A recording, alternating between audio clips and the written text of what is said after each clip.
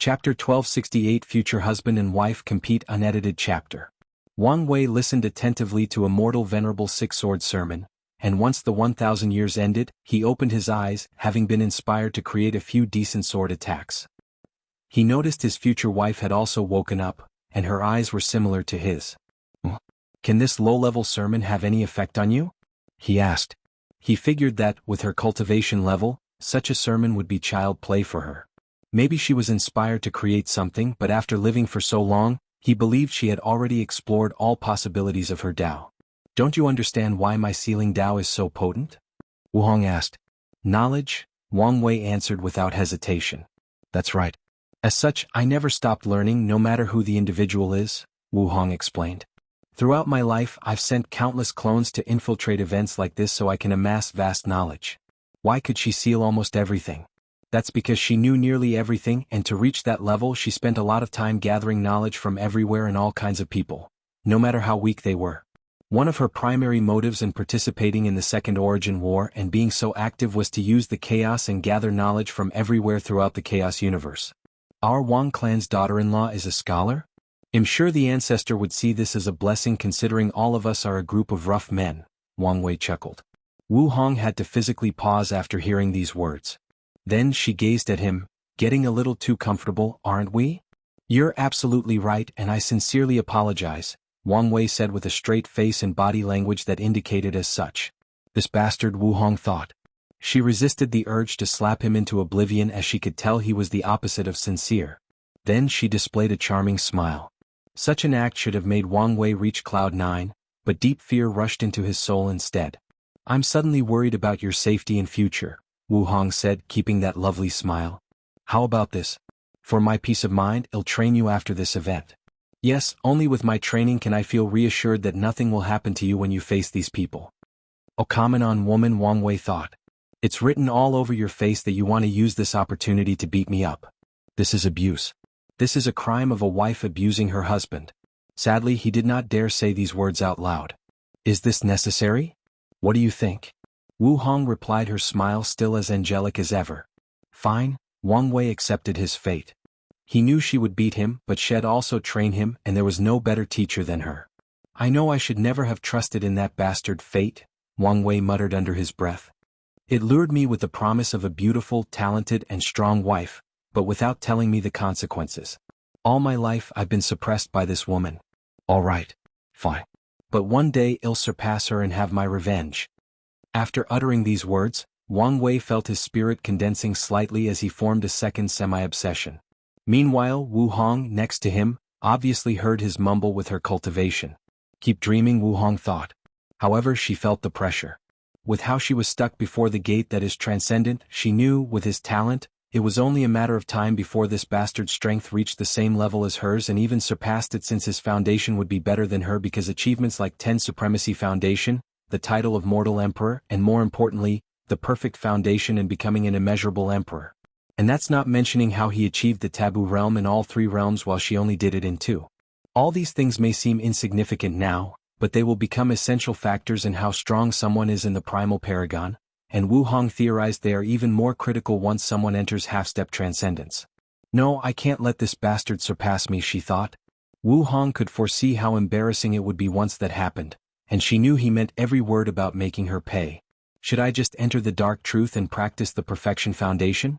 He did it and he's perfectly fine? She could not decide now but was leaning toward just doing it. "Let's not make a decision now, but there are other steps I can take," she analyzed. "The main goal is to become half-step transcendent before him. That is a must. The secondary goal is to improve my foundation." Countless thoughts flashed into her mind. "It's impossible to make up for the Emperor Taboo realm since the price is not worth it," Wu Hong analyzed. According to her years of study and analysis, a kind of transformation will occur after becoming a half-step transcendent based on a person's achievement in the taboo realms. As such, if a cultivator wishes to benefit from it, they must do it at the appropriate realm. Wu Hong would have to reincarnate and start over to get the benefit of the Emperor realm. Such a price was not worth it since she did not know for sure what the benefit was. After becoming a transcendent, she hopes to make up for it in another way. "I can acquire the 10 Supremacy Foundation by experiencing foundation reestablishment, but in my realm, it is extremely dangerous, even for someone like me," Wu Hong thought. However, I can increase my chances of success and decrease the mortality rate by training someone who achieves that foundation, sealing it and taking it for my use. This plan is feasible, with the only downside being that she must find someone talented enough for the job. However, such a small problem was nothing to her. She could use resources to change someone into such a talent or even use her Grand Mist Wheel to create someone. Additionally, Wu Hong understood that talent was not the primary requirement for achieving the 10 Supremacy Foundation. Her training will be critical as she must ensure that the chosen individual has enough luck/destiny, wisdom, Dao heart, resources and willpower. 10 Supremacy is still doable, but Immeasurable Emperor is something else. Wu Hong frowned. That was an achievement instead of a foundation. As such, if she wanted to receive its blessing, it was not as simple as cultivating someone and then taking it from them. When she met Wang Wei at the hot spring, she peeped at his past and saw everything he experienced in the lower dimension in order to get a non-biased understanding of his personality. As such, she knew that the critical factors to becoming an immeasurable emperor were to have a deep enough understanding of the Dao in the mortal realm and a Dao heart and willpower strong enough to create a path directly to the grand Dao source.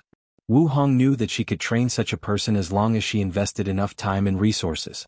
However, that would not help since absorbing them is not enough to get the true blessing of the immeasurable emperor achievements. Instead, she would need to change her past, making it seem like she had achieved it. However, that path is not feasible, Wu Hong thought.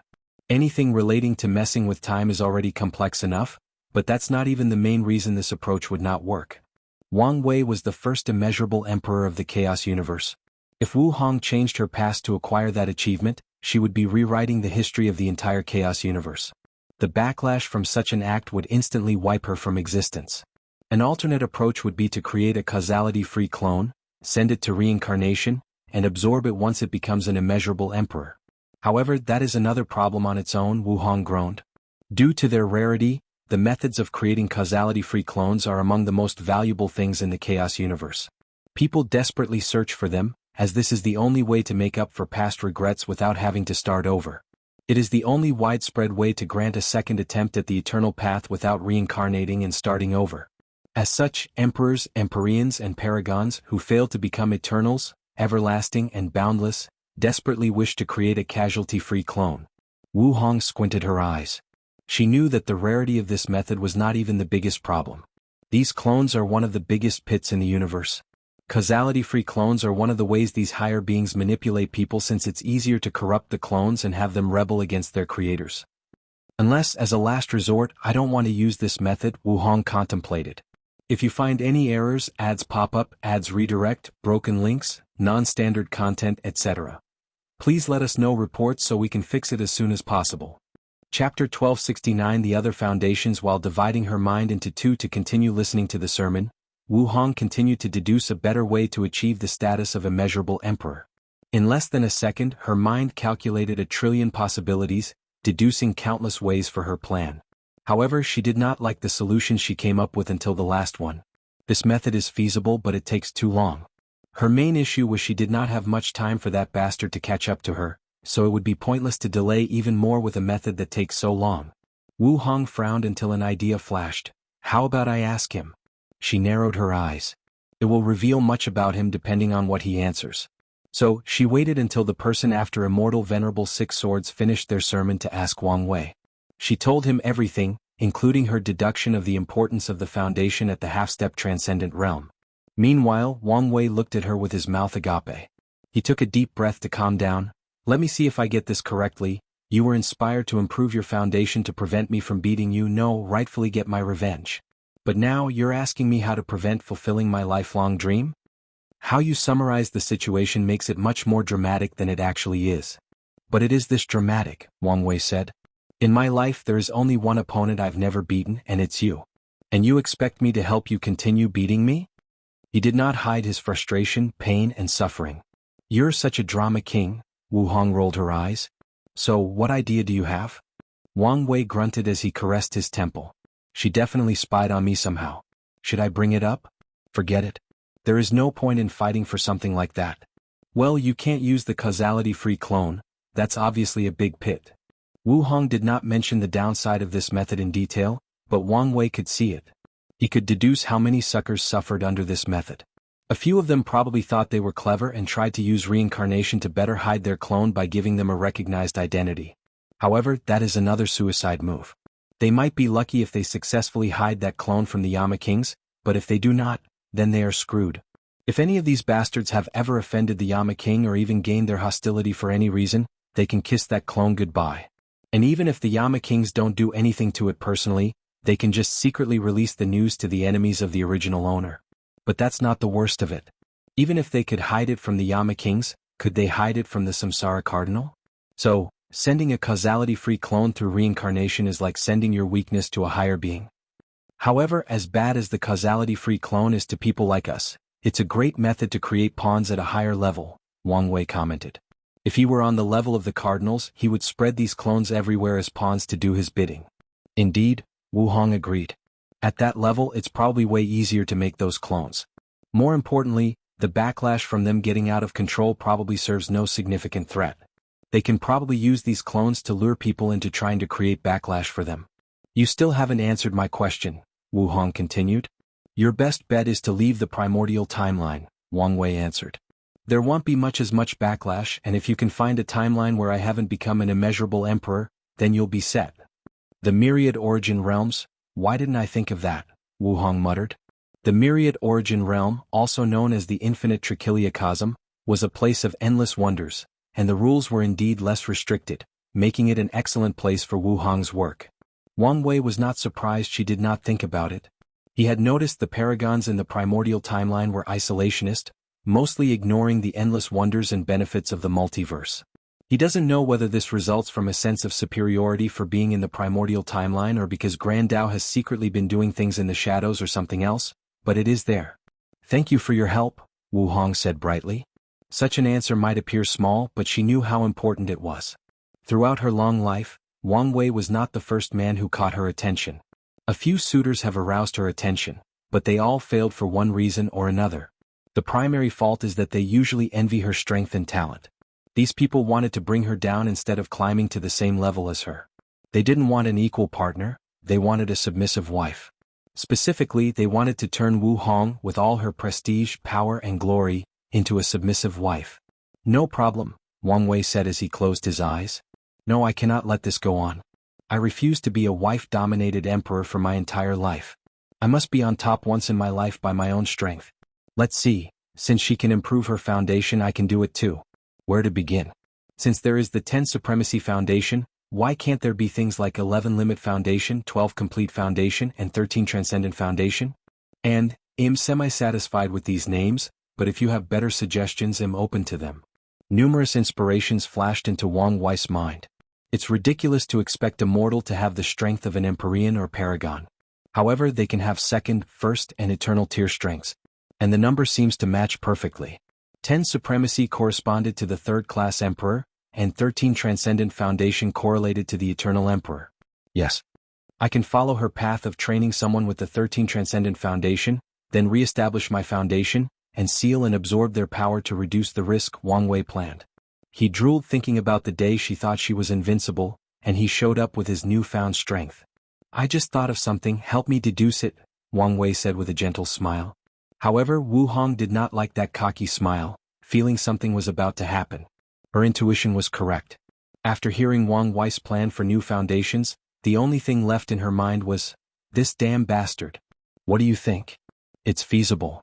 She had to squeeze these words out of her mouth.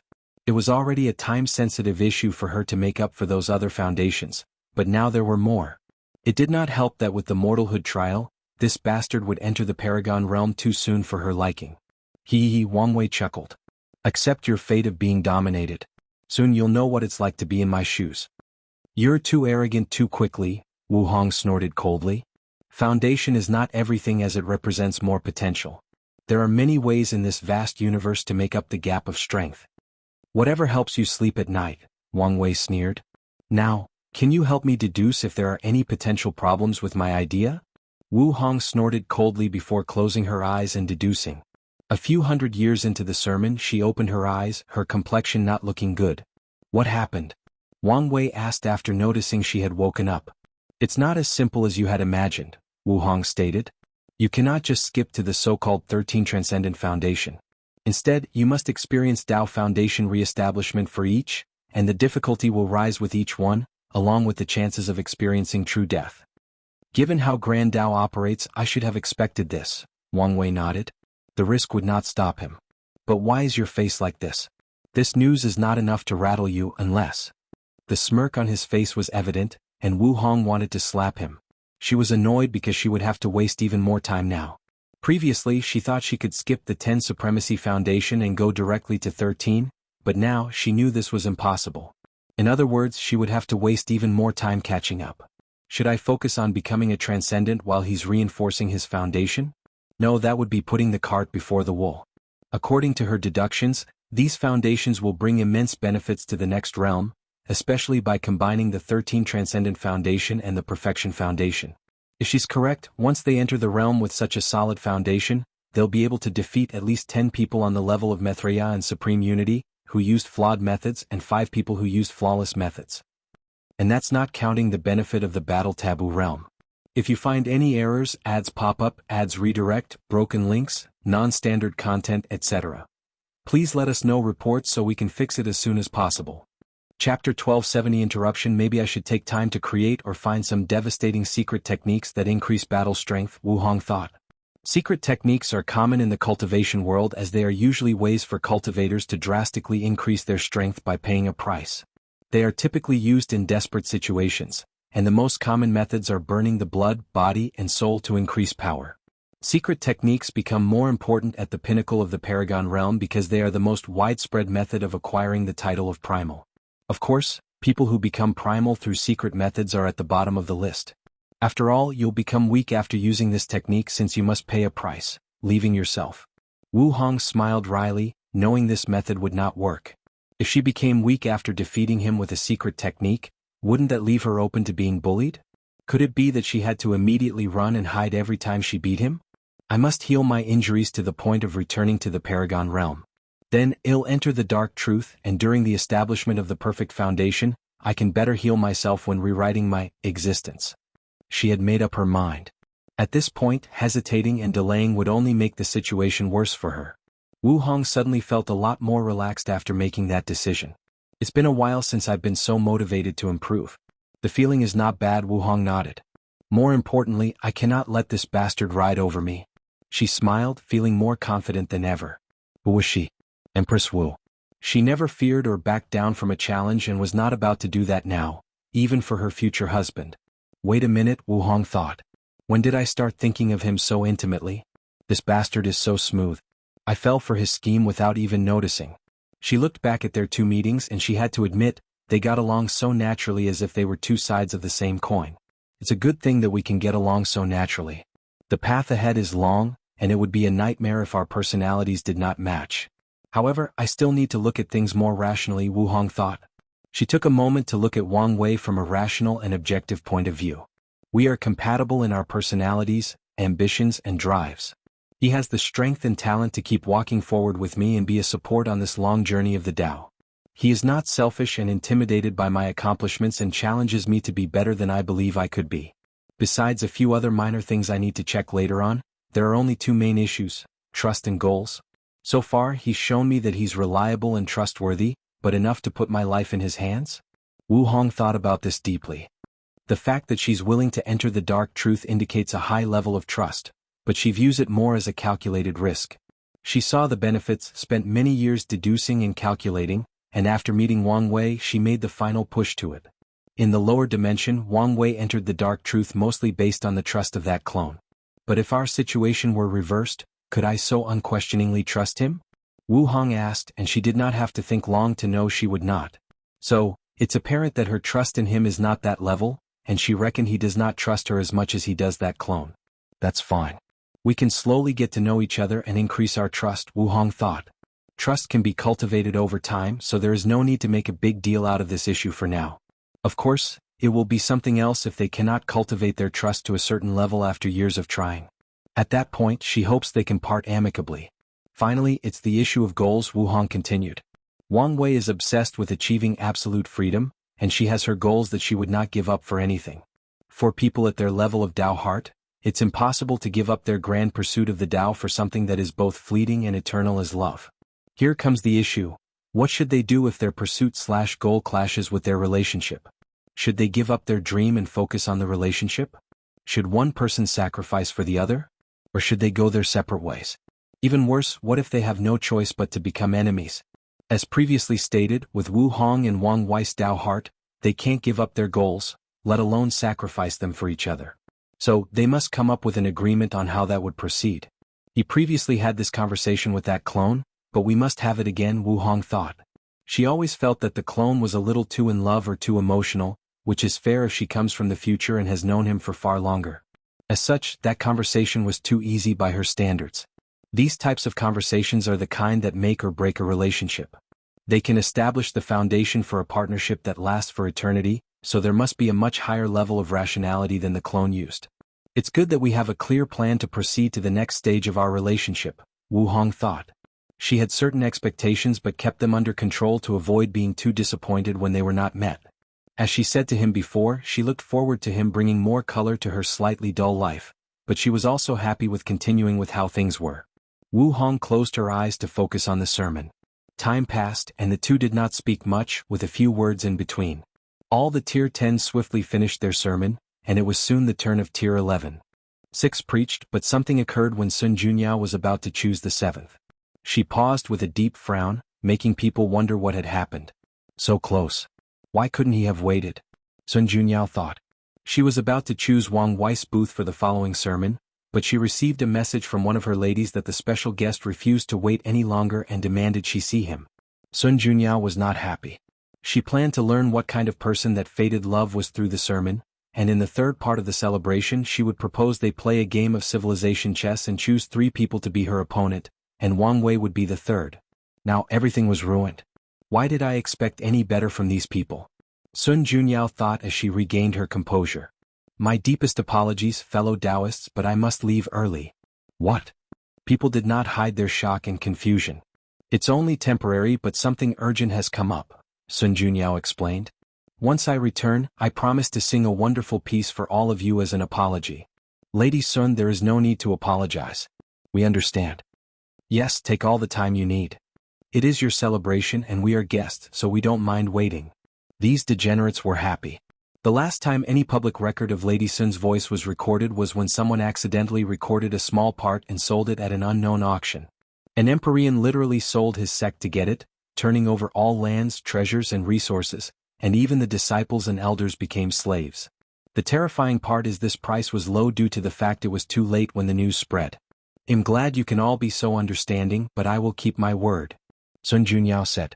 In the meantime, enjoy a dance from our palace's most talented lady. She slowly left the stadium, giving these people one last gift. Once she was out of sight, the announcer, a beautiful middle-aged woman with a strict, no-nonsense appearance, awaited her. Is everything all right? Sun Junyao asked. So far we have found no issue. Very well, she nodded before heading to a secret room of the palace. Palace Lord, do you maybe want to change clothes? The announcer reminded Sun Junyao, making her pause and look at her clothes. That would indeed make the guest feel more special, she thought, and with a snap of her finger, her dress changed to a more casual, intimate red and black. She also changed her hairstyle to be semi-formal.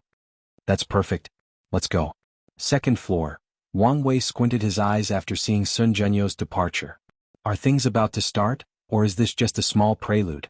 He wanted to see what Sun Junyao was doing, but this palace was a potent treasure, and the formations were not a joke, rendering his powers useless. If you find any errors, ads pop up, ads redirect, broken links, non-standard content, etc.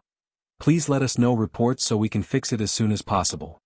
Chapter 1271 Lavish gifts. Blood Dragon, appropriately dressed in a blue and black robe, impatiently waited. He did not appreciate these ants having such a close and intimate relationship with his Sunner, but he allowed it long enough since he knew it would please her. However, he had allowed it to go long enough, and now was time for them to get to know each other. As for the so-called recompensation song, these people can only dream about it as long he's here. How could he allow these ants to share the joy of listening to his woman sing? Blood Dragon sneered. He suddenly sensed she was approaching, so he quickly condensed a mirror before him and checked his appearance. He found a small stain on his horn and swiftly wiped it. Then Blood Dragon put on his brightest smile. Yower, it's good to see you. Blood Dragon's eyes shine after seeing her new dress. He controlled himself to hide his happiness. He only wished he could rub in these people's faces, showing them how much special attention she was giving him. Lord Blood Dragon, Sun Junyao bowed. I've told you many times before that you can call me Aou. In that case, Sir Aou, Sun Junyao said, her cheeks slightly red. She did it, she called me by my name, Ao Shin thought, trying his hardest to control his excitement. I knew I made the wise decision to come here. That old man kept looking at him disappointedly despite not uttering a word, making him reconsider. Now he knew he had made the right choice. Sun Junyao came and sat opposite the Blood Dragon, who was so happy that he felt like his spirit had flown higher than the 9 heavens. He looked at her in a daze. In his eyes, she had a human and a dragon form, and his focus was on the dragon. It was the most beautiful dragon he had ever seen in his life. It had the most magnificent black scale he had ever seen, and its scales were arranged so perfectly that they resembled a work of art from heaven and earth itself. Her eyes were purer than the whitest of snow, and her multicolored eyelashes gave her a coquettish spirit that drove him insane. Her horns were perfectly spaced apart, and their white color increased the dragon's nobility and beauty. Her 9 claws were slightly longer than regular female dragons, but they were perfect for the black dragon's slender body. Even her claws were the right amount of sharp, enough to be deadly, but also maintaining her elegance and nobility. She's so beautiful, so perfect, Blood Dragon. Sir Aou, you cannot just stare at a lady like this, Sun Junyao said with a blush. Sorry about that, Blood Dragon said in embarrassment. He was so enthralled that he forgot his plan of acting more like a sophisticated gentleman. The room was momentarily awkward, so the Blood Dragon swiftly said, Your strength is close to the Paragon realm, right? Well, I brought you gifts. He could tell Sun Junyau's cultivation was 88% Grand Dao source. Lord Blood Dragon, I apologize for hiding it from you, Sun Junyao swiftly said. It's fine, Aou waved his hand. I understand that a lady like yourself needs to protect yourself. I'm not mad. You'll only be mad if you keep addressing me so informally. Lord, I mean Sir Aou, thank you for your understanding, Sun Junyao sighed deeply. I spent so many nights worrying about what you'll think of me, worrying you'll think poorly of me. I would never, Blood Dragon swiftly reassured. She thought of me? She thought of me. He was screaming in his internal voice. You're so kind, Sun Junyao said with a pure smile. Blood Dragon instantly lost his mind. Luckily he remembered he was about to show off with his gifts. So he waved his hand to manifest a few closed wooden boxes. Aou opened the first, showing a paper with intricate symbols. This is a dragon protection talisman that I refined myself. Although it's a one-time use talisman, it can block a blow from someone with cultivation as high as 95% Grand Dao source. Surprise flashed in Sun Junyau's eyes, but she hesitated to take it. No need to hesitate, Aou said as he handed her the box. After a short hesitation, Sun Junyao forced 1 drop of her blood into the talisman to refine. Next time use soul refinement. I don't like seeing you hurt, Aou swiftly said. The sight of seeing her bleed made his heart hurt. Thank you for caring about me, Sun Junyao said with a flushed face. Aou suddenly felt invigorated. He opened another box with a pill that released 9 colors. The 9-colored pill, Sun Junyao said in surprise. This pill belongs to the category of Tier 11 pills, which are valuable because only paragons can refine them. Exactly. With it, you can break the bottlenecks of nurturing a paragon soul in quality and quantity, Aou nodded. There are many bottlenecks to reach the paragon realm and the soul has 2. Sir, this is too precious. Nothing is too precious for you, Blood Dragon said. And this is not the end. He opened another box. Mother Lightning Branch, Sun Junyao said in surprise as this was a Tier 12 material and another rare kind. Correct. Using it should reduce the terrifying effect of the immemorial tribulation.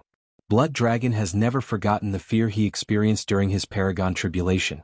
Despite spending years of preparation, he barely survived. This is the Infinite Samsara pill. It should temper your Dao heart to a sufficient level to deal with the time-washing heart tribulation. However, be careful as you may get lost in the Infinite Samsara and never wake up. This is a rare white luck good fortune stone refined from the luck of countless Empyrean. Don't worry and there is no backlash. This is a Dao-pushing pill, Aou sighed after introducing this pill. It should have helped you increase your cultivation by 2% instantly without any repercussions, but this pill cannot be used to reach 90%, so just use it to reach the Empyrean peak.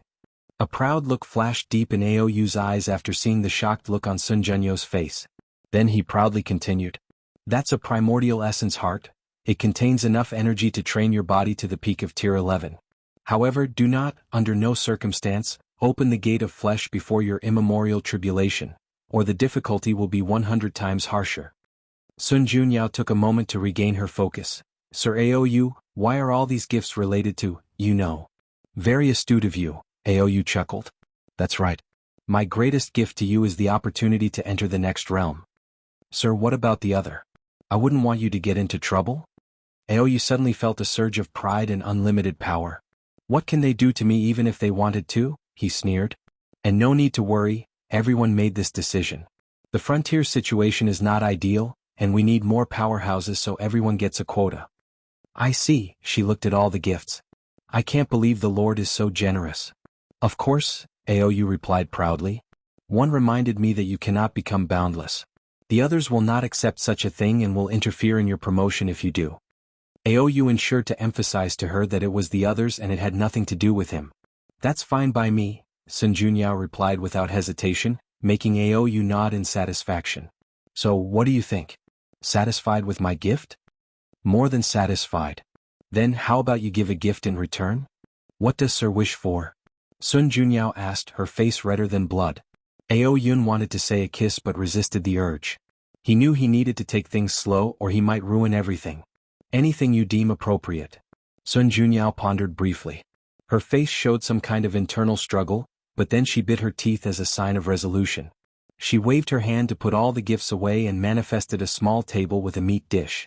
This is a dish I've prepared especially for Sir. How about I feed it to you? Sun Junyao could not look him in the eyes as she said those words. Moreover, her face was so red that steam might have well been coming out of it. No problem, Aou said without any hesitation. He almost yelled these words, that's how excited he was. So Sun Junyao slowly fed him. Her hands trembled, a sign that it was her first time doing something so intimate. However, that just made her more adorable to Aou. How about some wine? Sun Junyao acquiesced and fed him from the wine bowl. Aou could not describe the emotions he was currently feeling. Once the first bowl was finished, he asked for the second and Sun Junyao shyly gave it to him. How about a third bowl? He asked shamelessly. This feeling was too intoxicating and he could not help himself.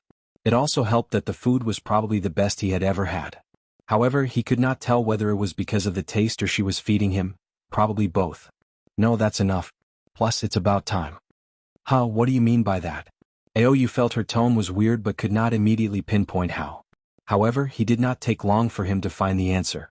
The blood dragon's face turned ugly as black veins materialized from his back and spread through every part of his body, including his neck and face. You poisoned me? It seems the death root poison was more potent than I anticipated, Sun Junyao commented. However, she was completely different from before. She was calm, composed, and indifferent.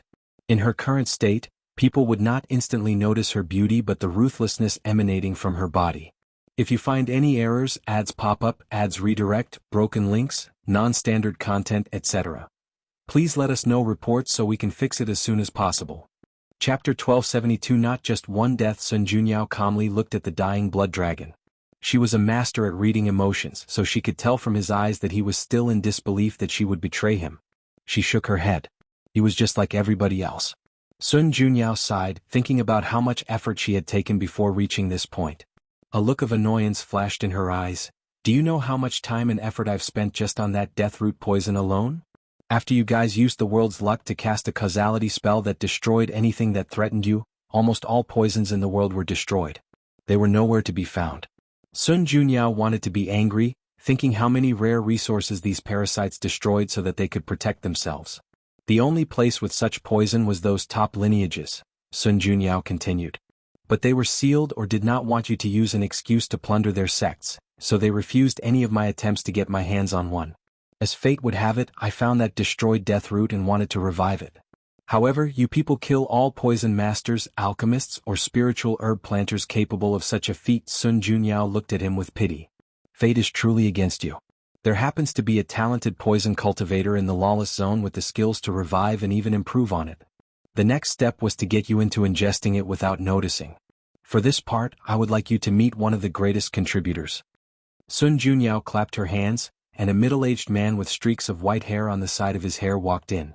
His body naturally emanated a scent of spices. He looked at Blood Dragon with unrestrained hatred. "Remember him?" Sun Junyao asked. "You probably do, since he's the only gift from you that I've ever accepted." "Well, I have to thank you. Without all his excellent food, I would never have such a rapid cultivation speed. More importantly, this plan today would have never succeeded. He integrated the death root into your food so perfectly that your body would not detect it as a poison. Instead, it will see it as a nourishing substance." Sun Junyao then pointed at the palace's ceiling to manifest an array. The next step was asking Lady Wu for this array that suppressed your sense of danger, and voila. Of course, it helps that you were so fanatic, for lack of a better word, about my beauty. I'm sure that was a great distraction from the danger surrounding you. Roar! A potent dragon roar emanated from Aou's mouth. With a twisted fist, he managed to summon a decisive blow as he summoned a red dragon phantom that rushed. The palace trembled, but nothing else occurred. A shield appeared before Sun Junyao and the cook named Qin Shu. "Weren't you paying attention to the banquet?" Sun Junyao asked. "Lady Wu granted me a protective talisman. How can someone like you break something she made? Know your place, little reptile." Aou's eyes turned red. Nothing dragons hate more than being called lizards, snakes, or reptiles. He stared at Sun Junyao. "Oh, so many emotions, including some vile things you think you're going to do to me once you get out of this situation," she commented. "However, more than anything else, you wish to know why I'm doing this. Am I correct?" she asked him. "I'm going to take that as a yes," Sun Junyao nodded. "I'll tell you. Lady Sun, I think we should activate the poison and accelerate his death," Qin Shu said. "Is that your way of saying I'm speaking too much?" she asked him. "I wouldn't dare." "You don't understand," Sun Junyao continued. "I've been planning this for so long and had to keep it a secret to ensure nothing was leaked. Now is my chance to show off. How can I let it go so easily?" She focused on Aou. "To answer your questions, there are many reasons why I did this, including all the atrocities you've committed, how you, parasites, have blocked the way forward, revenge for my cook, and revenge for scheming against my apprentice and turning him into a waste. However, none of those are my primary objective. For those, I only have two. Firstly, you killed my second apprentice." Aou looked at her confusedly. "You did no such thing." "It was an accident, but I don't know if that makes it worse or better," Sun Junyao continued. "I once met this blind little beggar boy and surprisingly discovered he could not see me. I know you think my words are odd, but that's because you don't know that my accursed beauty works even on people without any sights or visual detection. As long as I'm close to them, their idea of the perfect beauty will manifest in their mind. However, that boy was truly blind, eternally without a sight. I knew he was special and planned to cultivate him, but my greed ruined him," Sun Junyao sighed. "You have no idea how exhilarating it felt to talk to someone not influenced in the slightest by beauty. The boy was only 8 and was utterly ignorant of the world, but I enjoyed our conversations. I enjoyed cultivating his curious mind." Alas! A deep sadness enveloped Sun Junyao.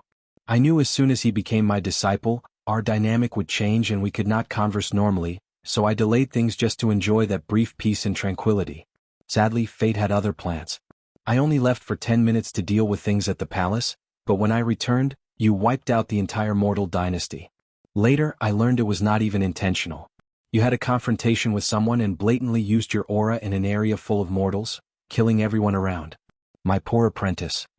Sun Junyao looked at him with a fierce gaze. "That's why I chose you out of all the other 8, Sun Junyao said coldly with indifferent eyes. In the next second, her demeanor returned to calm and a little more positive. "Of course, I cannot say that's my main reason. That would be hypocritical. After so many years, I've properly mourned little Ergu," Sun Junyao continued with a slight smile. "My primary motivation is reputation. I'm tired of people seeing me as nothing but a beautiful vase, someone whose only value is their face. What better way to change my reputation than to kill a paragon and, more importantly, be the one to start the end of this era?" A hint of brilliance and madness flashed in Sun Junyao's eyes. "After killing you, my name will forever be transcribed in the annals of history. From now on, people will not know me as Sun Junyao, the most beautiful woman in the world. They'll know me as Sun Junyao, the Paragon Slayer, the herald of end of this terrible era. You won't succeed." "Oh, but I will." Blood Dragon fell to the ground, his soul scattered, and his body turned into this black ash that dispersed a few seconds later. "You should leave since the next part might be dangerous," Sun Junyao ordered. "Are you sure you don't need my help?" Qin Shu asked. Don't worry. It'll be fine. I've rehearsed this for so many years that I'm prepared for most variables. As you wish. Chen Shu disappeared from the room, and a few seconds later, Blood Dragon reappeared in the room.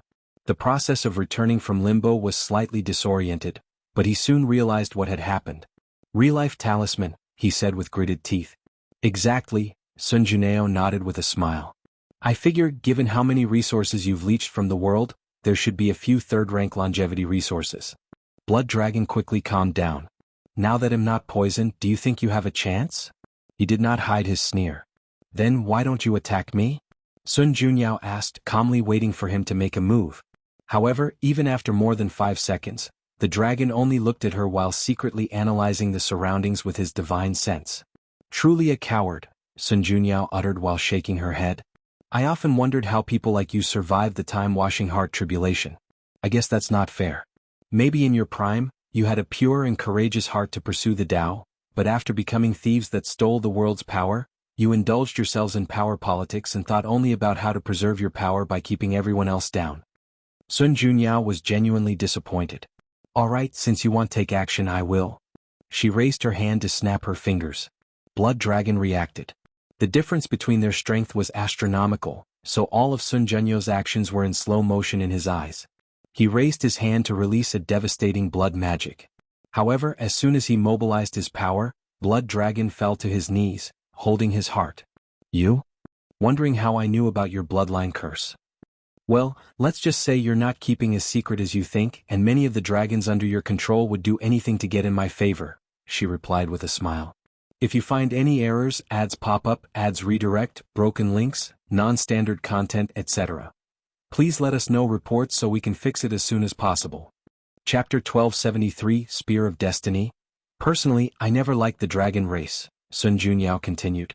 For what they are capable of, they are too arrogant. They are not the pinnacle race of bloodline and innate creatures since that title goes to the fiend gods. They are not the best regarding law comprehension since that title goes to us humans. So, what do they have for them to be so arrogant? Besides being able to show their superiority to the demon race, there is nothing special about them. And I've always wondered why dragons represented the chi luck of all sentient races? What did they do to deserve such an honor? I doubt their forefathers did anything valuable or unique to warrant such a blessing. It was probably Grand Dao's choice. Sun Junyao shook her head, not hiding her disdain. Regardless of how I felt about them, they did one praiseworthy thing. Cursing you, Sun Junyao sneered. She knew that the bastard was ruthless even to his own kind, so during the Paragon cleanup, he volunteered to deal with his clan members. The sick bastard probably had some sense of inferiority due to his treatment in the clan and thought this was a perfect opportunity to get revenge. Unfortunately for him, one of the remaining paragons of the dragon clan was a ruthless man. Once she realized what fate awaited her and the surviving members of the clan, she sacrificed herself and all her hatred to put a nasty bloodline curse on Blood Dragon. Enough about the dragon clan, Sun Junyao declared as she raised her hand to manifest a dark aura. She waved her left hand to summon a river composed of chains with symbols on them. I need you to show me where your Tao mark is. Blood Dragon stared at her with bloodshot eyes. Although he did not speak, the ridicule in his facial expression was evident. I know you want to talk peacefully. That's why I brought this thing. Here. Have a small taste. She injected the black aura into his body, and Blood Dragon immediately fell to the ground, shaking uncontrollably. Then less than 10 seconds later he started screaming his throat out. Sun Junyao calmly watched him for half a minute before stopping the pain. I've copied the flesh tribulation pain of more than 10 million body refiners, ranging from the mortal realm to those close to opening the gate of flesh, Sun Junyao explained. How is the pain? Do you want to try more or do you want to tell me what I want to know? Blood Dragon did not utter a word. He couldn't even if he wished to, as he could still feel the lingering pain. But even if that were not the case, he knew the importance of his Tao mark and would never reveal such information. He might have many weaknesses, but there is one thing that he never plays with, his life. That's unfortunate, Sun Junyao sighed before activating the pain again. She watched him scream for half an hour. You know you could just kill yourself, right? Sun Junyao stated. Do it and the pain will end. Blood Dragon continued to scream in agony. Unfortunately for people like you, living is above everything. Your life is more precious than even pain or discomfort. I guess I should give you some credit since your insistence on living despite anything is a form of high willpower. Sun Junyao watched him for another half-hour before stopping the pain. Don't waste your breath. I won't say anything, Blood Dragon uttered. Oh, I'm aware of this, she replied with a smile. I figured this might happen, so the pain was just the first step of the plan. Its purpose was to weaken you mentally for the next part. A transparent cube with a blue dreamlike fog appeared in the mist. This is the ultimate illusion created by the 13-tail paragon. I've added some essence of perfection into it to raise it to the next level. As she looked at the cube in her hands, Sun Junyao could not help but feel sad due to its creator's story. The 13-tail paragon came from somewhere in the lower dimension as a mutated 10-tail fox demon. However, her life was cursed by betrayal. Her clan betrayed her, and after ascending, everyone she trusted eventually betrayed her. Disillusioned by the world, she lived in isolation to protect her heart. Sadly, fate had other plans. A wounded man landed in her place of isolation, and out of the kindness of her heart, she saved him. Then they slowly got to know each other, and her frozen heart slowly melted. Unfortunately, destiny has already written her life as a tragedy. In the Paragon realm, her Tao companion, the man she saved, betrayed her. Sun Junyao never discovered why, but she knew the third-tail paragon was injured. Before dying, she cast the ultimate illusion, putting the love of her life into a world of lust in which his essence would slowly be drained. This death was slow and devastating, but simultaneously he never felt a single thing. Until the last primordial yang energy in his body was sucked dry, and his body and soul scattered, that man never felt an ounce of pain. Unfortunately, the 13-tail paragon also did not make it. She did not succumb to her injury but was tired of life after that betrayal, so she removed her Tao mark and scattered it between heaven and earth. Sun Junyao took a moment to compose herself before activating the illusion.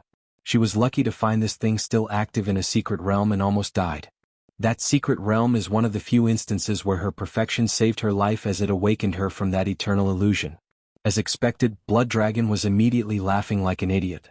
Sun Junyao did not blame him since she knew he was currently experiencing all the fantasies he had about her without remembering the fact she had just tried to kill him. She controlled the illusion so that he revealed the location of his mark. Blood Dragon subconsciously resisted, but he eventually revealed the information after a slow and steady approach. Excellent, Sun Junyao thought before memorizing the location and putting her Tao will on the mark so she could erase it later.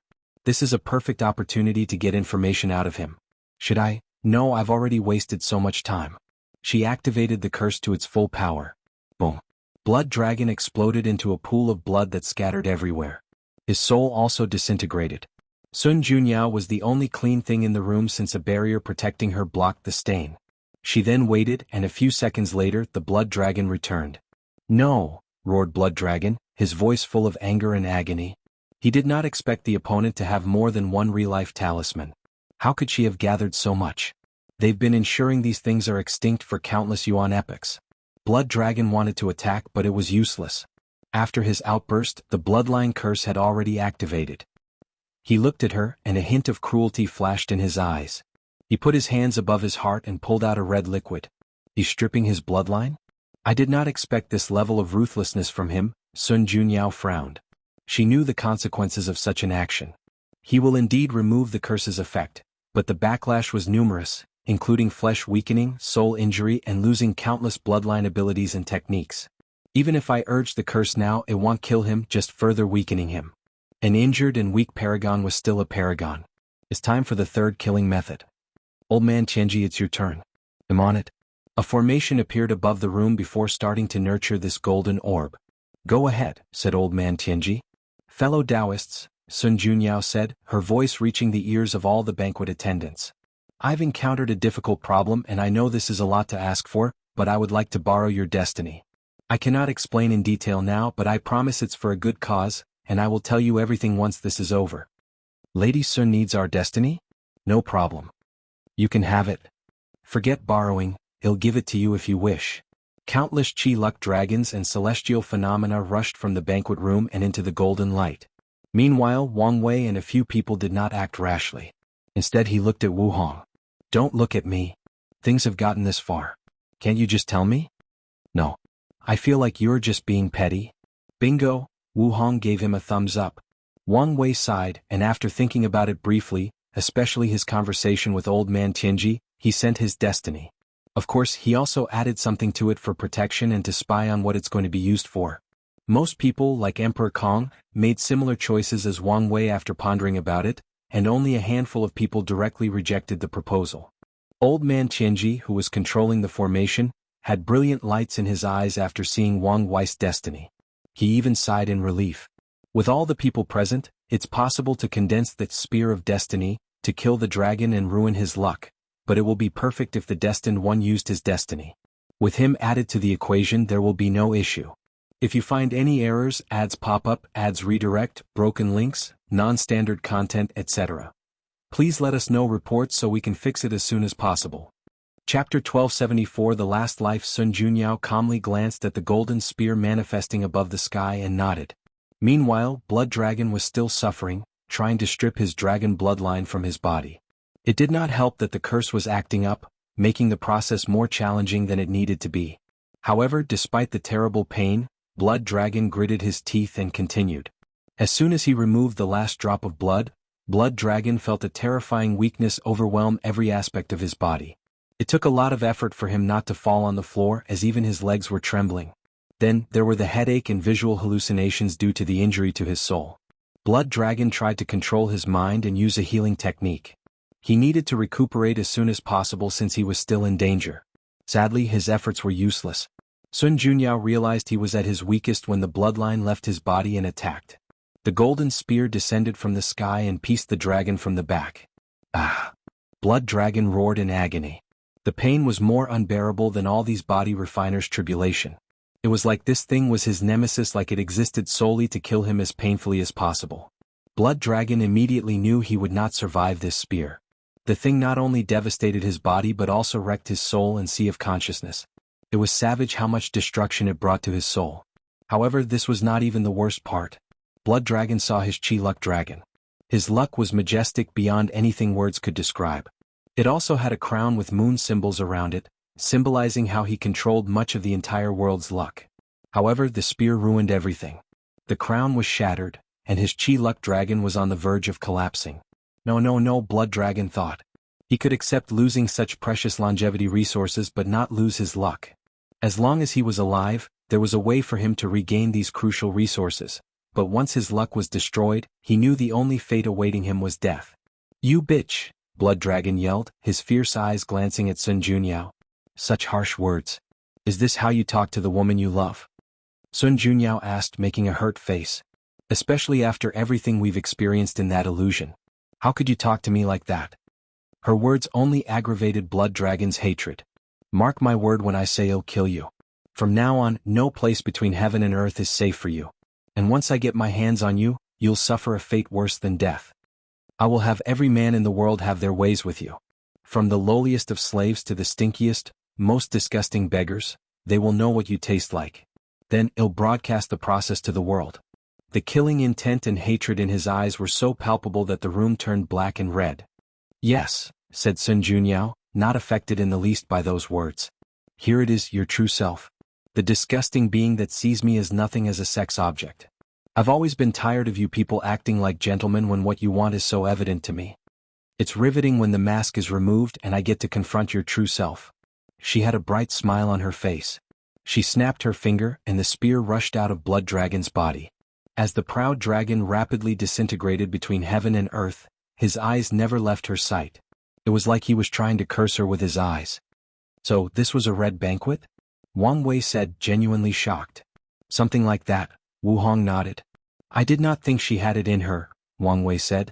He guessed she would play a prominent role, but he honestly expected the event to evolve around him. He was not being narcissistic, but his destiny meant he was a trouble magnet. 9 times out of 10, it's related to him once trouble starts and he's around. I must admit, my respect for her has reached another level, Wang Wei praised. Simultaneously, I feel called out. I'm the one with the destiny to kill these bastards, but while I'm still preparing, someone has already killed one of them. What? Are you worried you'd lose your status as a son of Era? Not really, Wang Wei shook his head. Many things started to make sense to him, like how the poison master lost her deathroot poison and many others. So, he knew that Sun Junyao must have been planning this assassination for countless yuan epochs. If he had so much time, he could do it even better. If Heavenly Dao is so short-sighted to remove his status and give it to someone else because of this event, he won't care. Anyway, his biggest motivation for dealing with these parasites is that they are blocking his way forward, and it's the best way to amass enough merit to raise his golden body to the 3rd level. He would kill them regardless of whether he had the destiny or not. You know, sometimes your non-caring attitude is the opposite of cute, Wu Hong sighed. So, you admit it is cute most other times? Wang Wei said with a smile. This is not the time for flirting, Wu Hong rolled her eyes. Wang Wei was about to say something when he sensed something. It's not over? Sun Junyao held the golden spear and waited. As expected, a pale-faced blood dragon appeared before her. However, unlike the previous time, he was extremely calm, and his eyes were terrifying. According to information, this should be your last life. You die now and you're truly gone, Sun Junyao said calmly. Do you think any of your tricks and trickery will work on me now? Blood Dragon sneered. You're correct, Sun Junyao admitted. She thought of a few other methods to kill him, but the plan has reached the point that these killing methods are more of weakening methods. However, she did not mind as she had accomplished something crucial. Blood Dragon's strength had dropped from 93% Grand Dao Source to 90%, and many of his techniques relied on his bloodline, emptying almost everything in his fighting bag. But only partially, Sun Junyao continued. The room suddenly changed, becoming a vast universe billions of times larger than the observable universe in the prehistoric world. Blood Dragon was on the highest alert to prevent any more schemes against him. It's already terrible to have completely fooled him twice. He would be a stupid pig to be fooled a 3rd time. I've always planned for your last death to be through honorable combat. That's the best way to forge my reputation without people talking about how I'm a scheming bitch that uses my beauty, Sun Junyao stated. However, you're too powerful, so I had to level the playing field. Level up the playing field? Blood Dragon muttered, slightly confused by these words. Then he thought of something and his face changed. Sadly, it was too late for him to react. An immense pressure descended from the heavens into this universe, limiting his strength to the peak of the Empyrean realm. Lawless iron from the lawless zone. That's right, Sun Junyao smiled. Now our strengths are on par. Isn't it the perfect way to decide victory? To decide life and death. As Blood Dragon glanced at her, fear rushed through his body. He knew geniuses like her had one thing in common: invincible in the same realm. He had spent most of the last few million yuan epoch bullying people with his higher cultivation. So, where would he have any experience fighting these geniuses on the same level? Blood Dragon took a deep breath to calm down. Luckily for him, the recent invasion awakened the fighting in his blood and brought him plenty of experience fighting these geniuses. Although he did not have the formation as protection, he was still technically one realm above his opponent and had many other advantages. Remember what I said? Just know, I plan to keep my promise, Blood Dragon said as he instantly transformed into his proper form to maximize his strength. However, Sun Junyao suddenly laughed uncontrollably as she saw him. The proud and mighty Blood Dragon who once dominated the world is now a snake even worse than a Jiaolong. The sky turned red to reflect Blood Dragon's fury. His appearance was that of a long snake with 3 claws, a few spots with scales, and a small dragon horn less than 7 inches above his head. And whose fault is that? He roared.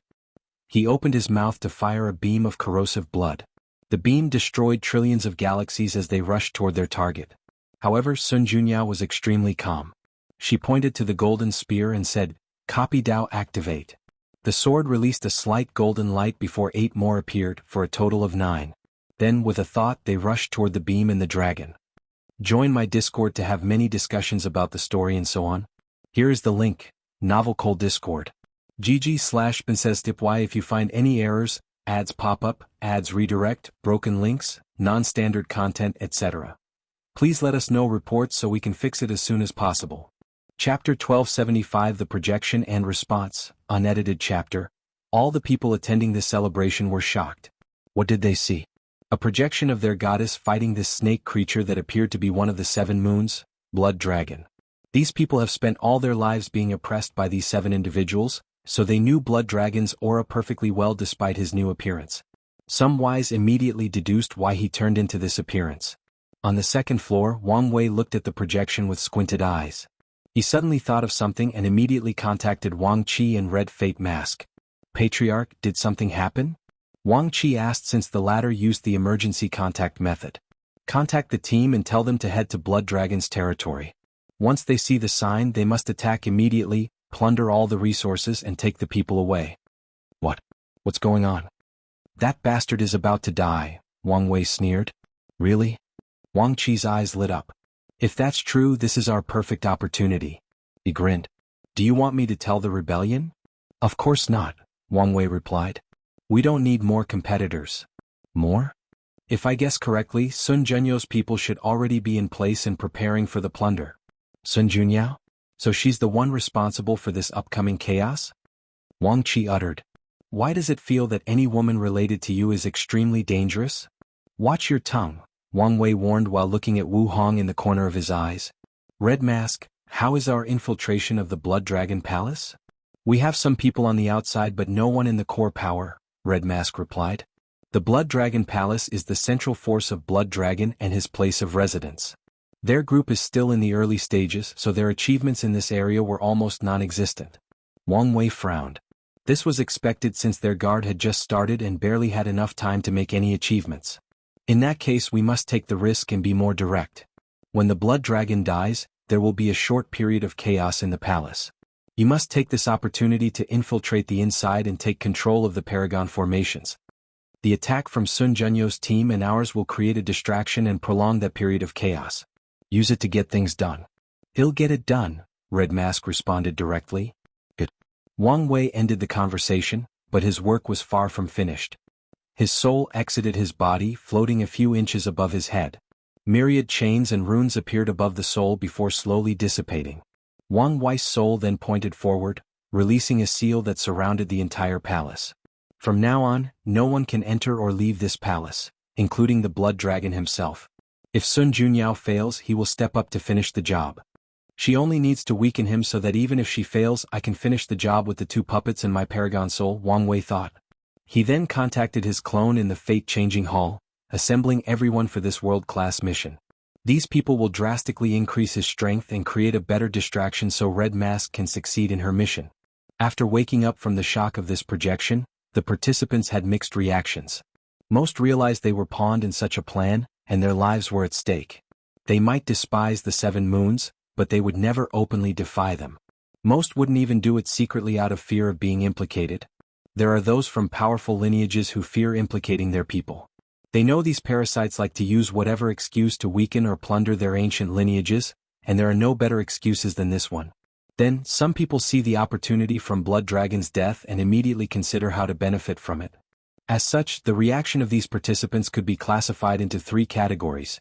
Those who still supported Sun Junyao despite her actions, those who immediately ran away, and those who contacted the outside to prepare to plunder from the chaos. Sadly for them, Wang Wei had already sealed this place, having anticipated their reaction. Battle World. After Sun Junyao copied the Spear of Destiny, they rushed toward Blood Dragon's breath attack, destroying everything in its path before rushing him. The dragon felt that these 9 spears had locked him, meaning no matter what he did, he could not escape them. In other words, he was destined to be hit. Blood Dragon roared, and an artifact that resembled a military shield with a bloody head appeared before him. The shield morphed into a dragon before fusing with Blood Dragon's skin/scale. When the 9 spears of destiny hit, the dragon was perfectly intact. Fine it, Sun Junyao thought. She knew there was one thing that could tip the scale of this battle to her opponent, and that was his wealth. No one could fathom how much wealth these people have hoarded, how many Paragon artifacts they have in their treasury. If the dragon uses his wealth against her, she is not confident she could kill him before someone notices something. So, when Blood Dragon summoned that shield artifact, Sun Junyao immediately found the dimension/space ring where the dragon kept all his treasure. She copied Empress Wu's sealing Dao and placed the most potent seal she could amass to prevent him from accessing it. You. As I promised, today will be your death date, Sun Junyao sneered. The Blood Dragon summoned an ocean of corrosive blood. The so-called ocean spread to every corner of this universe, destroying everything.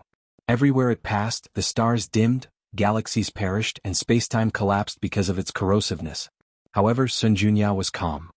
She copied a light Dao, and with a wave of her hand, a blinding golden light purified the corrosive blood ravaging this universe. Shen then turned into a sword of light that rushed toward Blood Dragon with unparalleled speed. The dragon made a wise fighting move by letting her attack him, and once his defense artifact blocked her, he would finish the job. Sadly for him, Sun Junyao was not a pretty flower that was not affected by the sun and rain. On the contrary, it seemed she was highly well trained in the art of combat and had a terrifying battle IQ.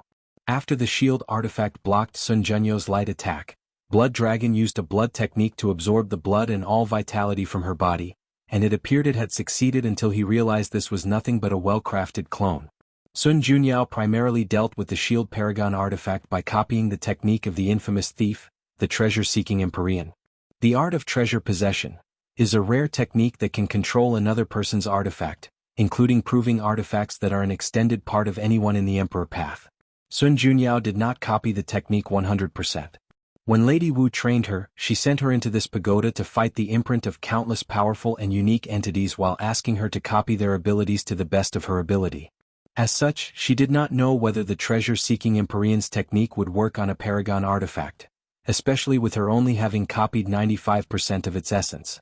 So, she did not try to control the artifact but rendered it inoperable for a certain period. Once she achieved her goal, she used the sky-tearing hand technique to penetrate the dragon's body and ravage his internal organs. Blood Dragon roared. His snake tail hit Sun Jianyao with immense force, pushing her a few thousand light-years away. He then immediately used his Blood Dao to control Life Dao. After all, blood is considered one of the primary sources of life in the body. The Blood Dragon summoned a river of vitality. A single drop from that river was enough to give life to a universe the same size as the lower dimension. However, even after absorbing it, his injury did not change. The reason for that was simple. Sun Jianyao was an everlasting Empyrean and had some achievement in body refining, meaning she left her true will inside his body. Meanwhile, the Blood Dragon could no longer assess his Dao will/Paragon will artifact. Sun Jianyao changed her Dao into yin-yang. She pointed at the river of vitality and turned it into a river of death qi. The dragon resisted, so the river became a battle between life and death, rapidly changing from white to black. Sun Jianyao took this opportunity to copy another Dao. Her demeanor changed to that of a supreme swordsman not tolerated by heaven and earth.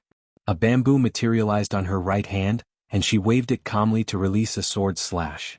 The dragon had a terrified expression after seeing the bamboo sword, but what happened next solidified his reaction. The entire battle world screamed in agony at the appearance of the slash. Blood Dragon reacted swiftly as he opened his mouth to release a ball, his proven Dao artifact. This thing was in his sea of consciousness, thus not affected by the previous seal. He immediately used its power to protect himself from that slash. If you find any errors, ads pop up, ads redirect, broken links, non-standard content, etc., please let us know reports so we can fix it as soon as possible. Chapter 1276. It's your turn. Blood Dragon's brows were furrowed. Despite using his proving Dao artifact, that slash still cut off a significant portion of his tail. No wonder Time Eater is so obsessed and fearful of that woman. If he did not act in time, he would have died without an intact body. He was so glad that he killed most of these swordsmen and not let them grow up. Their attack potency was something else. Blood Dragon's artifact released a red light into his body, trying to heal that missing tail, but it could only alleviate the situation. I must kill this bitch as soon as possible. Blood of the universe. Any universe or large space with intact rules and laws can be considered a living creature, and all living creatures have blood in some form or shape. Blood Dragon's technique allowed him to summon the blood of whatever area he was in and do with it as he pleased. In this current situation, he chose to swallow the universe's blood to increase his strength and regenerative capabilities. Then he cut off the part of his tail with Sun Jianyo's true will before regrowing it. Meanwhile, the most beautiful woman in the world continued emulating the most powerful swordsman in the world. She stabbed her bamboo, releasing a terrifying strike. An armor of blood surrounded Aou's body, blocking the attack, or it blocked most of it. The strike decimated the armor. However, it had one property that saved its wearer: constant regeneration. It did not matter how many times Sun Jianyo's attack destroyed the blood armor, it would instantly regenerate. Thunder Dao, Immemorial Tribulation. One of the most challenging battles Sun Jianyao had experienced was from the Divine Punishment Empyrean. The bastard created a thunder technique that summoned immemorial tribulation. After she copied his Dao, she made him experience the terror of his own attack. Blood Dragon's face lost color when he saw the tribulation clouds above their heads. There is one event that all paragons will never forget in their life: the immemorial tribulation. It did not matter how talented or easy the previous tribulations were, they would be traumatized by it. The more gifted a cultivator, the harder the tribulation and the higher the trauma. The Blood Dragon's first instinct was to run away from this tribulation. Sadly, the thing followed him, and not to mention Sun Jianyao would not give him such an opportunity. She summoned a colossal axe trying to divide him in two. Blood Dragon controlled his ball artifact to block the thunder from above while focusing on that axe. His body suddenly manifested countless blood veins that drastically increased his physical stats. His dragon claw clashed with the axe, and the sheer force destroyed the weapon. Sun Junyao was calm after seeing this result. Her objective of occupying the Paragon artifact had been accomplished. Without it, her chances of winning and killing this pig have drastically increased. She then activated her Awakened, which was in the form of a vision similar to Wang Wei. The vision showed a beautiful lake with 13 statues. 11 of the statues came alive and started dancing around the lake. The visages of the statues could not be determined, but anyone who watched them would instinctively think they were the most beautiful thing between heaven and earth. Additionally, the ethereal atmosphere of the lake somehow perfected their performance, elevating it to a higher state of existence. Dance of Perfection. Sun Junyao finally used a technique that could be said to be original.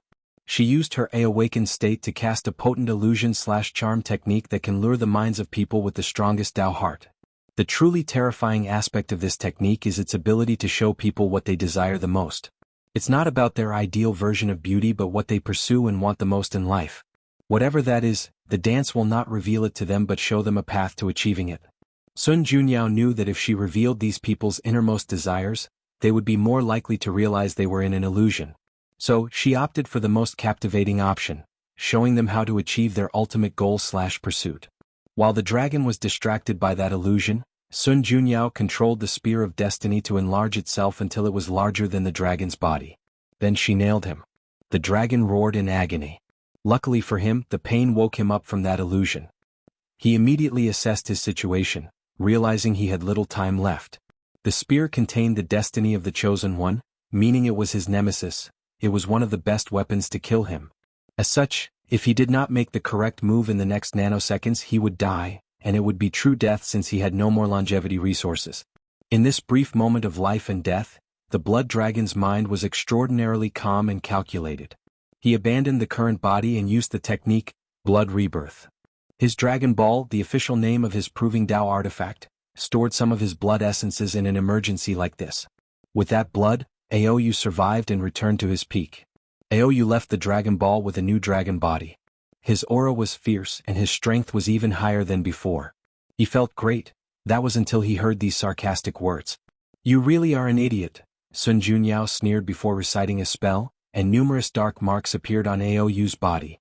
The curse, the dragon thought with an ugly expression.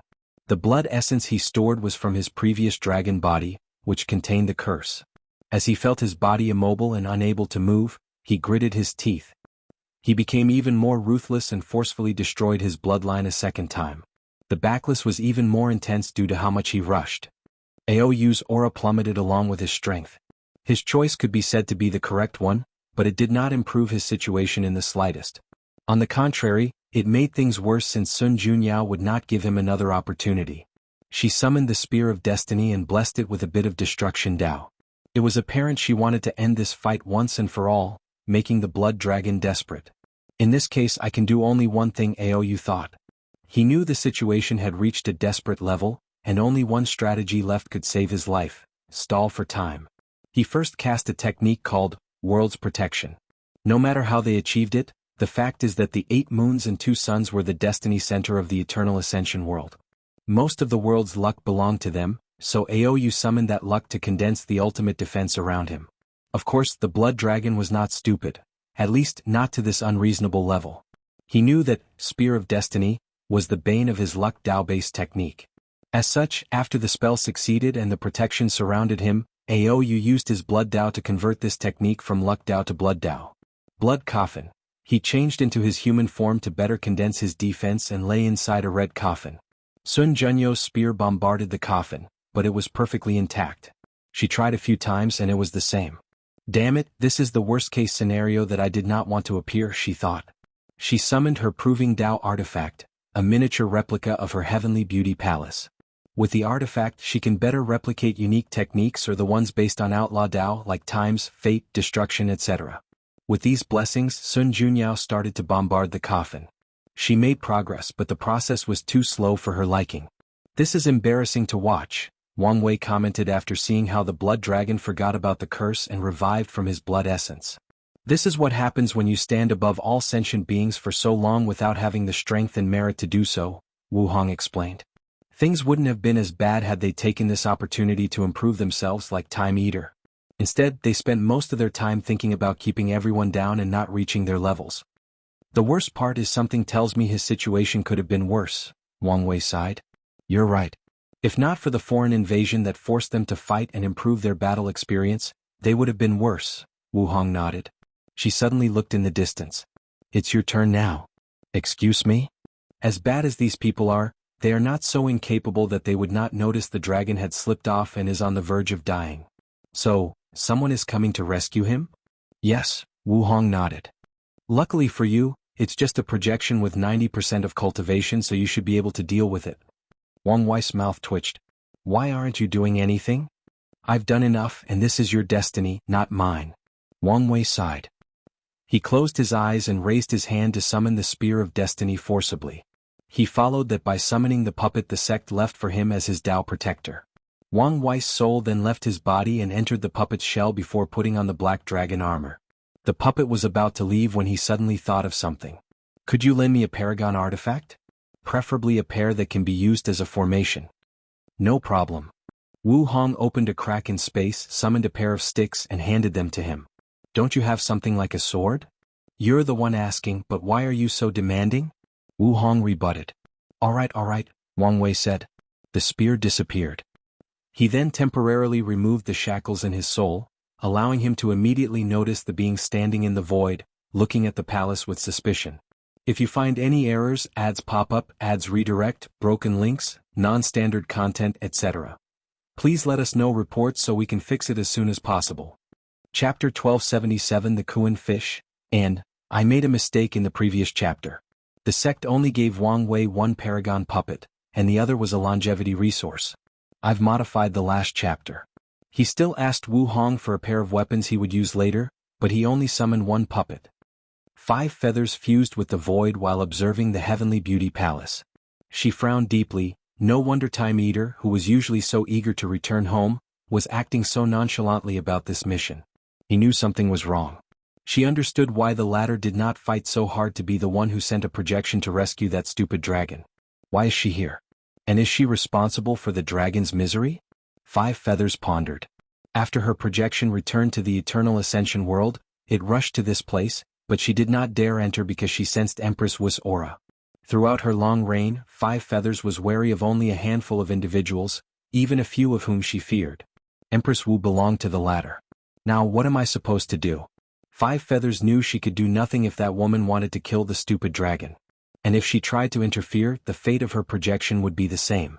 Simultaneously, she knew that if she failed this mission, the others would take this opportunity to attack her.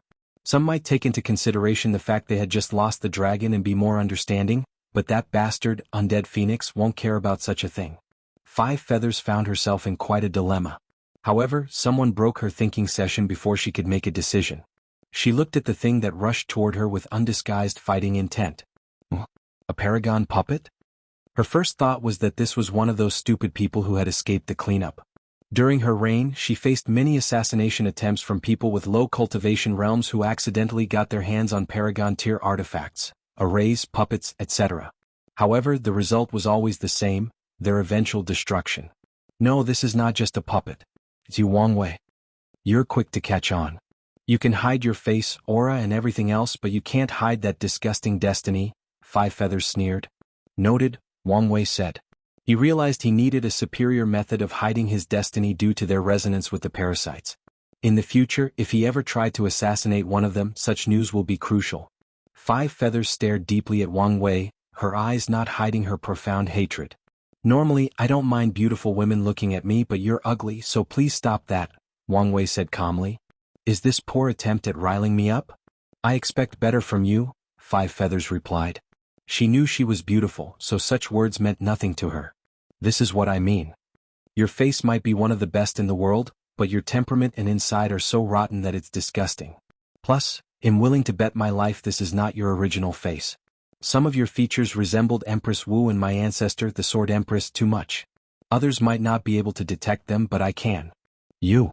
Her anger drastically increased the temperature, burning the surrounding void. I already had enough of you. 5 feathers summoned the river of time with a thought and entered it. She pointed at the river, and a small fish the size of a palm suddenly floated to the surface. Her finger released a red energy that isolated that fish from the others in the river. Immediately afterward, she turned into this enormous fish the size of a universe before plunging into the river, swimming downward against its current. 5 feathers encountered significant resistance from the river but pushed herself to navigate against the current of time. She tried her best not to notice the significant amount of time was passing as she swam. Luckily, the bastard Wang Wei was young, so she did not have to travel far before reaching the time point before he proved the Tao. After arriving at her temporal destination, she left the river and transformed into her human form. He should be in the lower dimension, so I'll need to be extra careful and send a projection, 5 feathers thought as she looked around. She was in an invisible state to ensure no one noticed her presence. She knew the consequences of messing with time, so she was careful not to create any butterfly effect. She had isolated the bastard's time mark, meaning she could kill him without any consequences. Wait, something is wrong, she figured out. Her eyes looked in the distance at an elderly man in a cave with a heaven wall before him. It was apparent he was about to fuse with it and prove the Tao. The time mark is not Wang Wei's but someone else's. Did he already develop a technique to hide his time marks with others? 5 feathers was furious. She thought she could get rid of that bastard and prolong her reign over the world, but who knows, she was being played for a fool. Damn it, she muttered before slapping her hands and instantly annihilating that elderly man. From now on, the white-hair 5-claw emperor no longer exists in the world as he's been erased from time. 5 feathers returned to the river of time, but this time she did not turn into a fish but her phoenix form. She was all white with 5 distinguished feathers releasing divine lights serving as her bird tail. She flew upstream the river until she reached her period, which was the presence from her perspective.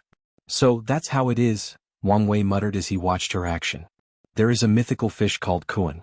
When in the water it is a fish. However, it longs to be more, it longs to escape its fate as a fish, as a creature of the ocean.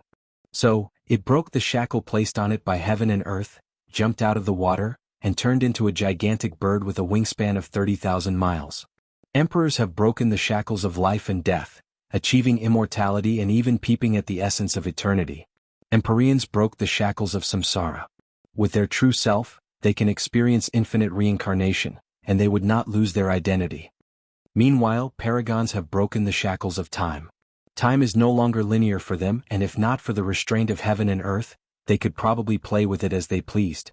Wang Wei was in a trance due to this sudden epiphany. No, paragons have not escaped the shackles of time. They've removed most of time's restraints on them. If they could completely remove it, then they can achieve half-step transcendence. They will truly stand above the river of time. With this epiphany, Wang Wei's understanding of time Tao drastically increased, which then increased his overall understanding of fate Tao. So, his cultivation rapidly rose from 78% to 80% Grand Tao source. This is great timing. Time duplicate, as expected, Wang Wei thought. He quickly duplicated his paragon puppet due to his new understanding before handing it to the other staff. However, Wang Wei did not immediately let the duplicate take action but asked it to hide in the void for a sneak attack at the right time. I'm glad I did not have to ask her for help. That would be an awkward way for our first meeting.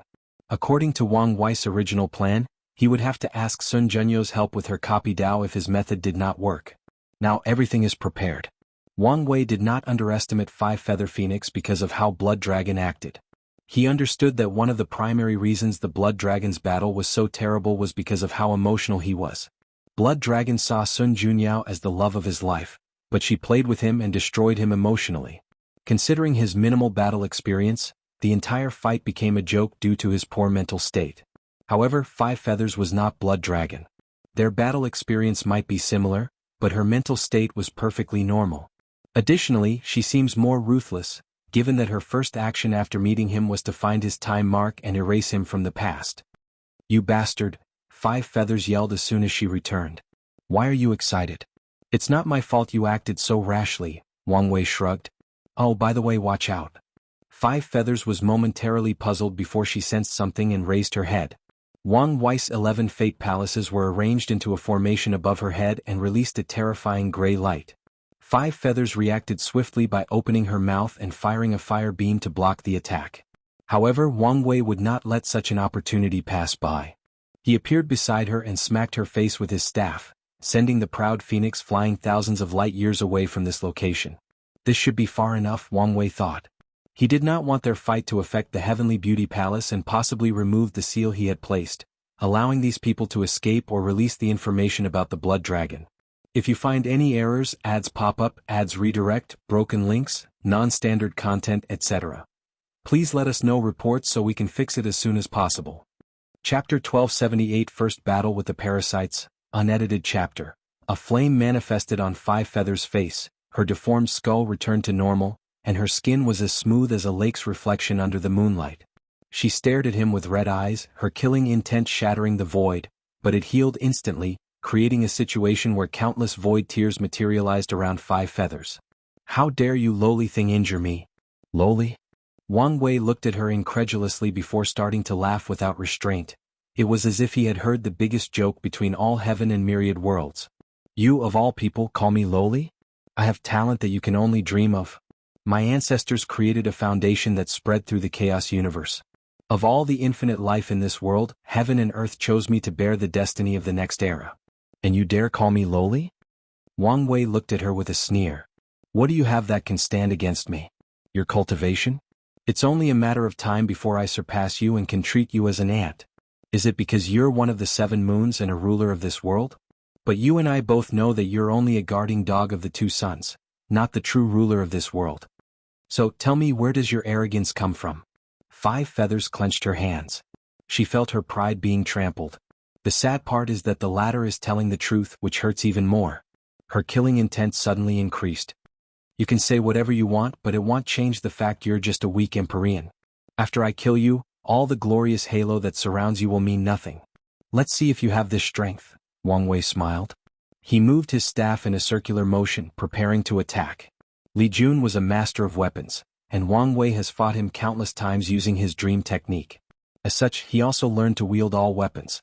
Additionally, he read all the cultivation techniques in the lower dimension, many of which involved stick Dao. Five Feathers did not play around. She was already furious at Wang Wei for what had previously happened, and his words sent her over the edge. All she thought about was how to kill him as fast as possible. She raised her hand to summon the River of Time and controlled its power to summon a temporal storm. Whenever the storm passed by, the space-time continuum became chaotic. The grass instantly aged millions of years, some dying off while others evolved due to the passage of time. Mountains and rivers disappeared or reappeared. The ravage of time changed the topography. Some places disappeared because time reverted to a period where they did not exist, and some appeared because of the opposite. Wang Wei's eyes squinted. He immediately deduced what would happen to him if this attack hit. He would either age and become feeble like an old man, revert to his youth and lose his strength, or he would explode as his body constantly changes from aging and de-aging. He summoned 33 of his future Buddha self to form a formation that instantly suppressed this temporal storm. Five Feathers would not give up this opportunity and immediately used one of her most powerful technique, innate 5 elements light. She was a rare breed of phoenix born with the power of the 5 elements instead of just fire or ice. The innate 5 elements light was the accompanying divine ability she was born with, and over the years she has cultivated it to a terrifying level. Wang Wei was on the highest alert. He had experienced similar techniques, but none were as deadly as this one. The 5 elements perfectly rotate to create a destructive force, unlike anything he's experienced. This is no longer 5-element Dao but destruction Dao, Wang Wei concluded. This light destroyed anything in its path: matter, light, space, time, energy, and even concepts. Additionally, the thing was moving so fast that Wang Wei could barely react, and that's not to mention how this light had locked on him and removed most of his escape. I was right not to underestimate her, Wang Wei thought. Wu Hong once told him that no matter how bad these guys were, they were paragons, and this fact alone meant they were a real threat. No one ordinary can become a paragon. The parasites are despised by Wang Wei and people like Wu Hong and Yan Hai, but that's only because their standards are too high and they are anomalies. Wang Wei held his staff and directly attacked the light. Five Feathers sneered, thinking the lad was young, arrogant, and did not fully grasp the vast difference between the Paragon and Empyrean realm. Sadly, she was the only one underestimating her opponent. Wang Wei's attack bounced the light to her, shocking her. That should have been impossible, and technically she was correct. The possibility of her attack being bounced back was astronomical low. It's so low that it should be classified as a probability impossibility. Sadly, when someone controls luck Dao to such a height as Wang Wei, he can make these impossibilities a reality, almost like creating miracles. Five Feathers woke up from the shock. She waved her hand to disperse the light. She spent trillions of yuan epics developing this technique, so how could it hurt her? However, Wang Wei's goal was never to hurt her. Although it was a common tactic of messing up the opponent's mind by beating them with their own Dao or techniques, he was not so arrogant that he could do this to a paragon, at least not in his current state. His primary objective was to change the rhythm of this match. Although it had only started, Five Feathers was ruthless and overbearing, and in just 2 attacks she forced him into a passive state. He could not allow that to continue. His staff suddenly elongated above Five Feathers' head, and he smashed downward. The beautiful phoenix's face changed. This attack was not a simple weapon smash. No, it contained a technique that Wang Wei had created. He once read a Staff Dao Emperor scripture called Critical Hit Path. The idea behind this scripture was that these mysterious trajectories existed between heaven and earth. If someone could follow them with their weapons, they could perform a critical hit, an exponentially more potent attack than usual. The critical hits could increase an attack's potency by as little as 10%, and there were no upper limits. However, the higher the critical hit, the more trajectory the attack needed to follow. Even the author of this technique never reached a critical hit beyond 20 times because of the complex trajectories. This technique had potential, and Wang Wei once tried to develop it. However, he had to give up after reaching a critical hit of 33 times because these trajectories were too much, even for his powerful mind. Additionally, he discovered that the higher the realm, the more complex they became. In the Emperor realm, he reached a critical hit of 33 times, but his limit dropped to 28 in the Empyrean realm. Unless he spent countless yuan epics studying and developing this technique, he could not return to the original 33. Five Feathers summoned her earth, turning herself into a rock woman. When the staff hit her head, it cracked and she flew into the earth. However, she landed on her feet, and her injury was only a minor head scratch. This technique has a lot of potential, Wang Wei thought. Although it appeared that that strike was useless, Wang Wei knew otherwise. The Earth Dao defense technique Five Feathers used is probably one of her life-saving and ultimate defensive methods. She connected to the earth of the entire Eternal Ascension world and used it to protect herself. How vast is the Eternal Ascension world? How big is its earth? And for her to summon so much of its power, she must have used her status and destiny as one of the world's ruler to deepen her connection with the earth. Yet, with that attack he still broke through her defense. The side effects are too much, Wang Wei complained. It takes a lot of focus and calculation for him to achieve critical hits above 10 times, and given the fact his attacks now were at the Paragon level, the burden on his soul was something even Wang Wei could not bear. I have a feeling this technique will be very useful at the primal no half-step transcendence level. Wang Wei thought, making a mental note. He appreciated this technique but not as much as now. So, he decided to take more time studying it and maybe even find its creator if they were alive. On another note, this phoenix is actually very talented, especially if you compare her directly to that stupid blood dragon, he thought. All the techniques she's shown so far were excellent, raising Wang Wei's appraisal of her by a decent amount. If you find any errors, ads pop up, ads redirect, broken links, non-standard content, etc., please let us know reports so we can fix it as soon as possible. Chapter 1279 Intense Battle. Five Feathers had a look of fear. She almost died with that one stick. She had spent so much effort creating that earth defense technique, spending countless yuan epics fusing and communicating with the Eternal Ascension world. She has absorbed so many rare earth resources to increase the technique's potency. Yet this one attack broke it. Although she understood this was not her main body, the technique could not be as powerful as before. Still, she felt afraid, thinking how easily he had broken through it. I must kill this bastard, Five Feathers thought. They knew the Destined One would be an extremely talented individual, but she and the others always believed they had plenty of time. After all, no matter how talented an individual is, they need time to grow and develop. However, after this brief confrontation, she realized they did not have as much time as possible. With a Paragon soul, it won't take him long to enter our realm, Five Feathers figured. Even worse, he might even achieve Battle Taboo Realm and become a threat before making a cultivation breakthrough. We do not have enough time. I must kill him. Boom. Five Feathers released a terrifying aura, suppressing all laws, matter and causality in her surroundings. Dao come to life, she uttered. Her grand Dao source manifested behind her, releasing an oppressing aura. Then, 5 clones appeared around Five Feathers, each dressed in a color representing the 5 elements. Wang Wei looked at her with squinted eyes.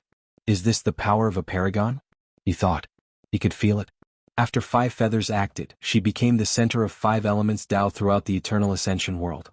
In other words, no one can use the 5-element law/Tao before her.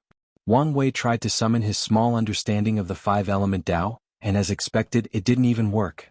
If that were her real body, the suppression would have been more severe. And if she held the position for 5 elements, she could probably strip everyone else of their use of this Tao. After figuring these things out, Wang Wei resolved himself to get his hands on the fate position. Although he was confident that the holder would not be able to strip him of complete control, the latter should have the power to reduce his Daos effect/strength. After 5 feathers summoned her element clones, they surrounded her like planets orbiting a star. The clones raised their hands to release lights associated with the elements that floated around the phoenix. Then she finally cast her spell. Elemental Apocalypse World. Wang Wei was on guard, and as soon as these clones appeared, he attacked to try to disrupt whatever they were doing. However, the Earth clone released an invisible energy shield that quickly blocked his attack. As Wang Wei prepared for a second attack, the spell was already finished, and his instinct warned him of great danger. Wang Wei's eyes peeped into the future and saw the source of the danger, and immediately took action to evade it. However, it seems 5 feathers sensed his action of looking through time and released the spell earlier than it should have been. Everything around Wang Wei changed as he found himself in a dark environment. A domain-like technique? He swiftly analyzed. No, not just that. It's also a sealing technique. A bright, dark red light suddenly manifested in this dark world, making things visible. However, Wang Wei wished he was still in the dark. He realized he was floating above this terrifying magma, which immediately erupted into a column of flame. He reacted quickly enough to evade. That was close, Wang Wei thought. The magma was enough to melt the puppet and even his soul instantly.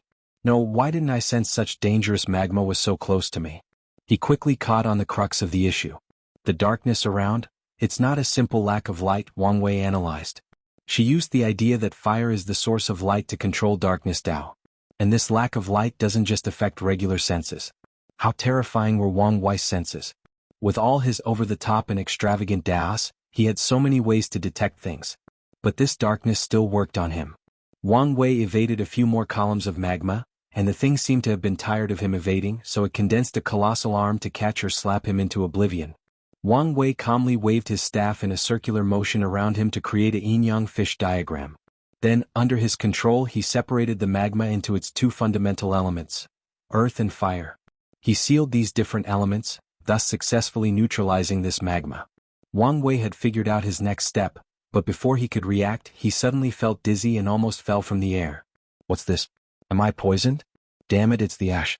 One of the deadliest things about any volcano eruption is the ash, and this one was so potent that it worked on the puppet's body and his soul. He immediately surrounded himself in a bubble of infinite spacetime layers. As such, anything that tried to get to him must destroy countless universes or spacetime continuum. Unfortunately, that's precisely what 5 feathers did. A sandstorm manifested out of nowhere, eradicating all the layers around Wang Wei at an alarming speed.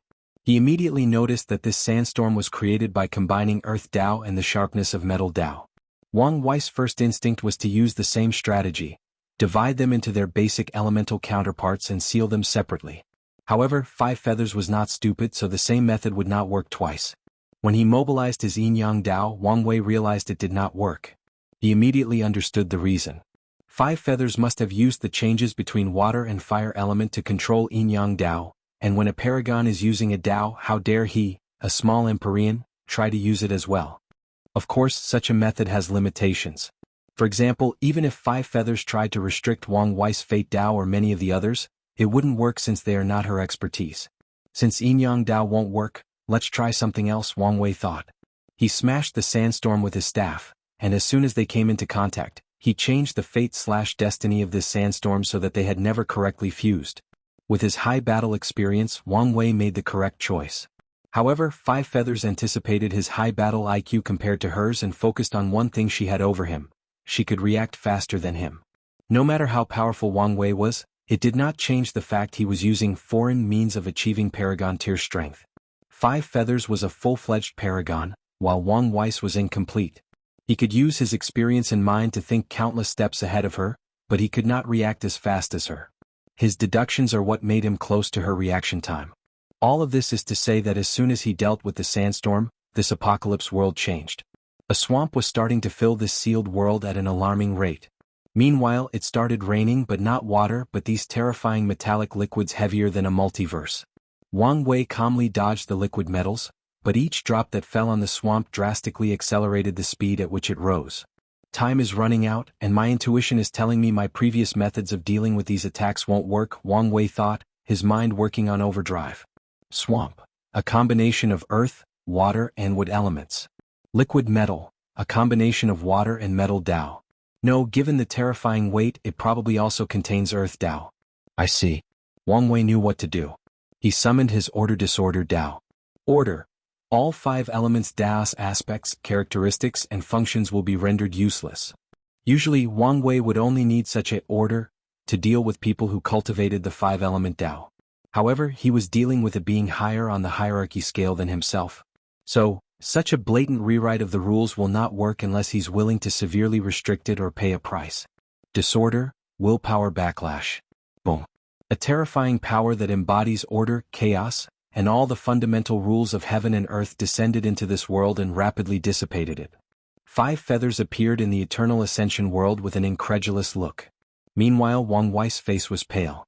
He felt a massive headache so painful that he grunted. If not for his willpower, he would have instantly passed out. The pain was brief, but that made it even worse as it seemed to condense much suffering in a short period. Wang Wei wiped the blood from his nose. I guess I should be happy since my willpower was tempered by a decent amount. If you find any errors, ads pop up, ads redirect, broken links, non-standard content, etc. Please let us know reports so we can fix it as soon as possible. Chapter 1280 Heaven and Earth Celebrate. 5 Elements Divine Eyes. The 5 elements are the foundation of all things. Thus, they revealed the truth of the universe. 5 feathers created this detecting ability with this concept. However, since it was based on the 5 elements, the technique did not work as she anticipated. Regardless, she noticed something. After trying to use her technique, there seems to be additional pressure on Wang Wei's soul/spirit. I see. The information said he cultivated order disorder Dao, so that's how he did it. However, it seems he had to use a severe price to remove all abilities regarding the 5 elements, 5 feathers analyzed. In that case, I should continue to use my ability to put pressure on him until he cannot hold on anymore. In the meantime, I need to find another means of fighting. Boom. Wang Wei's staff attacked 5 feathers with another critical hit. This attack was not as severe as the first one, meaning it required less time to calculate and placed less pressure on her already weakened mind. However, 5 feathers casually waved her hand to create countless universes to serve as shields. With her Grand Mist Wheel, this was a piece of cake. Although she could not summon creation lives from her main body, she could still use the Grand Mist Chi. Wang Wei's attack easily crushed these universes, but they delayed enough time for 5 feathers to evade.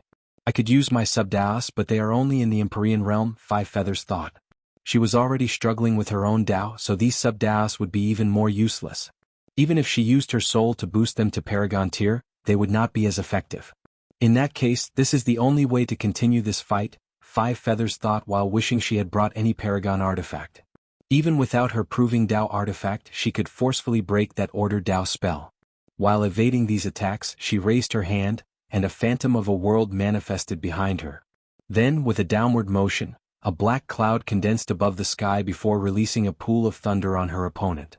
Wang Wei's lips twitched when he saw that phantom. He had long known that fighting paragons was something else.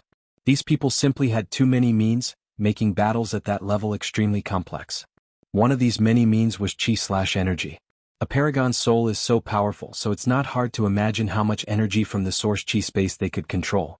Most paragons will refine a unique mark they leave in the source chi space, making it easier to forcefully draw energy from that place and use it. There are even techniques that imitate the immortal mansion of immortal kings, allowing the paragons to store a scary amount of energy to use for a later date. Wang Wei has a paragon soul, so he also prepared to refine his source chi mark before confronting the parasites. However, he was forced into this mess before he was completely prepared. He calmed down while thinking of a plan. He smashed the lightning coming his way, but the dispersed power suddenly turned into sharp blades, to his slight surprise. Wang Wei reacted swiftly, but 2 of the blades pierced his shoulder and tight right. He responded in time to use his true will to protect his soul. She must have spent some time studying immortal spells, Wang Wei analyzed. Such expert use of chi proved Five Feathers' accomplishment. However, this should not be surprising since she had most of the world's resources at her disposal. Considering this fact, her achievements would be less impressive since someone like himself could have done more. Wang Wei sighed as he dealt with the constant bombardment of these chi spells. This fight further proved to him that the older a paragon, the harder they are to deal with. For example, Wu Hong and Qiyuan should have their own source chi mark and energy reserve. But, given how far apart they've achieved the realm of Paragon, could anyone fathom how much more energy Qiyuan has in reserve? Maybe Wu Hong has found a way to fill that gap, but that method would never be simple. Then, there is the possibility that Qiyuan also has unique methods for amassing chi. These old-timers do not give people the opportunity to rise, Wang Wei complained before focusing on this fight, thinking about how to deal with the situation. My chi flower has a high affinity with the source chi space so I could use it to gather energy quickly. Wang Wei had already planned for his ability to be the way he makes up the gap with these old cultivators, especially after his ability evolves once he becomes a paragon. With the flower as a medium and my soul, I won't lose much to this projection regarding chi control. I can even create the chi spell versions of my Dao techniques and superimpose their strength. Such a method is one way that top paragons increase their battle strength, which essentially requires them to incorporate the Immortal path into the Emperor path. This ability is one of the main reasons the Immortal path had declined entirely. Chi was supposed to be their thing but Paragon took it and did it better than them. Wang Wei internally shook his head. He did not want to do that. He realized something. Continuing fighting would reveal his strength and trump cards. The final result will be to destroy one of the Parasites' projections. Of course, this will affect Five Feathers' main body, but such an injury is insignificant. With all the resources she had at her disposal, it won't take long to recover. If I want to reveal a trump card, it must be for a genuine injury. He immediately brewed a plan for how to end this fight. Before coming, he had a plan that involved a sneak attack with the other time clone, but he changed his mind. Then Wang Wei became passive in the fight. He kept evading and defending. Additionally, his face becomes paler and paler as time passes. At some point, Wang Wei summoned his time clone. The thing did sneak attack Five Feathers, but only her shoulder was broken before she repelled the clone. Five Feathers had some reservations after seeing another clone with a Paragon artifact. However, she realized her worries were for nothing. With Wang Wei's current situation, controlling a second Paragon artifact would only put more pressure on his mind. So, she continued using her 5-element Dao to force the order spell backlash. Boom. Five Feathers was about to use a terrifying light spell to end the struggle of these two vermin. A sudden change occurred between heaven and earth, and a vision spread to every corner of the eternal ascension world. There were golden lotuses, sounds of the Tao, sacred beasts flying, sages reciting the sutra, immortals showing their loftiness, and even emperors showing their approval. Five Feathers' face became ugly. Any sentient being who saw this vision instantly knew why it was happening. Wang Wei suddenly laughed. Although his voice was slightly weak, Five Feathers easily heard it. Paragons are inherently noble creatures since they are the embodiment of the Tao. The death of even the weakest of them will make heaven and earth mourn for days. However, you people have done so much that once you die, heaven and earth celebrate instead. Five Feathers gritted her teeth and clenched her hand. That vision was a reminder of her future. Once she dies, heaven and earth will not mourn her, they will celebrate instead. Countless people will curse her existence and even wish to dance on her grave. Her infamy will be rewritten in the annals of history. What's with that reaction? Wang Wei chuckled. Shouldn't you have expected this to be your outcome? Don't tell me you expected some kind of dignity upon your death after everything you've done? Stop talking all this nonsense, Five Feathers sneered. I only need not to die. Not dying? Wang Wei looked at her incredulously. Don't you understand that your fate has long been sealed? Had you spent all these years cultivating and raising your strength to the pinnacle of the Paragon realm, you might have a chance at surviving by running away. But now, Wang Wei shook his head. Even if I didn't have the destiny to eliminate all of you, once these Paragons from Limbo return, you wouldn't survive. And even if they never return, do you think any of those two sons will keep you guys alive once you're no longer helpful? You don't know what you're talking about, Five Feathers said with a terrifying killing intent.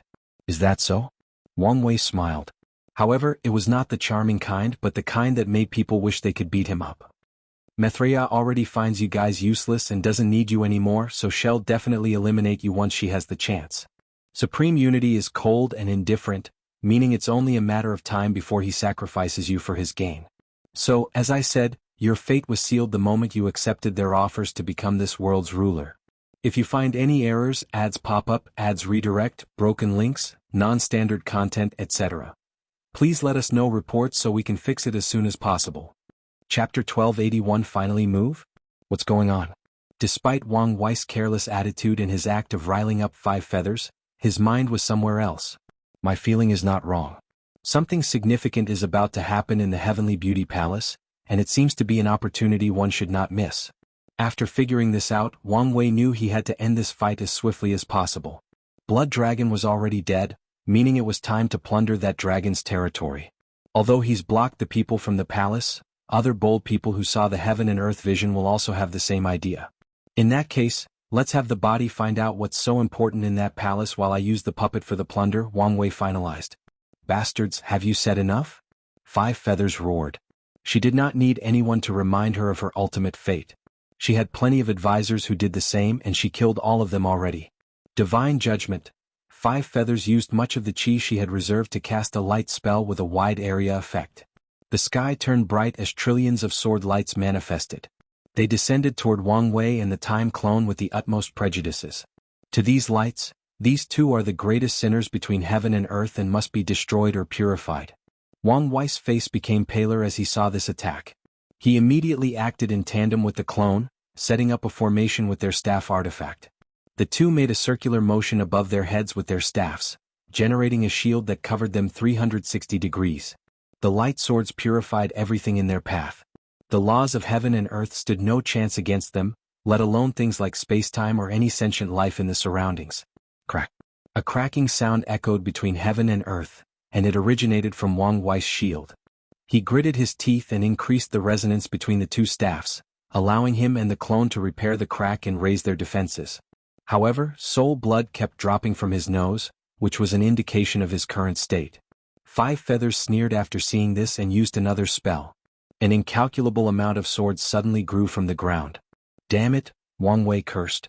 With these swords, he now had to defend himself from the sky and the earth.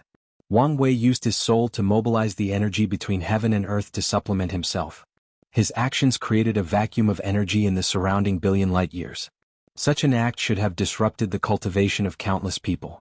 Sadly, there was no longer anyone around. Keep struggling, you worm, 5 feathers sneered before using one of her most powerful 5 elements Dao. The backlash immediately caused Wang Wei's shield to be destroyed. He gritted his teeth and did not give up. He worked with the clone to block these attacks with only their staff. They were initially the same, making them perfectly in sync. Additionally, Wang Wei used his ancestors' evading technique, allowing him to survive long enough. However, after a few seconds the clone could no longer hold and was dispersed. Meanwhile, Wang Wei had a few light and regular swords stuck on his body. Wang Wei looked at 5 feathers with gritted teeth while evading. Then, a look of cruelty flashed in his eyes. Time-space Big Bang. With his spacetime Dao, he condensed infinite spacetime energy into a single point before detonating it. The explosion erased everything between heaven and earth, turning this battlefield into an area full of chaos and temporal anomalies. Wang Wei took this opportunity to run away. "You pesky ant, did you think you could escape?" said a voice full of derisions and mockery. Then, before Wang Wei could run far, a cage of blue energy trapped him. Wang Wei's aura was at its weakest and now he was trapped. However, the cruelty in his eyes did not dissipate for a second. When 5 feathers saw him, she knew he was not a weak beast at the end of its struggle and was about to surrender or plead for his life. No, this was a trapped beast about to unleash its savagery to survive, no matter the cost. 5 feathers no longer hesitated. In this situation she knew the best move to end this bastard: a soul attack. A phoenix entered Wang Wei's sea of consciousness, proudly looking down at his weak soul. "Damn you, woman," he yelled. He was so weak that the defense around his sea of consciousness was broken so easily. "Die, you annoying pest," the phoenix said before spewing out terrifying soul flames. Wang Wei reacted swiftly by summoning a pagoda, which was a soul defense technique. However, the phoenix was relentless in her attack, forcing Wang Wei to move deeper into his sea of consciousness as a form of defense. However, 5 feathers could tell he was weakened at an alarming speed. Soul Requiem. 5 feathers no longer hesitated before using her most potent soul attack. The phoenix released the terrifying flames before its feathers became sharp blades and attacked. Lastly, the phoenix released a sonic attack. Wang Wei's face turned ugly as he watched his pagoda explode. However, he reacted in time by condensing his true will into a protective shield around. Finally, I can eliminate this pest and continue our era by at least 100,000 yuan epochs, Five Feathers thought excitedly. According to the rules of heaven and earth, it will take some time before another son of Era or Destined One is chosen again. And even when it is, she knew there was no way for that person to be as talented as Wang Wei. If we can eliminate the next one too. She was excited thinking about this possibility. However, her excitement halted when she saw a smirk on the corner of Wang Wei's mouth. His following words sent chills down the phoenix's spine. Found you, Wang Wei chuckled. His weak soul suddenly received a terrifying amount of energy, revitalizing it and making it more potent. Then, the soul seemed to have become a supreme swordsman capable of cutting everything in its path. Absolute soul cut. A terrifying sword flash rushed out of Wang Wei's sea of consciousness. The potency of this attack made the phoenix's face pale, but something worse happened. The attack was not directed at the projection. Its target was the main body. Five Feathers was not stupid. She quickly figured out what had happened. Wang Wei lured her into his sea of consciousness by faking weakness, and while she was trying to kill him as soon as possible, he was creating a causality link to her main body. Arga! Wang Wei heard a cry of agony from the karma link and he recognized that voice.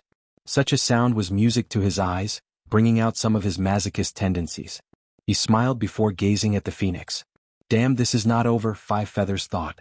Of course it's not over, Wang Wei said, seemingly capable of reading her mind. Five Feathers felt another chill down her spine and swiftly dissipated the phoenix. However, when her main focus returned to her body, it was already too late. A terrifying chain of fate bound the projection. The main Bodis injury weakened it and should have dissipated, but the chains did not allow this to happen. The thing was so overbearing that it forcefully overrode her desires and even some of the rules of heaven and earth. What are you going to do? Five Feathers asked. Make you pay, of course, Wang Wei replied. That soul injury is nothing to you. With your resources, you'll probably recuperate in less than 5,000 yuan epochs. I can't have that, can I? Wang Wei pointed at her, and suddenly, a terrifying white dragon that covered a tenth of the Eternal Ascension world manifested. No, you bastard, don't do this, Five Feathers yelled. She knew the consequences if something happened to that Chi-Luck dragon. You've enjoyed the blessing of this world's luck for far too long, Wang Wei sneered. The spear of destiny materialized in his hands, and without hesitation, he threw it. The dragon sensed danger and reacted. Its mighty paw blocked the spear, leaving a gushing wound. However, it did stop it from doing more damage. With its current state, it will take a while before destroying the dragon, Wang Wei murmured. In that case, let's boost it. The destiny of all the elite attending the party might not be enough, but what about more people? Wang Wei summoned a projection of the River of Fate to summon the destiny of countless cultivators forcefully. Why is there so little resentment? Wang Wei thought. Using the resentment between heaven and earth was the best way to reduce the resistance to taking, no borrowing, these people's destiny. However, he discovered that while the people had plenty of personal resentment, it did not form much energy/power between heaven and earth. I should investigate this. Wang Wei had to use the laborious method of gathering these destinies. However, with his current strength he could cover a fairly decent percentage of Eternal Ascension world. Boom. After being boosted, the spear pierced through the dragon's claw before heading directly through its head. The Chi-Luck dragon roared in agony, but the spear continued attacking until the dragon was about to disperse. However, another change occurred between heaven and earth. A purple chi rushed from another territory and stabilized the dragon, preventing it from collapsing. Taoism's rising dragon purple chi? Did Supreme Unity finally move? Wang Wei frowned. If you find any errors, ads pop up, ads redirect, broken links, non-standard content, etc. Please let us know reports so we can fix it as soon as possible. Chapter 1282 Transcendent Technique Wang Wei observed with a frown. However, after waiting for a few seconds, nothing else happened. That's it? He thought. Did he only act to save her luck? He doesn't want to die. But why didn't he save Blood Dragon? Myriad thoughts flashed in his mind, analyzing the situation. Could be he acted because Blood Dragon just died. Without strong luck to support, that woman won't last long. There is also the possibility there is something special about her among the other parasites, so Supreme Unity wants her to stay alive. This analysis made sense, but he could not think of anything that made Five Feathers special. Her phoenix race was rare but not to the point of being valued by a half-step Transcendent. So, Unless I'm missing something, he might have just acted to prevent her eventual death since these people are still useful, Wang Wei analyzed. However, I should still research more about Five Feathers in case she is indeed special, but I don't know. Wang Wei squinted. It did not matter that Five Feathers' luck had not completely collapsed. With his mastery of luck Dao, such a weak Qi luck dragon is not different than a collapsed one. Once he deals with her, he'll use it to his advantage. He turned around about to leave. It was time for him to plunder. However, Wang Wei noticed the destruction around him. They had destroyed more than half of the ubiquitous hot spring world. Everything was in a state of void and chaos. Wang Wei saw the wail of the trillions of people, both mortals and cultivators, who died in the aftermath of their battles. He saw the remnant of Dao Path's cultivators' inner world. He noticed the scattered immortal Qi or immortal path cultivators. He even detected the residual Dao Rime of Emperor Path cultivators, who were the only ones who survived this catastrophe since they could revive themselves. Wang Wei shook his head. He tried to bring Five Feathers to a desolate place far away from the heavenly beauty palace and away from life. Sadly, the destructing nature of paragons was too great. It's a miracle the entire world was not destroyed. Of course, Wang Wei knew it would have been best to fight in the Nine-Heaven Desolate Realm, which was the Eternal Ascension world's version of the Void battlefield created especially for paragons. However, he does not think he can convince Five Feathers to follow him, nor does he have the strength to force her there. He guessed if he asked her to fight there, that cruel woman might think he cared about ordinary people's lives and cause even more destruction. It's already healing? Wang Wei noticed that the time anomalies created by techniques and the chaotic void were being repaired at an alarming speed. Additionally, the special laws of the ubiquitous hot spring world that allowed it to give birth to unique hot springs were also being repaired at an alarming rate. It seems this hot spring world is a protected area, Wang Wei thought as a sudden realization dawned on him. There are many unique spaces in the Eternal Ascension world, but with how destructive cultivators are, it's odd how these areas survived since the dawn of time. The answer is they are protected areas, meaning Heavenly Dao will pay special attention to them and even repair them after destruction.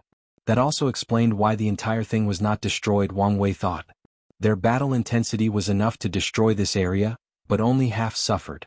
As a protected area, it's apparent that the ubiquitous hot spring area received special treatment from Heavenly Dao, allowing it to suppress the effect of any world-destroying battles. Did Sun Junyao know about this, and that's why she chose this place for her banquet? Wang Wei believed she did, as the location of any plan is a significant part. She must have prepared in case Blood Dragon escaped or someone came to rescue him. Her plan was perfect until the execution. She could not control herself and started acting like a villain by telling her plan, motive and background, which in turn delayed until someone came to save Blood Dragon, Wang Wei analyzed while shaking his head. Her intelligence is probably close to or on par with a Dao overlord. However, she lacked our absolute over our emotions and, more importantly, our flaws. After observing Sun Junyao briefly, he could tell her mental state was flawed. The worst part is that she knows it but does not know how not to reveal it to others or prevent others from using it against her. That alone disqualified her as a Dao overlord, even a Dao lord. Wang Wei shook his head and no longer focused on Sun Junyao. He quickly calculated whether he could receive some merit if he accelerated the recovery of this world, and the answer was negative since he was the one who contributed to its destruction. So he left, returning to the Heavenly Beauty Palace. Not bad, Wu Hong said, nodding in satisfaction. They'll give you 8 of 10 for a score. Why not a perfect score? Wang Wei asked. Your opponent was so weak but you took so long, so that's -1. Lastly, you're obviously not prepared enough for battles at the Paragon level. Of course I'm not ready, Wang Wei rolled his eyes. He had no plan to fight these parasites now, but this woman made him do it. Wu Hong's actions reminded him of parents who pushed their children into a river so they could learn how to swim in a moment of life and death. Life is full of ups and downs, so we can never be prepared for everything. I'm sure you know this, Wu Hong replied, not taking responsibility for her actions whatsoever. Wang Wei stared at her before sighing. Do you have any spirit healing pill? That backlash was truly nasty. Treating me like a bank, aren't we? Wu Hong stared at him before summoning a green pill. Isn't your love language gift-giving? I'm just helping you express yourself, Wang Wei replied with a smirk as he held the pill. He recognized it as a supreme chaos pill, not a paragon pill. However, this pill could have been refined by a paragon since, unlike the lower dimension, there are countless methods of refining innate pills in the Eternal Ascension world. Once again, you're getting too comfortable, aren't you? No, I just refuse to deny the natural sparks between us, Wang Wei replied. I'm not denying anything, Wu Hong replied calmly. I just choose rational thinking to prevent trouble down the line. That's fair, Wang Wei nodded. He did not swallow the pill but placed it on his forehead. The pill entered his sea of consciousness and immediately started releasing these blue lights that enveloped everywhere, including his soul and spirit. That's better, Wang Wei groaned softly. Why are you here? Shouldn't you be somewhere plundering? I sense a unique opportunity in this place, so I return. Oh. Wu Hong scanned the heavenly beauty palace. Is that it? She showed a projection of a room and Wang Wei squinted. He saw old man Tianji sitting cross-legged and the river of fate materializing above his head, releasing an unknown power into his body. Then something terrifying occurred. Old man Tianji's cultivation was rapidly increasing. In just a few seconds his Empyrean soul turned into a Paragon soul, and after a few more seconds his soul power quantity reached the Paragon level. However, this was not even the end. His cultivation suddenly broke the bottleneck and entered 90% Grand Dao source, but that was not the end. It kept increasing to 91%, 92%. Wait, why does it feel like some of this power belongs to me? Wang Wei did not doubt his intuition and immediately summoned his Bashin turtle shell to use as a medium to take the power that belonged to him. However, he frowned as he realized power became significantly diluted once it reached him. The rest of the power seems to belong to Sun Junyao, Wu Hong commented, and with a wave of her finger she also took it. Old man Tianji opened his eyes and sighed. With that power he could have reached 94%, but since these people acted he only reached the peak of 92%. However, he was okay with it as he had anticipated. Although he hoped it would not happen, but knew the chances were low given Wang Wei's terrifying affinity with Fate Dao. I know this power, Wang Wei commented. It's the same when I changed the fate of the lower dimension and used it to boost my cultivation. Except this one is a billion times more potent. That's a transcendent technique, Wu Hong said with a serious face. By participating in world-changing events and altering the fate of someone or an entire world, he can condense this pure fate power with all kinds of effects. After participating in an event that killed a paragon that controlled 1/10 of a world's luck and injuring another, his cultivation can reach such a terrifying level in an instant. The room was instantly quiet. Wu Hong and Wang Wei knew how terrifying such a technique was. With the strength, how easy was it to influence an entire world? How about killing Paragon? With such a technique, it's easy to imagine how terrifying the force behind it is. The number of paragons must be astronomical. Are those two so powerful? Wang Wei asked. No, Wu Hong replied with absolute certainty. This event has proven to me there is a vast difference in strength between people in their realm. The difference might be larger than a peak boundless paragon and immortal. We made the right choice not to settle for these incomplete methods. If you find any errors, ads pop up, ads redirect, broken links, non-standard content, etc., please let us know reports so we can fix it as soon as possible. Chapter 1283. Do not speak his name in vain. Wang Wei nodded. Everything is connected, and in the path of cultivation the foundation is fundamental. Most cultivators believe that the Dao Foundation stopped maturing after the Emperor realm. However, that is far from the truth. According to Wang Wei's calculation, the minimum requirement for someone to become a paragon is a failed 9-extremity foundation. Without it, the chances of surviving the immeasurable tribulation have drastically decreased. Furthermore, Wu Hong told him that the Dao Foundation would become extremely important in the half-step transcendent realm. It's not just the Dao Foundation but the cultivators' achievements and so on will also play a role in their strength. With today's events, he also understood that how a cultivator achieves transcendence will affect their strength and maybe even whether they can achieve a higher level. I always thought the Cardinals achieved their strength by making a deal with Grand Dao to work for the latter with their eventual freedom. Maybe they also cannot reach higher levels due to how they achieve their strength, Wang Wei thought. He was not sure about this analysis, but if it's true, the Fate Cardinal position is a pit, and under no circumstance should I accept it, Wang Wei thought. Previously he might have considered accepting the position if everything else fails. After all, no matter what, it's a way of making high strides toward the path of transcendence. As a last resort, Wang Wei would not mind spending countless epochs serving as the Fate Cardinal before regaining his freedom and pursuing higher levels. However, if this position cut his path forward, he would rather die than take it. By the way, did you memorize all the Dao rhymes of this technique? Wang Wei asked. I've only registered about 65% of it. I got everything, Wu Hong nodded. A transcendent technique was precious to even someone in their realm. Although it was not a path to achieve transcendent but an application of transcendent strength, Its worth is beyond words, especially for her to complete her 3,800 Dao seals. What do you want to do with him? She asked. Can we do anything? Believe it or not, we will all die if we touch him, Wang Wei replied calmly. Oh, did you think of something? Wu Hong asked. It's not hard to figure out if you think hard enough. What do people of that level pursue? Higher levels, Wu Hong replied. Yes, and no matter how many paragons they've cultivated, it's meaningless to them. Wu Hong squinted as she immediately realized what he meant. They all have his name and are essentially clones of him. Exactly, and if he can cultivate them to the half-step transcendent realm, he could use them to borrow strength or even fuse with them to achieve higher realms, Wang Wei sighed. He figured it out so quickly because that's precisely what he would have done. That old man Tianji must have been planning this for heaven knows how long. Who knows how many half-step transcendents he must have cultivated and swallowed.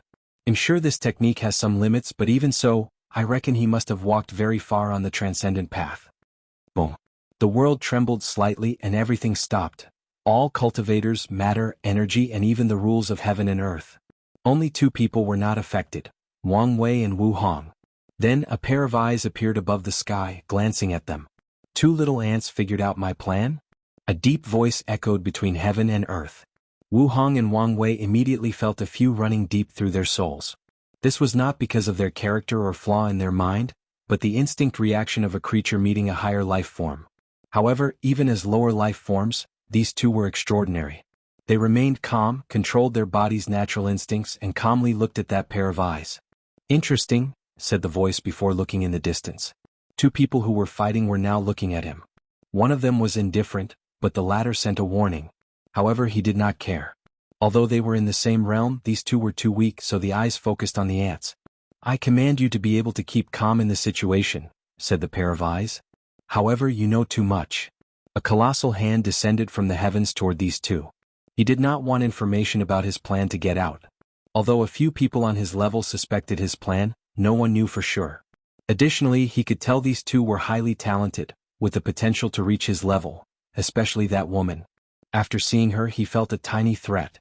Although it was nothing to him, what cultivation were they? One was a towering mountain and the other was an ant, yet the ant could threaten the mountain. Just the fact she was a threat proved her potential. If any of these two reached his level, they could use this information to scheme against him. Old man Tianji did not want to leave such a flaw and possible threat behind. As the hand descended, Wang Wei and Wu Hong were powerless. Their bodies could not move, and their minds worked at turtle-like speed. Wu Hong could not even activate the seals in her sea of consciousness, and she panicked a little. She had so much hope and potential, so how could she die here? Meanwhile, Wang Wei was calm, so calm that it could be described as carefree. This was not the first time he had met those transcendent big bosses, and he could predict what would happen next. And as expected, the hand stopped midway. Old man Tianji had to stop as he felt two terrifying killing intent locking him. It was so intense that a chill ran from his soul, through his spine and down into his feet. He quickly scanned the source and discovered they originated from the upper stream of the river of time. He tried to find who it was but to no avail, but he knew that if he continued his actions, even one of those killing intent was enough to eliminate him. So, that's how it is, he thought, secretly sighing. He understood what was happening and quickly thought through time. Senior, forgive my ignorance. Scram, said a beautiful, almost angelic voice. It was too bad it was extremely cold, so old man Tianji did not dare enjoy it. Thank you for your generosity, he swiftly said. He took one last glance at the eternal ascension world. How stupid I was. I know this world was a source of trouble, but I acted so brazenly. He had heard of the all-seeing temple's prophecy and had prepared for the upcoming chaos. However, old man Tianji was convinced he could survive this forthcoming catastrophe. Better yet, he might take this opportunity to reach new heights. However, after today's events, he realized he was too confident. If he's not prepared, even someone like himself might fall into the upcoming disaster. No, my preparations are not nearly enough, old man Tianji thought. He decided to accelerate the speed of his actions. Before that, he must summon all the people who bore his name. So, he focused on the one in the heavenly beauty palace and the one in the lower dimension. He has a karmic relationship with that boy, that senior. Maybe he will become a more valuable pawn by staying here. After pondering it briefly, he took the one in the palace and left the one in the lower dimension. Old man Tianji disappeared, and the time of the world started to flow again. No one noticed what had happened beside four people. Quite anticlimactic, isn't it? Wang Wei sighed. Was that? Wu Hong asked, thinking of the unknown origin of that clone that complicated her love life. Yeah. Wu Hong sighed. The last time she felt this powerless was during the ultimate taboo. Thinking about how she had to experience such a terrible feeling again because of that bastard, she became angry. Why are you always causing trouble? From what I know, you're not born with the fate of a disaster star. Why are you blaming me? Isn't this your fault? If you so blatantly say his name, do you think he would have noticed little ants like us? Wang Wei smiled wryly as she was correct. He was so used to using Mithraea and Supreme Unity names like it was nothing that he had forgotten a fundamental truth. Do not say the name of higher beings in vain. Even great emperors can sense someone using their name or title, let alone these transcendent species. That's indeed my fault and I apologize, Wang Wei said, and Wu Hong snorted coldly. I know it's a terrible feeling realizing how weak and insignificant we are, Wang Wei continued. However, isn't this the best motivation for us? One day we will stand at their level and even surpass it. They had this confidence since there were many signs that they'd succeeded already. Although it was not 100% guaranteed, this fact was enough to give them more confidence than 99% of all sentient beings. If you find any errors, ads pop up, ads redirect, broken links, non-standard content, etc. Please let us know reports so we can fix it as soon as possible. Chapter 1284 Plunder. Wait, Wang Wei said. Were you scared? He asked, looking directly into her eyes. Wu Hong was calm, but he knew her better than he knew the back of his hands, so he saw the signs. By the blessing of the Tao, Wang Wei said in shock before laughing out loud. The proud and mighty Empress Wu has such a moment of weakness. This is the greatest day of my life. I don't know what kind of delusion your mind has conjured, but don't involve me, Wu Hong replied calmly. Sadly, Wang Wei ignored her words. This moment will feed my existence for trillions of yuan epochs. No, for eternity, Wang Wei continued. I will tell everyone, especially our kids. I can picture it now. When I tell them of the one time I saw their scary mother trembling in fear. Yes, I can see it. Their tiny eyes became wide in shock. Then they'll look at me in disbelief, wondering whether the emotion known as fear could even be associated with their mother in the slightest. By the grace of the ancestors, this is truly the greatest moment of my life. Wang Wei's joy was palpable, almost illuminating the private room.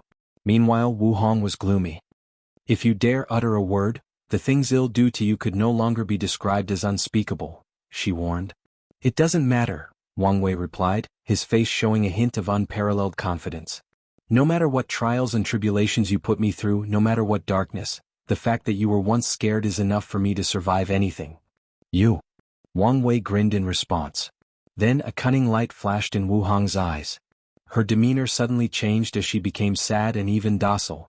Such a temperament immediately made any man wish they could protect her. She materialized a tissue and started crying. How can you be so cruel? This is the first time I've shown such a vulnerable side to you, but now you're weaponizing it against me and even our future children. How can you do such a thing? Wang Wei stood before her in shock. In his wildest dream he never thought that would be her reaction. The rudeness of the situation and Wu Hong's current state instantly made him want to reach over and reassure her that he was just joking. Luckily, he immediately woke up and realized what was happening. Well played, he praised in his mind. Unfortunately, she had met her match. Okay, your little act won't work on me. Your future self sent a clone in the past to prevent me from having a harem. Our relationship was destined to have some toxicity.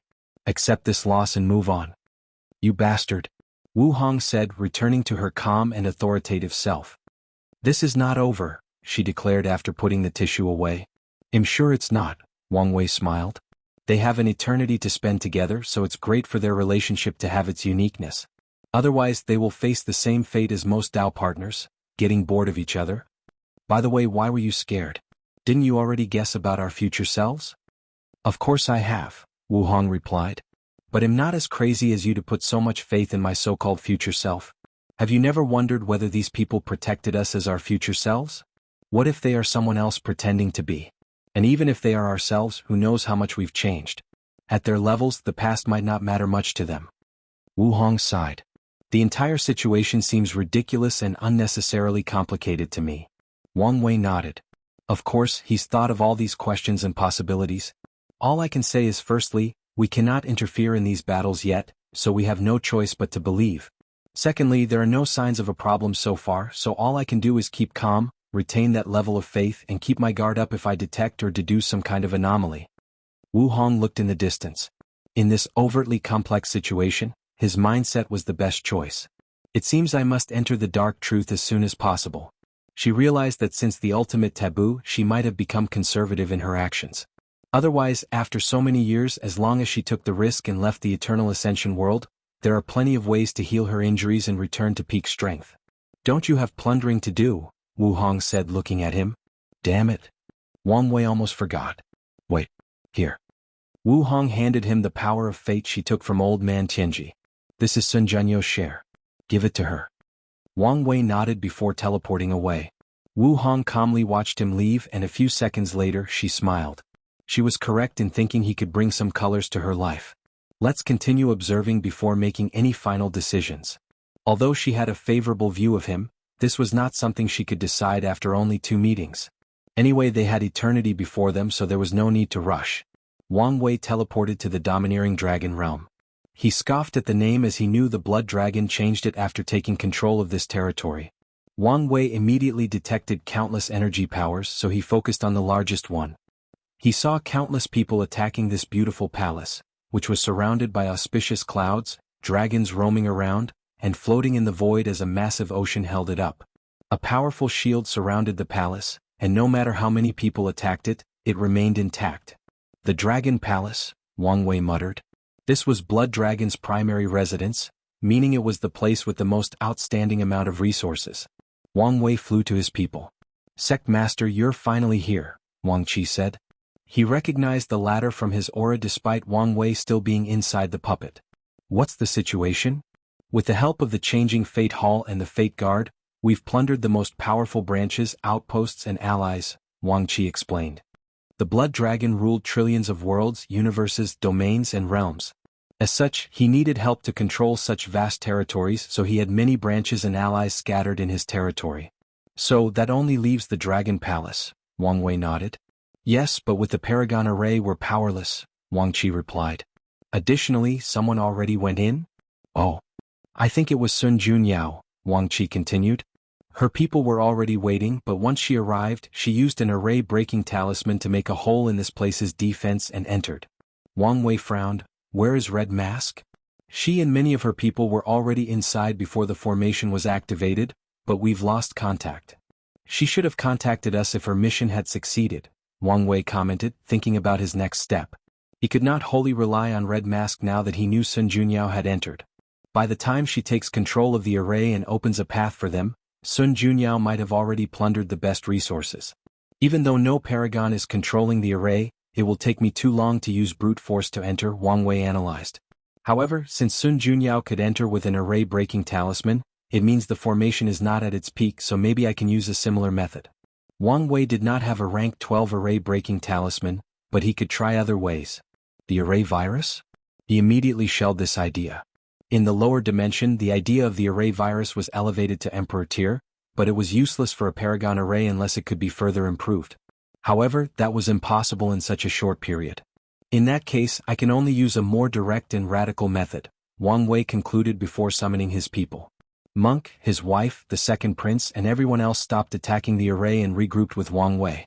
So, he took them to the edge of the Dragon Palace's shield and used his Order-Disorder Dao. Wang Wei used the same technique from his fights against Five Feathers, except his target was this array shield. He did not target the entire thing but made a hole deep enough for their team to enter. Such a clever maneuver allowed him to achieve his goal while drastically minimizing the potency of the willpower backlash. Let's go, Wang Wei said as he led everybody inside. The group's action caught the other people's attention, so a few clever people thought this might be their chance to enter, so they rushed into the hole. Sadly for them, Wang Wei's team did not take kindly to these leeches. The poison demoness waved her hand to leave a nasty poison gas before the entrance, instantly killing a few Dao rulers and one Empyrean. The gas dissipated after the team entered, and the hole in the formation healed itself. If you find any errors, ads pop up, ads redirect, broken links, non-standard content, etc. Please let us know reports so we can fix it as soon as possible. Chapter 1285 Plunder 2. Unedited chapter. The void fluctuated before opening up and releasing a group of people, primarily women and less than 5 men, one of whom was Xiao Tiandi. The group calmly landed before looking around. Palace Lord, do we really have to give up the array central area? Asked one of the women. That woman is powerful. Even if I can take her down, it will take too long, thus delaying our chances of getting more resources, Sun Junyao replied calmly. But we're the only ones who have entered the palace. Our competition is not only those people outside, but the people from the palace, said the announcer Sun Tong in her straight and direct manner. Now that the blood dragon has died, how many people will remain loyal? They haven't started plundering because they hope their leader's Dao mark remains intact. I see, nodded the palace lady, who felt unwilling they had to give up the central array hub. That woman, Xiao Tiandi said with a frown. She might be one of Wang Wei's people. Oh. Sun Junyao paused. She had now figured out that Wang Wei was the one she was waiting for. What makes you say that? The strength she exploded with her was the power of fate. Young master, although fate is a rare Dao, countless cultivators are on that path. That's not enough for you to determine it was him, Sun Tong said. I know that, Xiao Tiandi replied, almost rolling his eyes. There are 3 reasons why I believe she's one of his people. 1, her aura is similar to his. Although she tried to hide it, I sensed it. Secondly, it's the fact she was here. From how Wang Wei operates, it should not be a problem for him to predict Blood Dragon's death after seeing the master's projection and prepare beforehand for the looting. Now that you mention it, someone blocked my palace to prevent news from coming and leaving, Sun Junyao commented.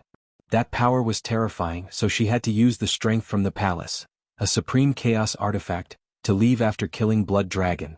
She also sensed a battle in the distance with fluctuation that was the exact origin of the one blocking her palace. That is how he operates, Xiao Tiandi sneered. Well, I'm still not convinced, Sun Tong continued. She was not being difficult just for the sake of being unpleasant. Sun Tong has noticed the young master has formed a rivalry with a man named Wang Wei, which is not a bad thing. According to her speculation, this rivalry is one of the primary reasons the young master got his act together. However, she also noticed he tends to exaggerate Wang Wei's abilities and prowess. She doesn't want him to create a mythical version of his rival and become disappointed once he doesn't meet expectations. Sun Tong fears that such a realization will spiral into a situation where the young master returns to his former decadent self. The Lord Shadow technique is a worldwide famous technique from the Dao opening sect capable of cultivating powerful and loyal subordinates at a relatively low cost, Xiao Tiandi explained. Master made me fight an imprint who was a shadow, so I recognized that technique from the woman. Sun Tong frowned. Your friend should have just ascended, but that woman's strength reached the peak of the Empyrean realm. Wang Wei is already an everlasting Empyrean, and his cultivation is probably near the peak, Xiao Tiandi replied with a wry smile. Sun Tong was quiet. She thought her young master had exaggerated things, but he chose a true monster as his rival. She did not know whether this was good or bad, so she glanced at the palace lord, but it seemed the latter was thinking about something else. Master, what is our next step? Sun Junyao pondered. Since he's the one who protected me from the revenge of the parasites, I should return the favor. She decided not to compete for the resources in this place. However, I still need to get what's mine. Before his death, Blood Dragon sealed her access to his dimension. Although it was now in Sun Junyau's possession, she could not access all its wealth. We need to find one of Blood Dragon's descendants, Sun Junyao said. She had tried using his bloodline to access that dimension, which almost worked.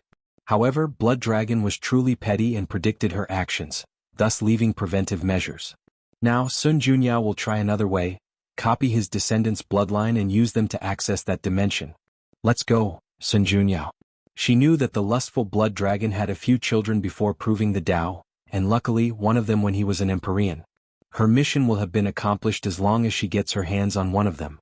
Outside the palace, Wang Wei's team landed on the vast ocean supporting the Dragon Palace. They were less than 20 light years from the entrance, but this was just one step for people like them. However, an army of soldiers suddenly appeared, dressed in silver dragon armor. All trespassers will die, said the dragon army before pointing their spears toward the group.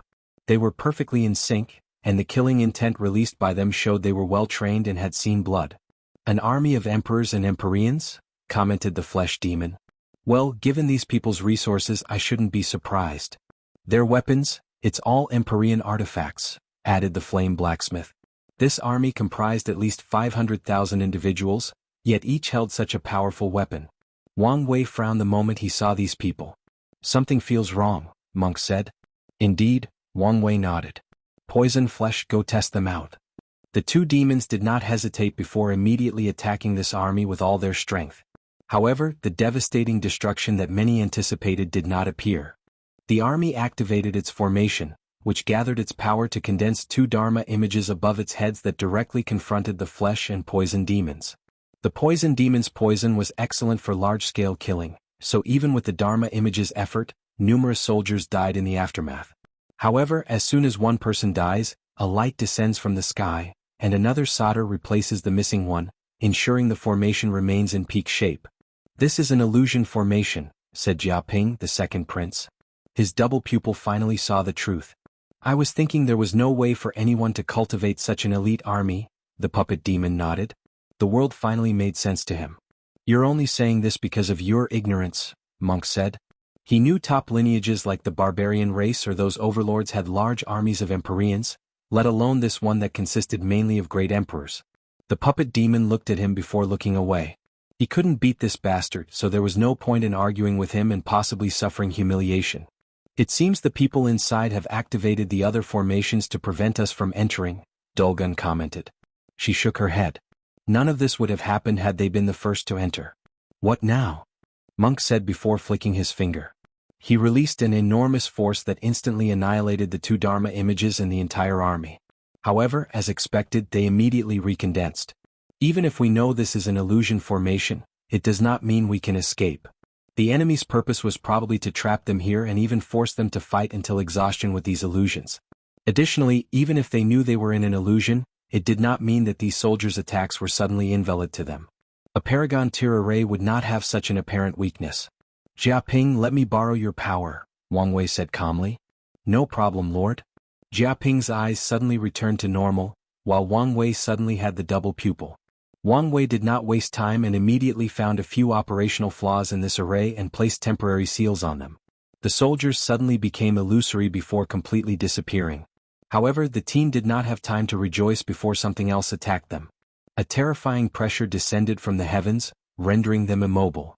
Then, countless void tears leading to heaven knows where appeared around them. The attraction from these tears was genuinely terrifying. This should be an exile array. "Do something or who knows where we'll be teleported to," Dulgun hurriedly said. These tears could lead anywhere, including some forbidden spaces in primordial chaos or the source chi space. Although rare, they could also directly lead to another chaos world. "I'm on it," Monk said. His muscles trembled to release enough strength to break off from the restraints on him.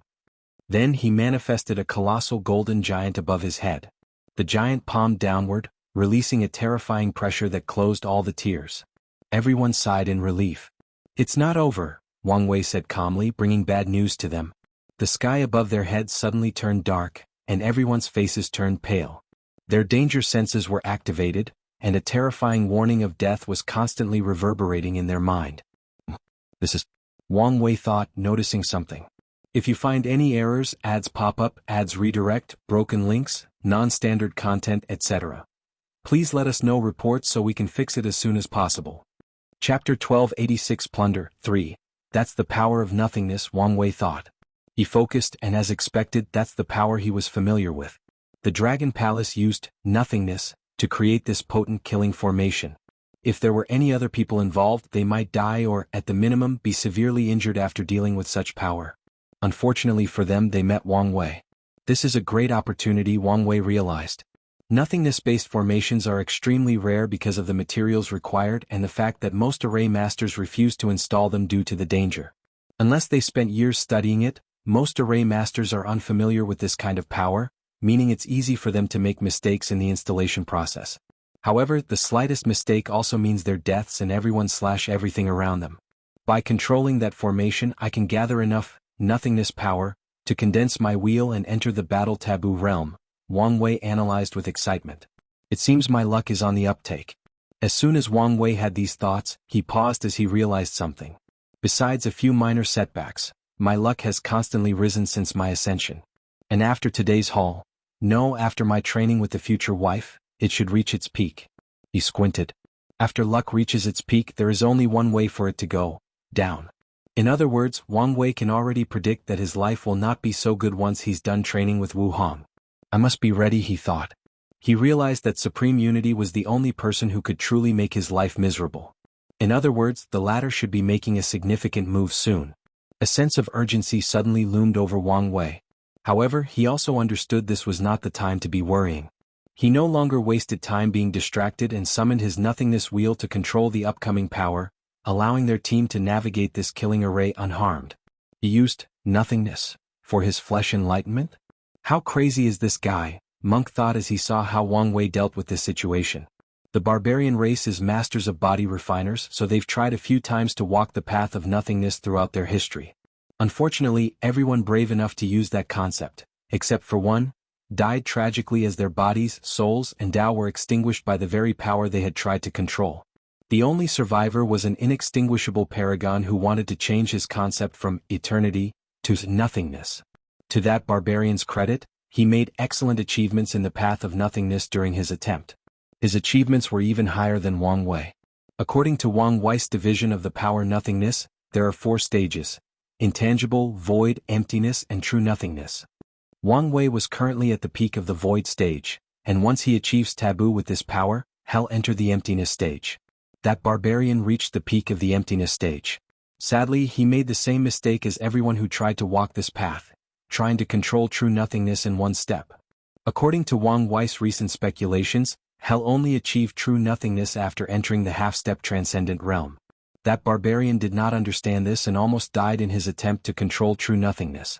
Luckily, he was a wise man and controlled his greed. At the last moment, he abandoned this path despite it looking like he was so close. While Monk and Dulgun, the only ones who recognized Wang Wei's feat, were in awe of his actions and accomplishment, the latter finally led the team into the Dragon Palace. However, Monk learned an essential lesson from this experience. Only crazy people can become anomaly-level talents. There is no need for me to hesitate any longer, Monk thought. He listened to Wang Wei's suggestion that he may need to enter the taboo battle realm to be considered an anomaly, and he's been deducing a technique to do so. He succeeded with his Supreme Chaos Treasure, which helps people create techniques. However, only partially, since all his calculations said he would explode and die instead of increasing his fighting abilities. His wife, usually the voice of reason, convinced him to take things slow and not rush into trying this method. He agreed with her, but now he decided to rush things by asking Wang Wei for advice. Although that would result in him releasing information about a technique that allowed someone to achieve taboo, he did not care. This technique is flawed and he might never finish it without proper guidance. After entering the Dragon Palace, Wang Wei saw a small army of 1,000 men waiting for them. This army was the same as the illusion, except this one was real. No, they were more potent since they were all Empyreans. However, he did not want to waste more time, so he annihilated them with one staff smash. Now he needed to ponder what their next step was. Wang Wei wanted to go directly to the central array hub to control the nothingness array. However, he knew this was not the best utilization of their manpower. Since he tasked Red Mask with a mission, he should trust her to succeed. "We will divide from here," Wang Wei said. "He'll go to the treasury to secure it. Monk, your task is controlling the alchemy room and the other professions. Capture these professions alive. We need them to work for us." Wang Wei was in desperate need of capable professionals, especially after today's event. The people from the Changing Fate Hall have amassed an absurd amount of resources, so there is the possibility they'll stop relying on the hall, at least not for a couple 100,000 yuan epochs. Luckily, Wang Wei had predicted this and prepared. He sent his people to accompany these mercenaries. He tasked them to focus on taking finished products during the raid and leave the rare materials or resources to the hall members. He did this so these people would have no choice but to rely on the hall to turn these rare resources into finished products like pills, talismans, and artifacts. However, he also needed many professionals for his plans to work, so he targeted Blood Dragon's team. "I can go with him," the Flame Blacksmith suggested. "No problem," Wang Wei said. "Dulgun, your task is the spiritual medicine garden. Puppet Demon will be under your management. Jiaping, your goal is the Blood Dragon's cultivation room." The second prince's eyes lit up as he realized the importance of such a find. Any places that a higher being like Paragon has cultivated for so long will be embedded with an incalculable amount of Dao rhymes, turning it into a cultivation holy land. Not to mention, there must be countless precious arrays in such a place to accelerate Blood Dragon's practice. Flesh and Poison Demon, your task is to find where the Blood Dragon kept his luck-condensing artifact. He might have kept it on him, so it's fine if you don't find it. Wang Wei was convinced that the Blood Dragon's personal dimension was in Sun Junyo's hands, so he did not search for it. The rest of you need to make as much noise as possible to distract and disperse their forces, Wang Wei continued. Especially you, cursed demon. Spread a nasty curse around to cause chaos. As you wish, boss. Wang Wei nodded. There were plenty more crucial areas in this place. For example, the library or the unique secret realms with rare resources or training experiences. However, these things could be left for later after securing these main areas and controlling the palace. The last thing he wanted was for the remains of the Blood Dragon people to destroy these areas out of spite and leave them with nothing. Wang Wei was about to disperse the group when he thought of something. He pointed at everyone and released a gray light into their bodies. You might encounter a Tier 12 creation life form, and this should send you away to safety. Wang Wei was not sure whether Blood Dragon had cultivated any Tier 12 creation creatures. It's possible since creations cannot disobey their creators. However, it's also possible the dragon was paranoid, and out of fear of being betrayed and having his power usurped, he never created any. After all, although creation life forms can't betray their master on their own, it's something else if someone intervenes. Although rare, it's not as rare as an Eternal's avatar betraying them. Alright, let's move, Wang Wei said before disappearing. He broke through countless spatial layers and a few dimensions before finding the treasury location. And as expected, there was a gatekeeper which surprised him slightly. A Dao Monarch, Wang Wei thought. And an insurgent. He was confused because this man did pose a threat to him, but it was very low. That can only mean he's using a Paragon artifact to become an insurgent. Wang Wei focused. Although this kind of insurgent was the lowest level and many people do not even acknowledge their status, he would still take it seriously. If you find any errors, ads pop up, ads redirect, broken links, non-standard content, etc. Please let us know reports so we can fix it as soon as possible. Chapter 1287 Plunder 4. Wang Wei looked at this middle-aged man with a subtle aura of demons and beasts. He was composed as if he was confident in his abilities. This was odd since artifact insurgents were often looked down upon. So Wang Wei had to wonder about this man's source of confidence. Who are you?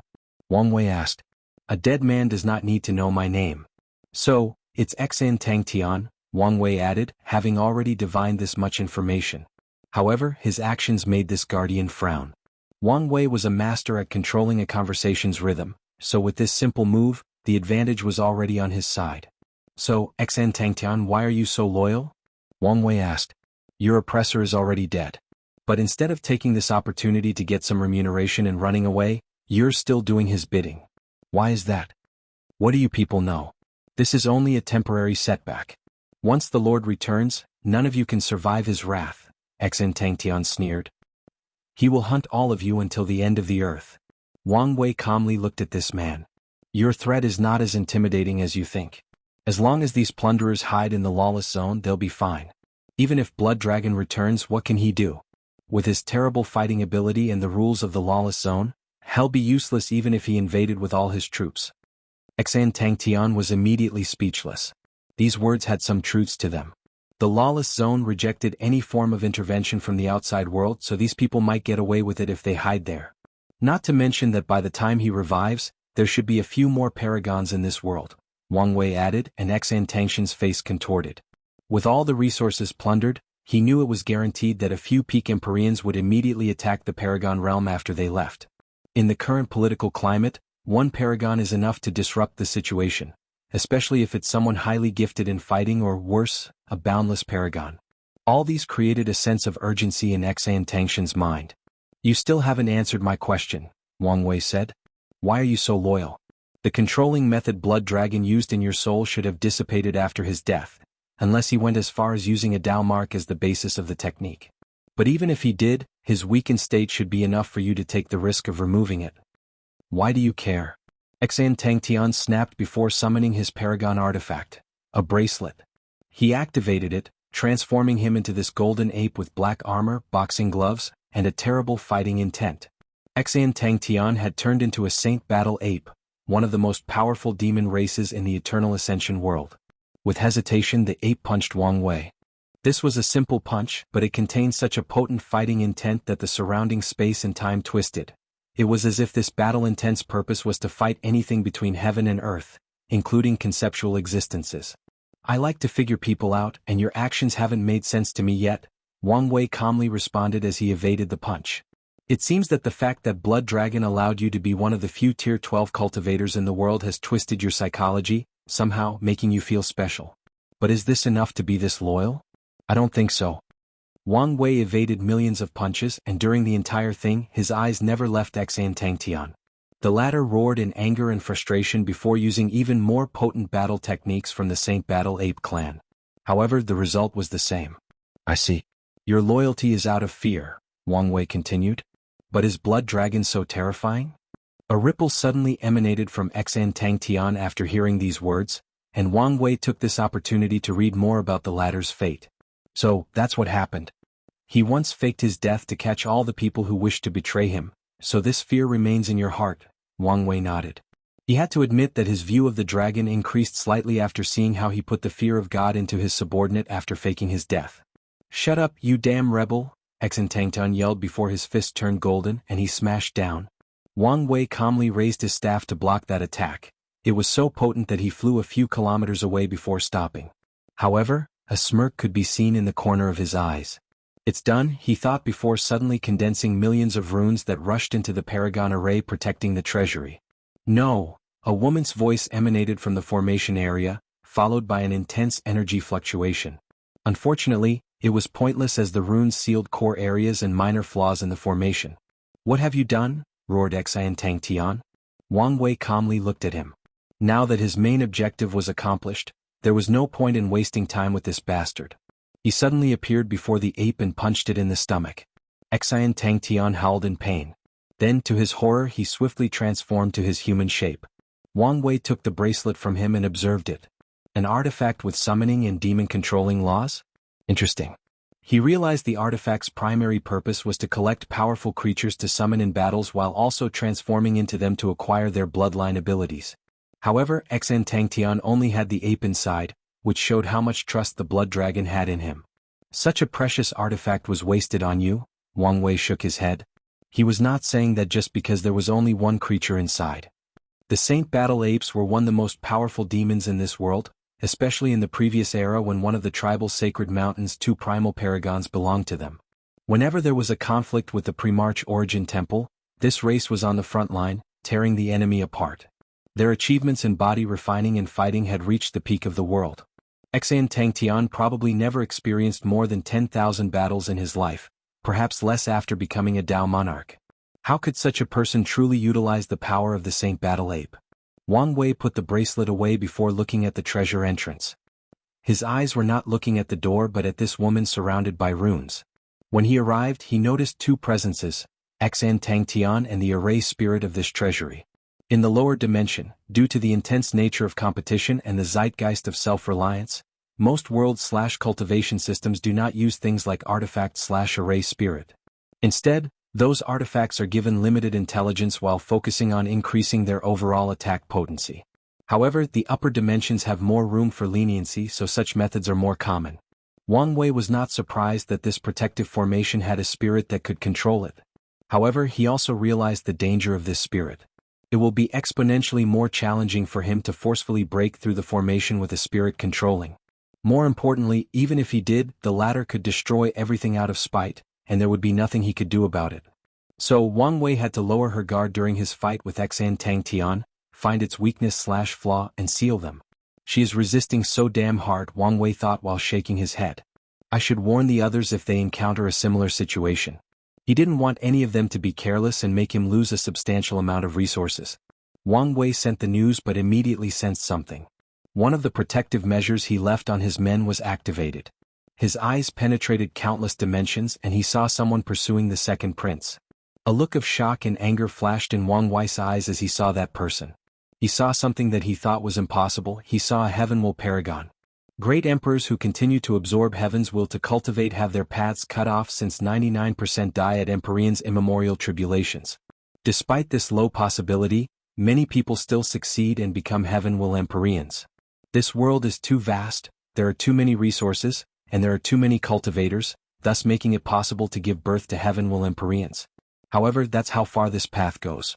None of them should be able to survive the Paragon tribulation. Damn it, that bastard blood dragon deserves to die by lynching, Wang Wei cursed. He knew what it would take to cultivate such an entity. The first was countless heaven wills, and the number was not just to develop someone to 90% grandiose. No, Wang Wei could predict that this bastard had experimented with countless people before he succeeded.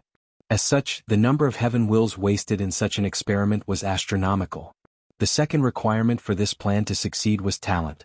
Only an extremely talented individual whose Tao heart, mind state, and willpower had reached the peak would have a chance at surviving the Paragon tribulation. No person/group with a sane mind would waste such a talent and force them to walk the heaven will path. But this bastard blood dragon did precisely that. Damn it, I want to revive this bastard to kill him again, Wang Wei said with gritted teeth. Such a talent would be considered a boundless paragon seed in any faction, but that dragon ruined it. As someone who loves talent, Wang Wei felt great pain. If you find any errors, ads pop up, ads redirect, broken links, non-standard content, etc., please let us know reports so we can fix it as soon as possible. Chapter 1288 Plunder, Finale, Unedited Chapter. Jia Ping's pursuer was relentless. A shroud of darkness enveloped the man, allowing him to teleport at an alarming rate. Even with Wang Wei's power taking him away, it's apparent that Jia Ping will soon be captured. Shadow Dao? Wang Wei thought. Not just that. He's a member of the Shadow Clan. A sudden realization dawned on Wang Wei. The Shadow Clan is a unique race with a miserable history. Their clan is born from the shadow. They can be classified as the Spirit Clan since they are shadows that have gained form and sentience. However, unlike the Spirit Clan whose awakening is random and has few numbers, the Shadow Clan had a unique world that gave birth to them. Besides their unparalleled ability to control Shadow Dao, the clan had one unique characteristic called ultimate allegiance. Once a Shadow Clan member surrenders to someone else, they will be loyal until death. More importantly, a Shadow Clan with a master is immune to 99% of methods that could force them to betray their masters. It's rare for an everlasting Empyrean's avatar to betray them, and methods to achieve such a feat are few in between. However, such methods that are usable against members of the Shadow Clan are even rarer. This ability made the Shadow Clan famous throughout the Eternal Ascension world, but it almost led to their extinction. The Shadow Clan members became a commodity, resulting in countless people hunting them down to train them into their most loyal subordinates. The hunting was so severe that it almost resulted in the clan's extinction. Luckily, fate did not wholly abandon the Shadow Clan. In the middle of the Golden Era, their clan gave birth to an unparalleled genius called the Shadow Monarch. He became a peak boundless paragon at record speed and sheltered his clan. The man was relentless in saving and protecting his clan members. It did not matter who they were, he would attack them if they captured his clan members. That goes for the 13 overlords. Ultimately, the world had to compromise and leave the Shadow Clan alone. These top lineages did not care about the Shadow Monarch's fighting prowess, but they feared his hiding abilities. The man had escaped countless times under the hands of primal paragons, and once he survived the attack of 3. The top lineages feared the Shadow Monarch would assassinate their top talents, so they compromised and left the Shadow Clan alone. However, the Shadow Monarch should have entered limbo after the ultimate taboo, again leaving his clan vulnerable. The Parasites attacked them, killing and capturing many branches. Luckily, the main branch had the means left by the Shadow Monarch and hid themselves from the world. With such a talent, he probably could have been the next Shadow Monarch, Wang Wei lamented with a sigh. Damn it, how stupid are these people? Can't they think for the long term? Even the overlords decided to leave the Shadow Clan alone, but they dared do this to their clan. How were they prepared to deal with the Shadow Monarch? Do they believe the two sons would protect them? Anyone with a bit of brain would not know that the Shadow Monarch will one day return, and given how the latter felt about his clan, the first thing he'll do is probably take revenge.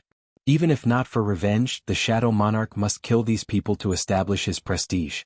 Otherwise, other people might start lusting after his clan again if he showed weakness. Wang Wei shook his head. He summoned 4-time clones before disappearing from his place.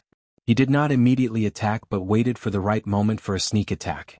His intuition warned him that if that person hid himself, he wouldn't be able to find him in his current state. Wang Wei controlled the power that was protecting Jia Ping, giving the shadow the sense that it was running out. The latter pounced on the opportunity, trying to catch Jia Ping. Here's my chance, Wang Wei thought. The shadow had paused and materialized, allowing him to act. The 4 clones appeared around the shadow and placed their staff around his neck, forming a magic circle that instantly sealed him. Lord, Jia Ping said in relief. Go finish your mission, Wang Wei said. Yes, and thank you for your help. Jia Ping departed and Wang Wei observed this shadow. If only I could convert him into my follower, he lamented. This was impossible. No matter his method, it won't work for this person. This shadow hasn't committed suicide because it still senses Blood Dragon's Dao mark. Once that is gone, it will also leave the mortal coil, following his lord. Wang Wei's eyes saw the shadow's Dao tree. The tree had 12 golden lights, starting from the root to the top, each light releasing an aura similar to Heaven's Will. Although it appeared that it only took 12 Heaven's Will to fill this tree, that is a lie. The first Heaven will light up the first 9 spots, and the 10th spot will release a slight yellow hue. The 10th spot will then turn golden after absorbing countless more Heaven Wills. Then the cultivator will repeat the process for the 11th and 12th spot. Wang Wei frowned as he observed the Dao tree. My conjecture was right. This thing might be a transcendent path. Most people disdain the Heaven Will path, and with good reasons. However, they also failed to see the uniqueness of this path, and that's the utilization of the Heaven Will. What is the Heaven Will? It's a key that grants direct access to the Grand Dao source. It allows Tier 9 cultivators to skip over 100 large cultivation realms and gain direct access to the Grand Dao source, the origin of all laws, rules, and Daos in the Chaos Universe. Such power represents the direct authority of Grand Dao. Wang Wei once asked his Wu Hong whether paragons could create Heaven Wills, and she answered no. Many have tried, but none have succeeded, including her. He then asked whether paragons could provide cultivators direct access to the Grand Dao source, bypassing the use of a Heaven Will. Wu Hong told him that only paragons who hold one of the 3,800 main positions have this power and can only give access to whatever Dao they cultivate. In other words, Wu Hong could only provide access to the sealing Grand Dao source. Emperors cultivated in this manner are called vassal emperors because they are essentially slaves to the paragons who gave them the key. The Dao they cultivate is the Dao of that paragon, thus limiting their achievements. Vassal emperors are not popular in most chaos worlds because of possible disloyalty, and their training time is as long as regular emperors. Instead of wasting time on them, most position paragons would just use their Grandsmith wheel and train more creation lifeforms.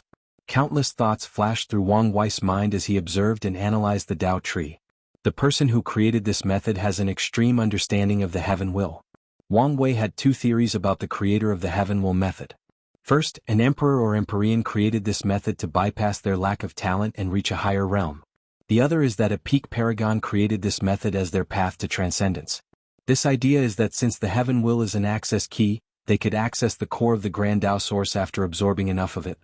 If someone could reach the core of the Grand Dao source, that would mean they had the same level of authority as the Grand Dao, Wang Wei theorized. Such access should be enough to make someone step into the realm of transcendence. But even if it didn't, the creator could still absorb power from the core to nourish their body and soul, thus pushing their strength and maybe realm to another level. I have to say it's an ingenious method, Wang Wei concluded. I don't know if this method is feasible, but it's worth researching, Wang Wei thought. This path of transcendence was worth researching once he reached the limit. Even if it's not possible, the idea is valuable. Wang Wei may not be able to enter the core of the Grand Dao source as a paragon, but it should be a different story once he's a half-step transcendent and has some means of confronting Grand Dao directly. I can use True Deception Dao with this Dao tree method to enter the core secretly and even steal some power from Grand Dao. This idea had plenty of applications for his future, so Wang Wei was excited. Gu Sun's Deception Dao might have been a joke before Heavenly Dao and Grand Dao now, but after becoming half-step transcendent and transforming from a chess piece to a chess player, this Dao will be truly valuable. I should start preparing for Deception Dao, Wang Wei thought. He plans to understand 100% of this Dao. However, Wang Wei also did not want to waste time slowly cultivating it. He thought that maybe half-step transcendent could easily understand the Grand Dao source, so there was no need to rush. However, he needed to prepare just in case. Wang Wei had 2 plans for this problem. The first one is to search for another double pupil and use it himself to copy the Deception Dao. However, such a method has too many restrictions, especially regarding how challenging it is to awaken the double pupil. So, he had to put his hope in the second plan. A project he called Dao Seed Planting. He'll find a talent and mold it into a genius that cultivates whatever Dao that he wishes. Then, when the time is right, he'll take their accomplished Dao fruit, allowing him to reach 100% Grand Dao source. That's how he plans to cultivate his professional Dao and his sub-Daos like Destruction and Soul. Now he only needs to add Deception to the mix. Wang Wei sensed a message, so he checked. Red Mask finally took control of the central array hub? Excellent. If you find any errors, ads pop up, ads redirect, broken links, non-standard content, etc. Please let us know reports so we can fix it as soon as possible.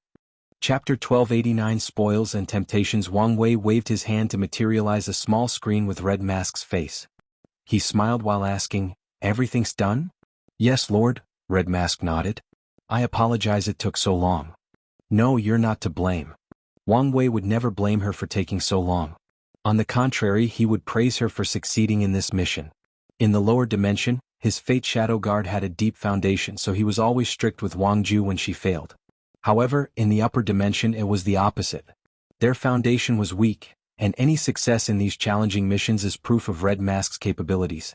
"You did an excellent job this time," Wang Wei said with a smile. "From now on, you're truly Wang Ju's successor." Red Mask's body trembled after hearing these words as she understood the implications. From now on, Wang Wei will trust her more, give her more power, and more importantly, he'll be more forgiven. She doesn't have to constantly worry about losing her job and position. Of course, this doesn't mean she's worry-free and doesn't have to work hard. However, she can now breathe a little. "Thank you for believing in me," Red Mask bowed. "You've earned it," Wang Wei nodded. "Anything else to report?" "Two things," Red Mask continued. "When I controlled the palace, I noticed a group of people with Xiao Tiandi. They had just captured a few of the Blood Dragon's descendants. They tried to leave with an errand-breaking formation, but I've activated all the palace's formations and captured them." "This must be Sun Zhenyo's group," Wang Wei muttered. "Sir, what do you want me to do with them?" "Send their leader a message to set up a meeting, then let them go," Wang Wei said. "As you wish. What's the second thing you wanted to report?" "I've discovered a secret area of the Dragon Palace," Red Mask continued. "According to my analysis, it should be where Blood Dragon kept most of the information from his spy agency. However, that area has an independent array system and central hub, so we might need to use force to enter."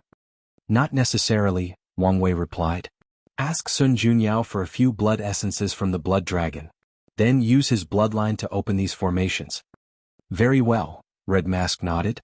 "We are about to expand," Wang Wei continued. "Are you prepared?" "I am, sir," Red Mask responded. As soon as she knew the content of her mission, she understood the number of resources they were about to acquire, so she had already planned how to utilize them properly and expand the Fate Shadow Guards. "Good," Wang Wei nodded, very pleased. Red Mask was not only good at her job, she can also anticipate his next moves and prepare in advance. That only means that, slowly and steadily, she's approaching Wang Ju's level. After dismissing the communication, Wang Wei sent a message to everyone else to gather at the central hall once their missions were done before heading into the treasury. Wang Wei immediately salivated. The first thing he noticed was the number of resources below Tier 10. There were so many that even if he combined the resources from the lower dimension, it would only be a fraction of the ones in this treasury. That's truly absurd if you think about how many resources there are for Tier 9 and below across all 3,800 world communities. Wang Wei continued deep into this treasury, and he felt a sense of overwhelming greed seething in his mind. He had to pause, take a moment, and calm his rampaging mind. He understood that if he allowed this greed to influence him, he would take all these resources without sharing them with his men, leading to numerous problems. Although he could suppress his problems with his overwhelming strength, such an act would ruin his reputation among his men and, more importantly, destroy his plans to turn these people into his true followers. He would not do such a short-sighted thing. "I cannot use all these resources even if I wanted to. And as the leader, I control it and can use the most precious one, so why ruin my future for a temporary sense of satisfaction?" Wang Wei thought as he exhaled. "Plus, if this small amount of wealth is enough to influence my mind, then I would be disappointed in myself." Wang Wei opened his mind and he was back to his original self. However, he frowned. "It seems my mind is not as perfect as I thought," he muttered. Wang Wei always knew he was greedy. His capitalist tendency to pursue the maximum profit in any situation has become a core aspect of his personality. However, he thought he had absolute control over his greed, but today's events prove him otherwise. "It's time for me to cultivate my mind and temper my Tao heart," Wang Wei muttered. "Maybe even update my ever-changing Tao heart. If I can experience the life of a man who controls all the wealth in the world and can give up that wealth, my mind should sublimate to another level." Wang Wei has been tempering his mind and Tao heart the natural way through a long life and experiencing things. However, this approach seemed insufficient and he needed to take some steps. Wang Wei sighed, "I have so much to do, but something tells me I don't have much time." He continued observing the things in the treasury, and as expected, there were so many rare things. Wang Wei knew he would not have to worry about resources for a long time. He also has some expectations for the other Parasites treasury. After 30 minutes, Wang Wei left the treasury with a few things. The first was all the resources he needed to cultivate his body, soul, and willpower. During most of Wang Wei's cultivation journey, he never needed to worry about his soul and willpower. However, his body and Tao were about to catch up to those two things, meaning it was about time he emphasized cultivating them. He could wait until his body and Tao catch up to achieve perfect unity, but that approach would only delay him. Since he was confident in raising his other aspects to the peak, it's best to raise his soul and willpower to the limit and wait for them to catch up and achieve unity of the essence, spirit, and qi. The second thing that Wang Wei took from the treasury was all the Tier 11 longevity resources. He kept the Eternal Life Wood and the Second Life Pill, granting an additional 2 extra lives. With the one he had remaining, that's a total of 3. However, Wang Wei was not too excited about this since he had a feeling that these things might become useless after entering the taboo realm. These longevity resources might treat him as a paragon and become useless after achieving taboo strength. The good news is there were enough longevity resources to reward 3 of his most capable men, Monk, Dulgun, and Jiaping. As for the flame blacksmith, Wang Wei will reward him with an innate purple flame, a heavenly flame born between heaven and earth, but the rank is tier 12. As long as the flame blacksmith succeeds in refining this flame, his soul will enter paragon quantity, and his soul power will reach that level in quantity. Then, the blacksmith will become a talent capable of refining paragon tier artifacts while being an Empyrean. Such achievement will enhance his luck, allowing him to achieve white luck or come close to it. Of course, refining such a powerful flame is a risk. Under normal circumstances, Wang Wei would never have allowed such a thing. However, the flame blacksmith has the talent to succeed, and more importantly, Wang Wei now has enough resources to ensure his survival in case something occurs. I can't believe I found the path refining stone, Wang Wei thought with a smile. This thing could be said to be valuable while at the same time not so much. This thing had little effect on most cultivators who only pursue strength and eternal life. However, for someone like Wang Wei who has a pursuit besides the basic one, this stone is valuable beyond words. That's because it allows him to experience the life of people on a similar path but with a different approach. For example, Wang Wei wants absolute freedom, but there are different ways to approach this goal. He chose the way of control. His way of achieving freedom is by controlling everything and even having the power to take others' freedom. However, someone else might have a different approach. They might want to detach themselves from the rules and just break free from their restraints without being a controlled freak like Wang Wei. With the stone, Wang Wei can experience the lives of these people on the same path as him, learn from them and temper his mind, Tao heart and his path to freedom. If you find any errors, ads pop up, ads redirect, broken links, non-standard content, etc., please let us know reports so we can fix it as soon as possible. Chapter 1290 Devouring Cauldron, Unedited Chapter. Wang Wei returned to the throne room to wait for the others. As he sat there in boredom, looking at the luxurious room, he secretly complained that the people of this world loved thrones too much, forgetting he was the same.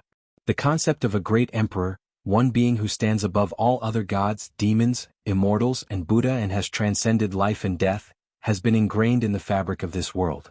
Their existence has influenced all aspects of life, including culture and architecture. That's why kings or rulers of dynasties, kingdoms and empires cannot call themselves emperors unless they've proved the Tao. That's why most cultivators tier 10 and above, even if not an emperor, will build a throne room in their residence. I wonder what her throne room is like, Wang Wei thought, thinking that his future wife's throne might be even more extravagant than this one. While Wang Wei was distracted, his people began to return, starting with the people whose mission was to divert the enemy's focus. Once everybody was here, Wang Wei finally regained his focus. He first glanced at Monk and the Flame Blacksmiths group since they brought a group of people, many with resolute looks on their faces. However, his attention was soon focused on the second prince, Jiaping. The other was tasked with taking over Blood Dragon's cultivation room, so why did he bring a captured prisoner? Who is this? Wang Wei asked, looking at the handsome everlasting Empyrean with a devilish aura that would probably make many women lose their minds over him. Lord, he's a heavenly devil that cultivated devouring Tao. As soon as he said these words, everyone focused on the handsome young man. They knew what these words represented. Devour/swallowing Tao is a potent but innately evil Tao. This world does not differentiate much between evil and righteous cultivators. After all, even the weakest great emperors have such a high karma resistance that it's pointless to care how many people they killed. As long as devil cultivators stay away from these top lineages, they can do whatever they please. The world is too vast, and there are plenty of places for them to do whatever they please. Due to this mindset, most cultivators will not care if someone cultivates Devour Dao. It's the opposite. Most people will recruit them since it is an outlaw Dao unless you're lucky enough to have cultivated it in certain worlds in the lower dimension. Of course, there is an exception to this world, when the devouring cultivator walks the path of the heavenly devil. Since ancient times, devouring cultivators have held most of the records for the fastest cultivation, and that statement holds throughout the Chaos universe. But why is that? After swallowing them, could they acquire a person's percentage of the Grand Dao source? No. Grand Dao would not leave such a loophole for them to exploit. Devouring cultivators don't have this ability until they've reached the peak of their Dao, and even then there are some restrictions. Devouring cultivators can turn what they swallowed into the purest Dao rhymes, which can accelerate cultivation speed. These pure Dao rhymes may not be as good as merit, but they are better than most pills, and there are plenty of them as long as the heavenly devil continues to swallow emperors, empyreans, and even paragons. Could it be? Wang Wei asked. Yes, Jianghu nodded. Blood Dragon kept him in captivity so he would refine Dao rhymes for him. This guy is truly useless, Wang Wei thought. With all these resources and advantages, the Blood Dragon's cultivation was still only 93% Grand Dao source. More importantly, he knows how to play with fire. Wang Wei only took a glance at this little devil to figure out the latter was slowly planning to swallow the Blood Dragon, and honestly, given how stupid the dragon was, Wang Wei believed the little devil might have succeeded. After all, his cultivation was the peak of the Empyrean realm. With how suspicious Blood Dragon was, it was a remarkable feat for him to convince him to reach such a level, probably with the promise of making more precious Dao rhymes with higher cultivation.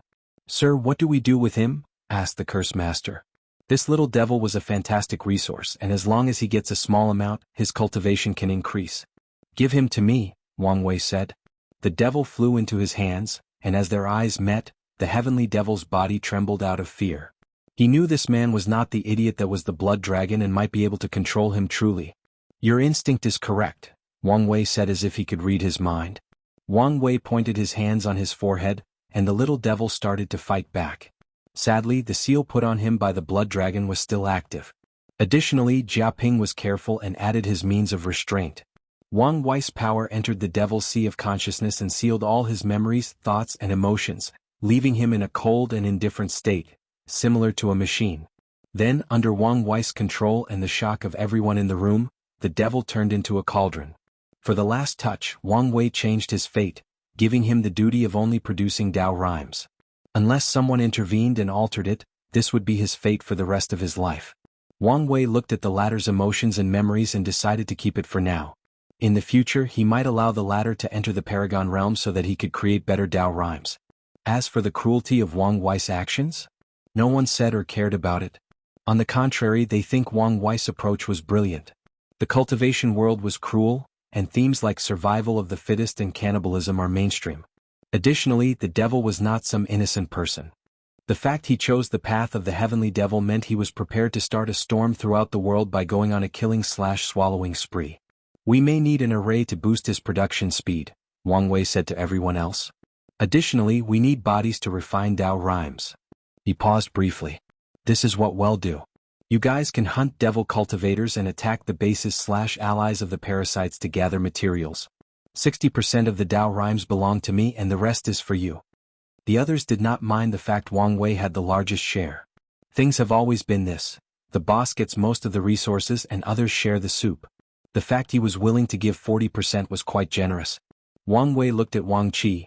Organize a group to look for tombs or places of mass sealing. Emperor's tombs are not actual places to bury the dead, but places to ensure an emperor can revive themselves without interference from their enemies. Not everyone has enough resources to provide a rapid revival, so most emperors will create isolated tombs to ensure their return.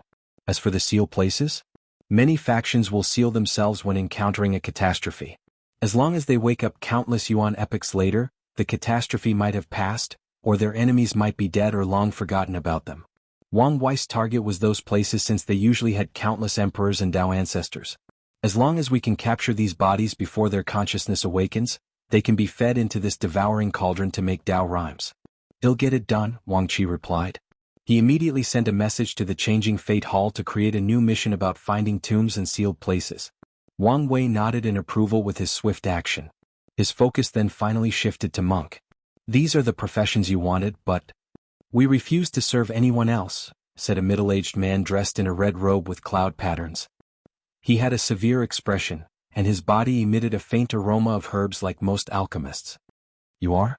Wang Wei asked. Empyrean Cloud Flame, the middle-aged man responded. And as I said, we refuse to work for anyone else, even if it means our death. Wang Wei calmly looked at this man and the others. They were not joking. All these professions have already planted a command in their soul. As long as someone remotely gets close, it will detonate, killing them instantly. They are determined, Wang Wei thought. He knew that force was out of the question since he was not skilled enough and sold out to prevent these people from killing themselves. Any of you can do anything about this situation? Wang Wei asked his men, but no one had a solution. Our barbarian race is an expert in ceremonial magic, Dulgun said. So, if you give me time and can trick them into the location, I might be able to stop them from killing themselves. How much time are we talking about? Wang Wei asked. Too much. Dulgun did not say a number since she knew it was too much. She only brought it up to raise her value in the eyes of the boss, not to provide an actual solution. I guess he'll have to sweet-talk them, Wang Wei thought. If you find any errors, ads pop up, ads redirect, broken links, non-standard content, etc. Please let us know reports so we can fix it as soon as possible. Chapter 1291 Kong's Contribution. I understand how you feel, Wang Wei said as he looked at this group. He raised his hands to stop them after noticing they were about to explode due to his words. Although I haven't lived a similar experience, I can understand, Wang Wei continued. You spent your entire life studying a profession, and after years of hard work and success, your status is noble and respected. No matter the place or time, alchemists or other professions are respected, and that's because the ratio of cultivators to professions is too low. The world is vast and there are plenty of resources. However, no matter how many professionals there are, it will never be enough for the entire world. Even top lineages who can cultivate their own profession often feel they do not have enough. However, Wang Wei continued, just as you were about to reap the fruit of your labor, these parasites came into power. They took away your pride, status, and more importantly, your dignity. They turned you into, well, to put it directly, into slaves.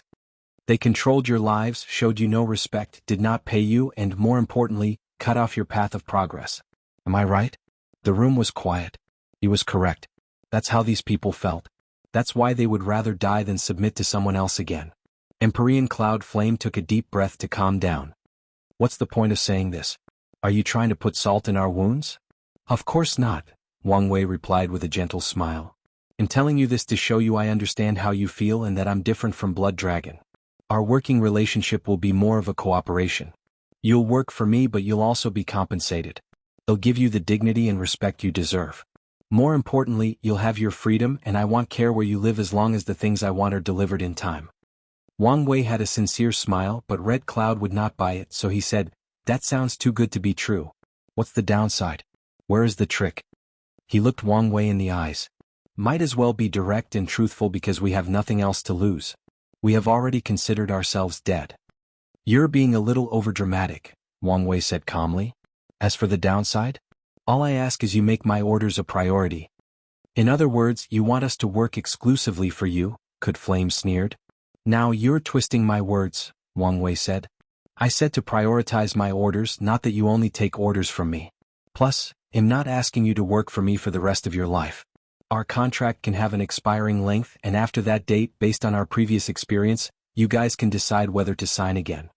These professionals took a moment to consider. They have to admit that if Wang Wei was telling the truth, he did give them enough freedom and return power and dignity to them. And what if we refuse to work with you? Cloud Flame asked. His words brought everyone's attention to Wang Wei again. Simultaneously, these professionals were glad they chose him as a representative since he could ask the hard questions. Nothing will happen. You can live if you don't want to work with me, Wang Wei replied calmly. You expect me to believe that? Red Cloud sneered. What do you want me to say? Kill you? I don't need to do that since others will do it for me. What do you mean by that?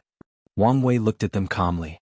All of you are in this predicament because you were talented but your background was weak. These parasites would not dare capture the professionals from these top lineages. They would instead secretly and openly assassinate them but not dare use them. After leaving this place, what do you think will happen to you guys, talented professionals who have no potent background to protect you?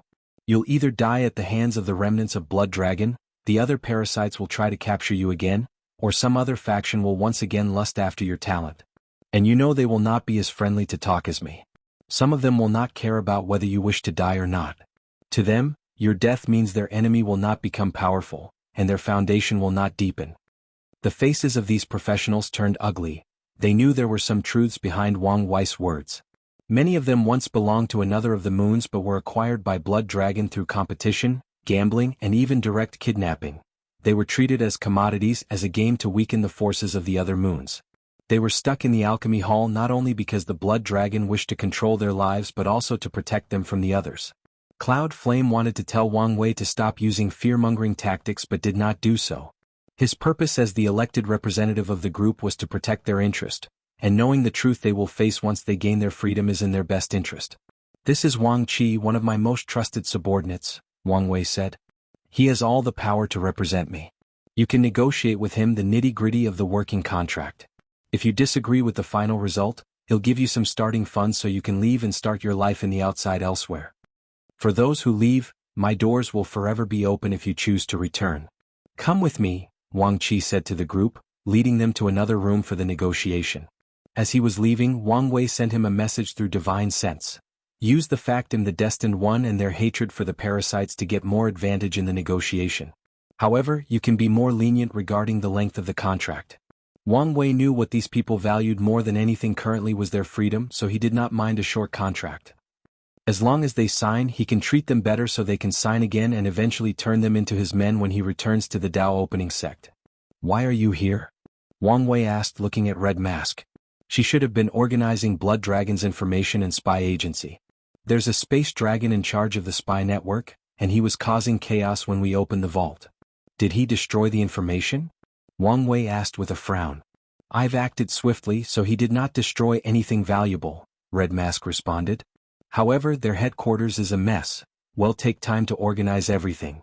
Wang Wei looked in the distance and saw through their headquarters. The space dragon liked to keep the information on paper instead of recording jades or other storage means. To ensure nothing happened to these documents, the space dragon made these papers from his scale, making them extremely hard to destroy. The headquarters was now full of paper everywhere, and the Fate Shadow Guards were organizing it. Another waste of resources, Wang Wei thought. How valuable was dragon scale and how easy was it to acquire? The dragon race has long known how valuable their scales were, so they've developed methods of shedding and using them for various reasons, including exchanging resources with other races. Although many dragons think such an act is beneath them, many others don't care so much, especially in desperate times.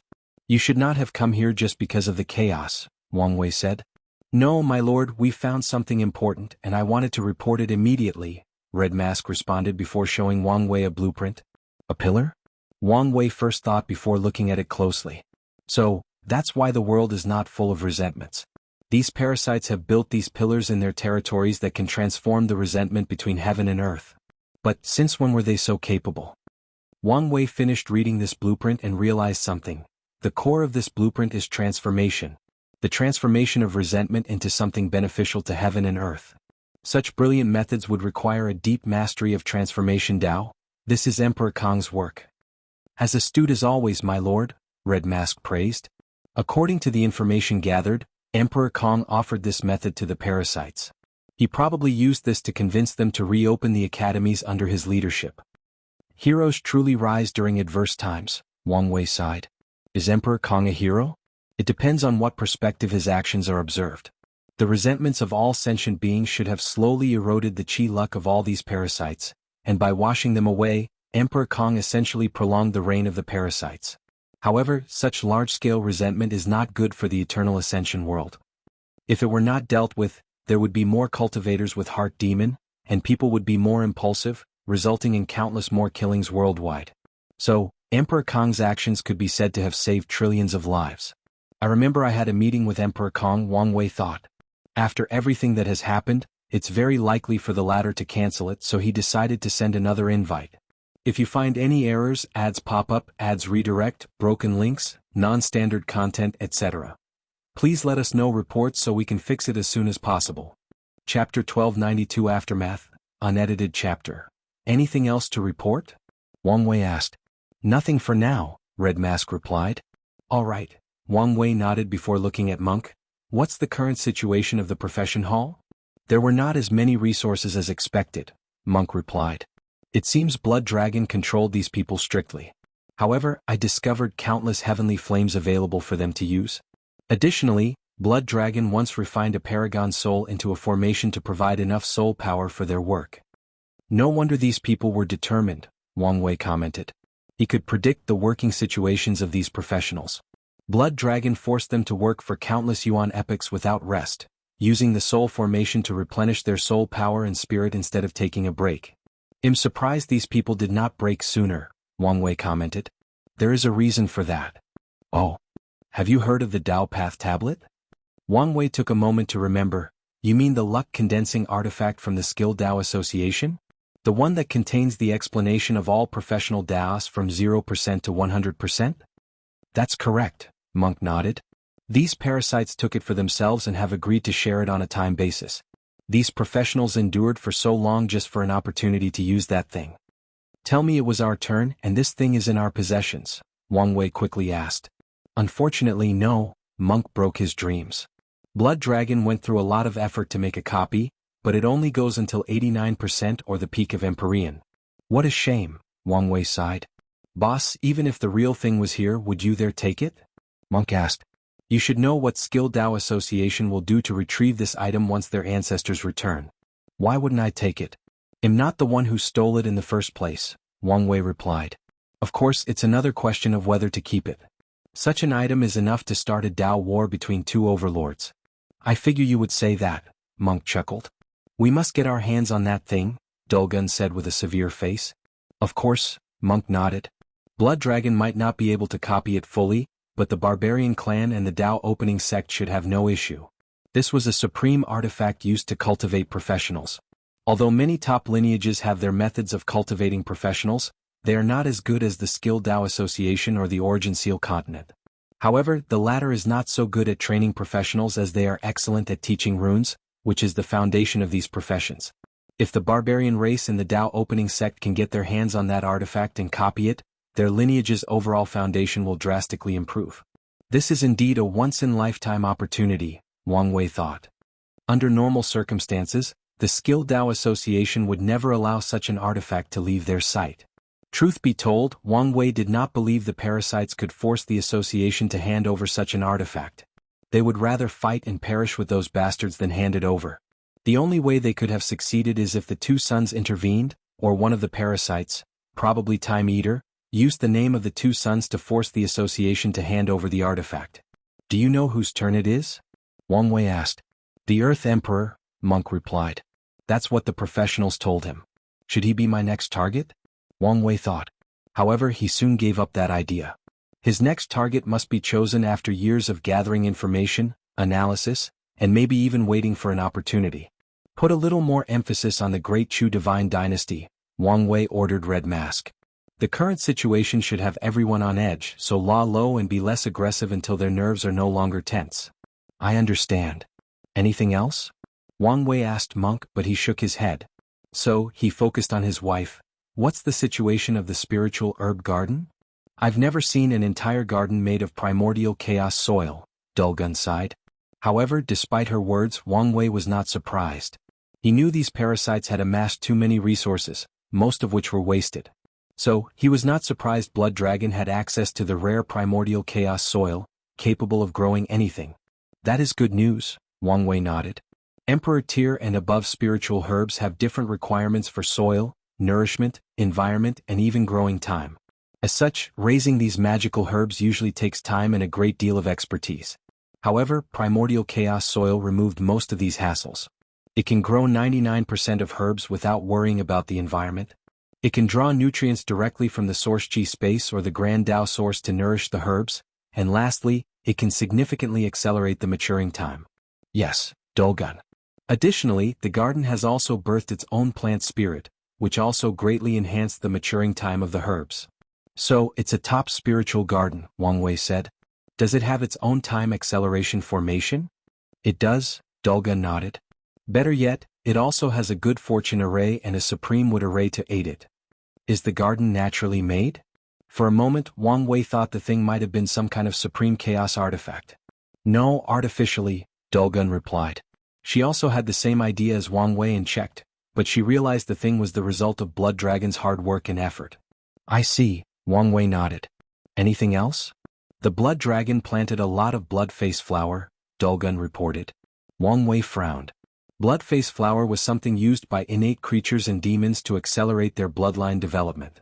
However, this thing should have been useless to the Blood Dragon since his bloodline had matured by the time he had proven the Tao.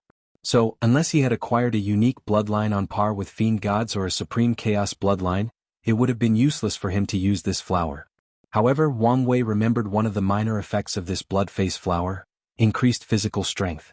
As long as someone has a decent enough bloodline, they can continue to take this flower and improve the strength of their physical bodies. So, this bastard was afraid of the pain of true body refining, so he decided to take the easy way out, Wang Wei commented.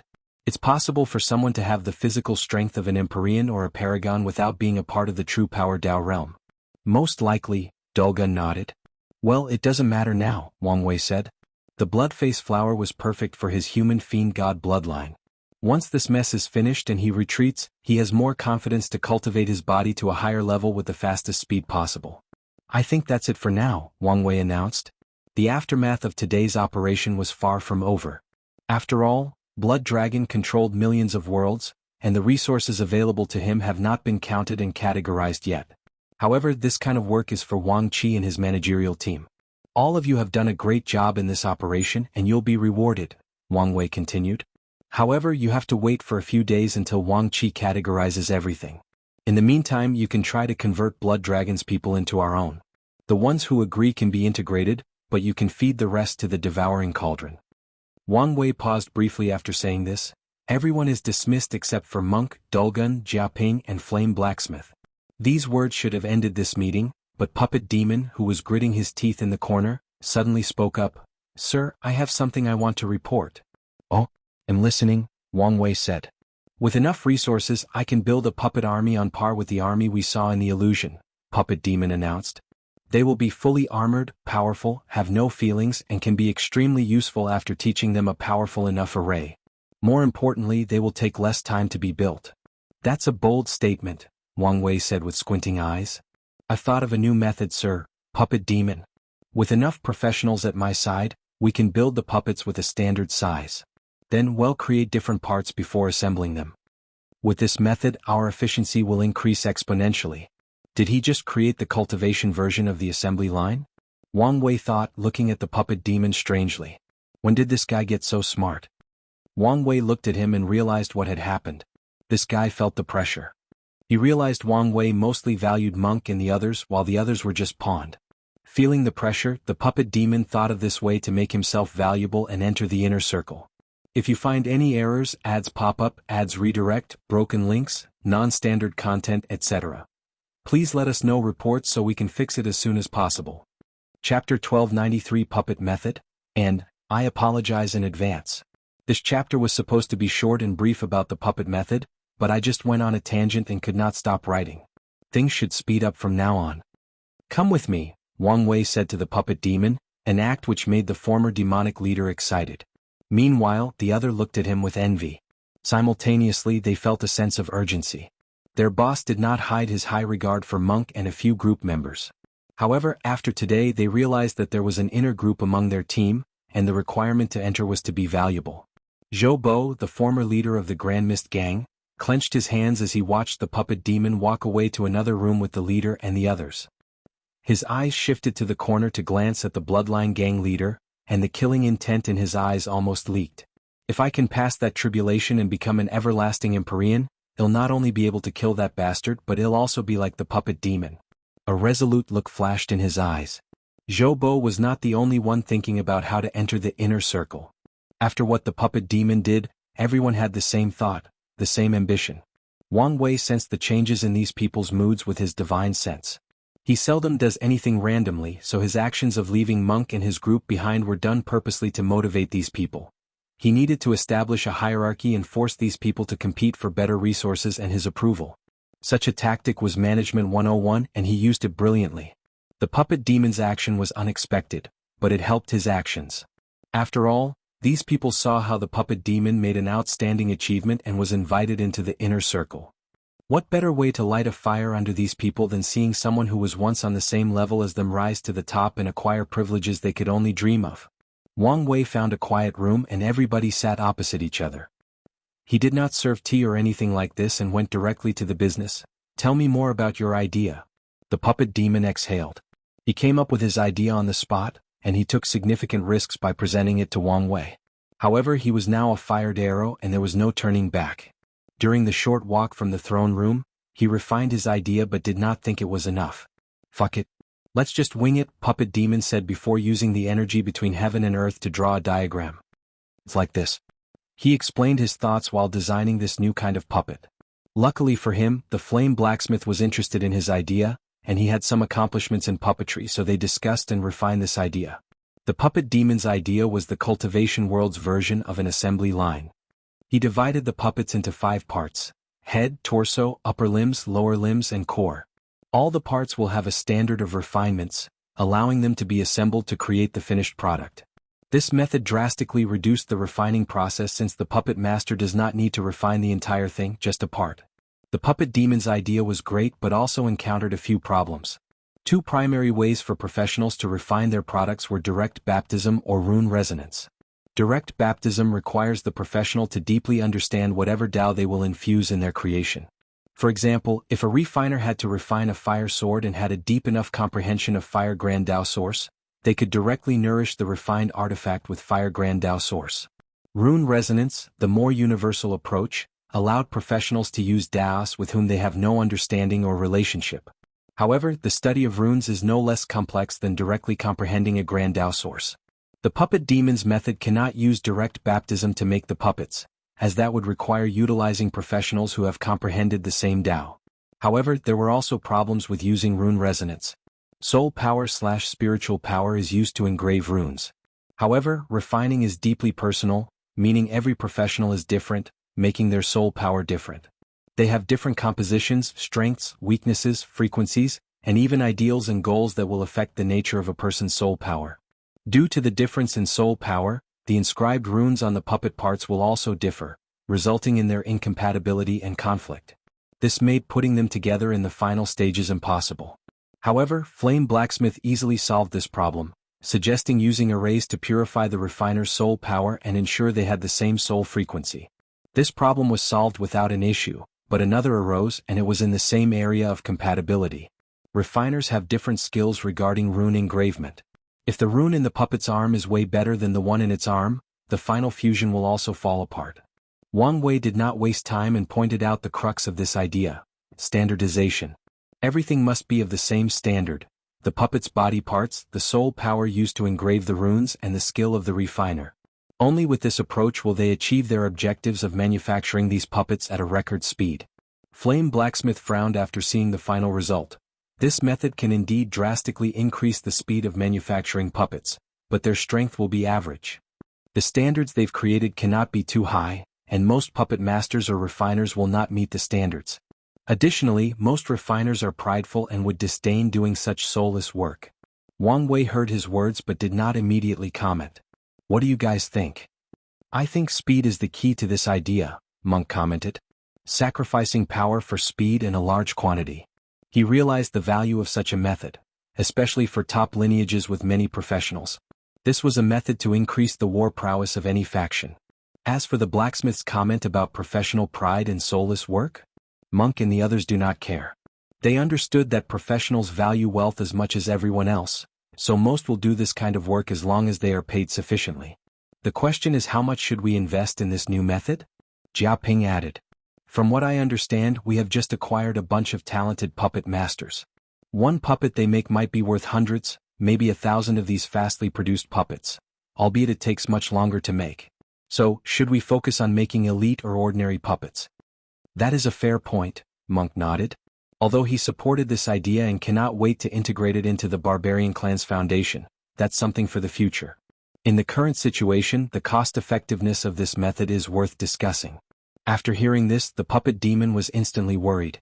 The value of his idea will determine his future in this group, meaning it would be a significant blow to his future if the leader decided this idea was not currently applicable.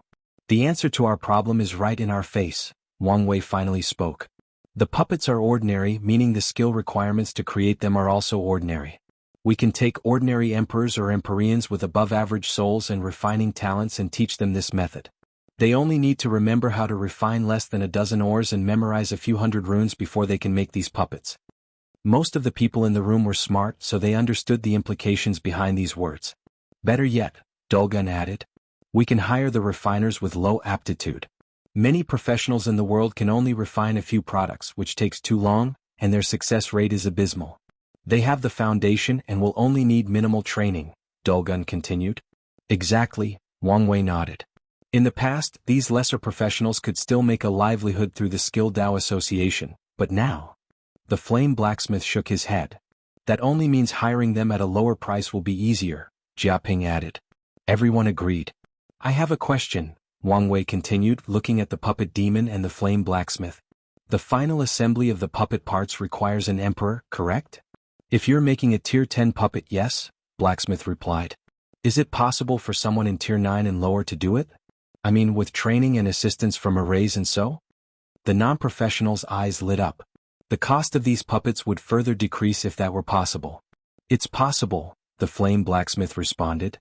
The last assembly does not require much skill, so depending on the cultivation systems, a quasi-emperor should be able to handle it after the necessary training and assistance from arrays. That's good news, Wang Wei said with a smile.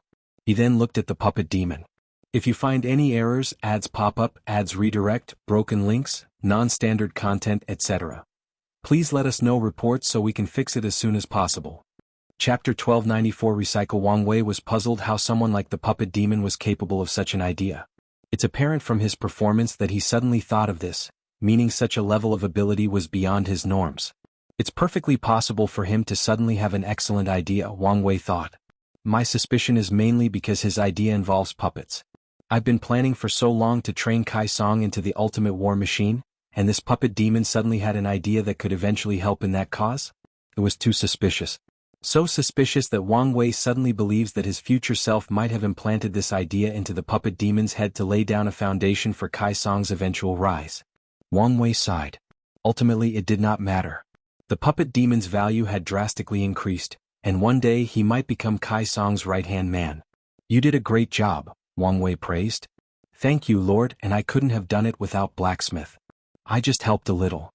The blacksmith had his pride, so he would not take or share credit for something like that. You'll be in charge of this operation, Wang Wei said, cutting them off. You'll have all the necessary resources, but you shouldn't neglect your training. It'll reward you with a few tier 12 ores for you to make your puppet core. The puppet demon's eyes lit up. Building a tier 12 core? Well, his skills were not enough for something like this. However, he could build the best tier 11 core, and as long as he enters the next rank, his core will also evolve. Thank you for the reward, Lord.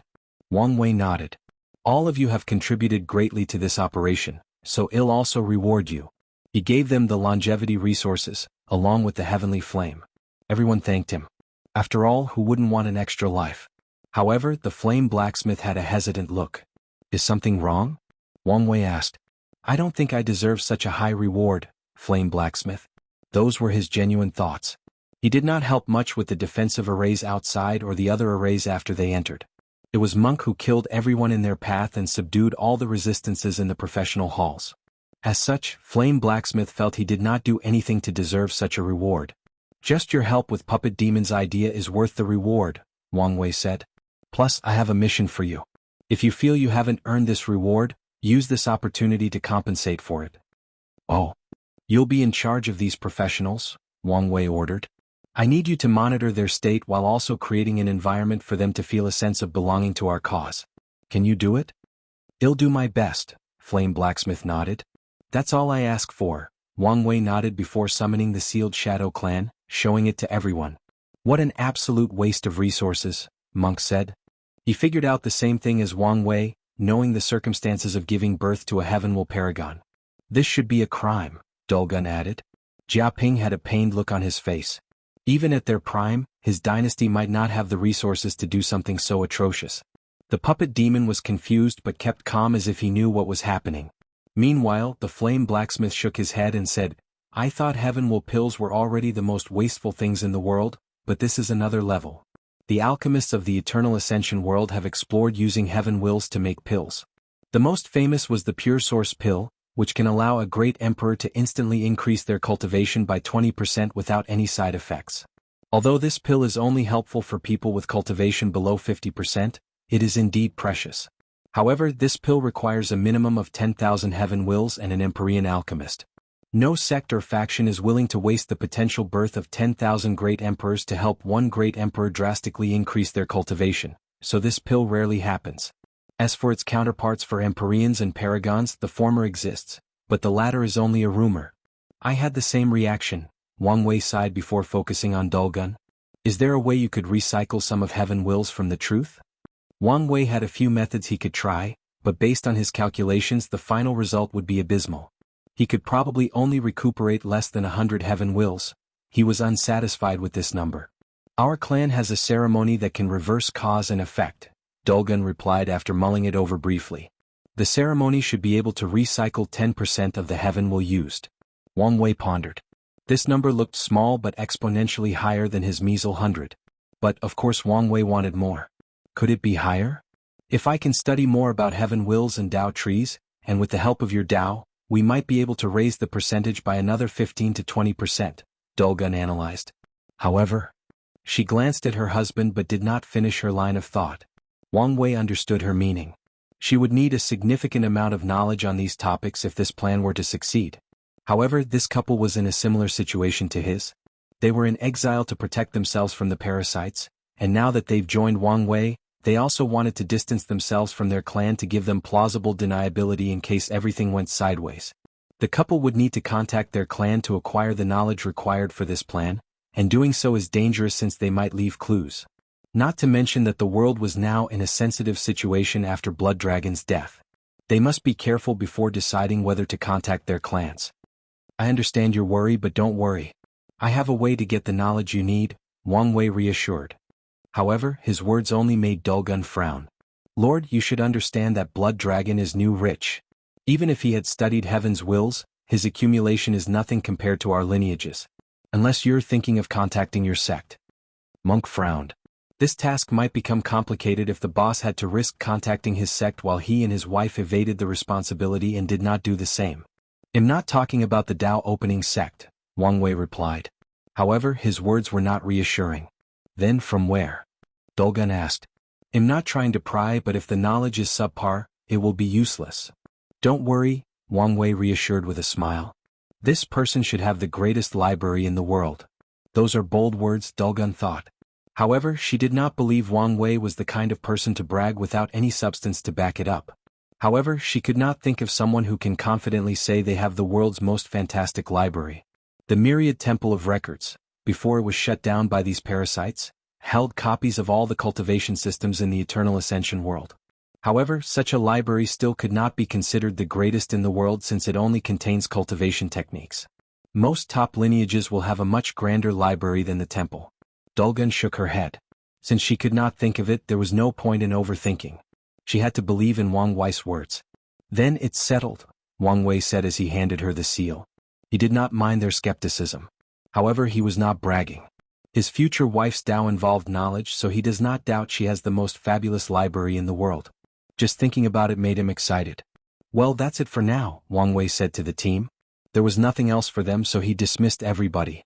However, he also warned them not to let this victory get into their heads since they had a long way to go, especially since this victory resulted from someone else's work. He also warned them to use the resources available to increase their strength as much as possible. Wang Wei already predicted that supreme unity is about to move, and a significant storm is about to envelop the world. Their team was powerful but far from enough to ensure everyone's safety in the upcoming chaos. Everybody left, but Monk stayed. "Is everything all right?" Wang Wei asked. "Yes," Monk nodded. "I have a technique that I want your opinion on." Monk condensed a talisman that flew into Wang Wei's hands. With a cursory glance, Wang Wei could tell this was a technique to enter the battle taboo realm. He expected this since he noticed Monk was slightly obsessed with Jia Ping's talent classification. Wang Wei read the entire thing. The technique was a prototype and needed to be perfected, but the overall outline and purpose were already created. However, once he finished, his first words were you trying to kill yourself? If you find any errors, ads pop up, ads redirect, broken links, non-standard content, etc. Please let us know reports so we can fix it as soon as possible. Chapter 1295 First meeting Monk was not surprised by these words. He wanted to enter the battle taboo realm, and since that involved achieving Paragon strength, he thought of using his clone ability. He would use countless resources to condense a Paragon tier clone before condensing it into a giant heart to absorb. The idea is sound and foolproof. The giant heart should push Monk's strength to the level of Paragon. However, after creating this technique, he realized his method was wrong. The final result of fusing with that heart will be his death through explosion. His body cannot bear the power/energy of that heart.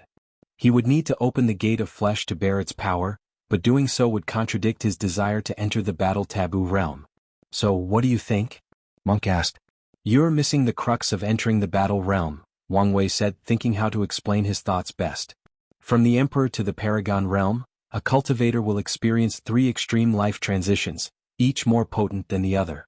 The difference between the second, Empyrean, and third transition, Paragon, is exceptionally vast, and the process of entering the battle taboo realm is an attempt for a second transition life form to have the strength of a third transition life form.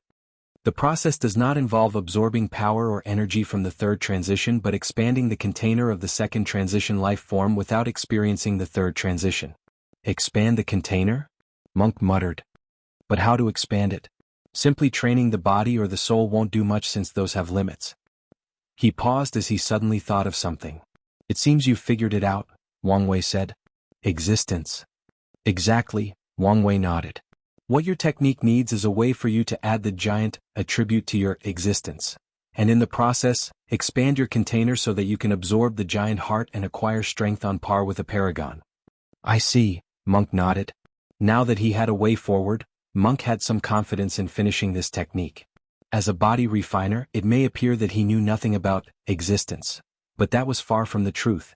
After opening the gate of power, all true Power Dao realm cultivators will have the characteristic indestructible added to their existence. In the process, they also gain some understanding of this thing. With this foundation, Monk now had a direction to work toward. Thank you very much. No problem, Wang Wei nodded. He could see that Monk was excited to explore this new idea, so he dismissed him. However, Wang Wei did not grant him any of his experiences of achieving taboo. It was not because the perfect foundation was too valuable. He could have separated some of the parts pertaining to Monk from that technique to share them with him. Wang Wei was also not jealous or fearful that Monk would grow more powerful than him. He did so only because he wanted to test the barbarian clan's foundation.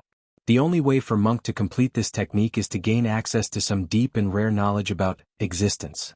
So he must contact his clan. Based on the result, Wang Wei will have a fairer analysis of this top lineage's ability and judge their values as a future ally. Wang Wei was confident he would achieve half-step Transcendent, meaning the Dao opening sect would become a Transcendent lineage. Eventually, he will have to judge his allies and enemies based on whether they can keep up with him or will be sidelined or worse, become useless. Don't become too obsessed with this technique and forget to cultivate, Wang Wei warned the departing monk.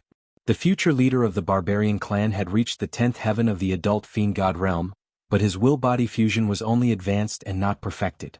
Wang Wei did not want him to neglect his cultivation and be distracted. I want, Monk said from a distance. Time passed and a week later Wang Wei met with Wang Qi again.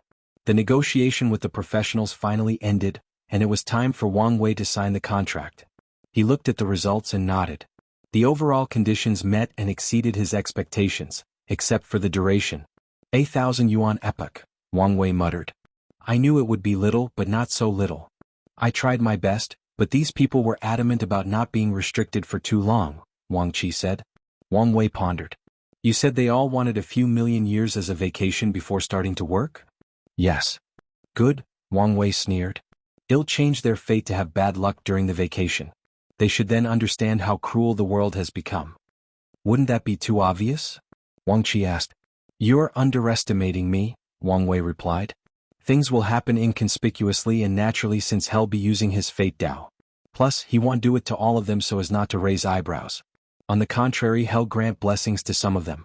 The ones with bad luck will realize the need for a towering tree to protect them, while the ones with good luck will be weary of suffering the same fate as their counterparts. That's fine, Wang Qi nodded. What about the people who refused to join? Not all the professionals agreed to work for them. In fact, a significant number of them wanted their freedom at all costs. Leave them be.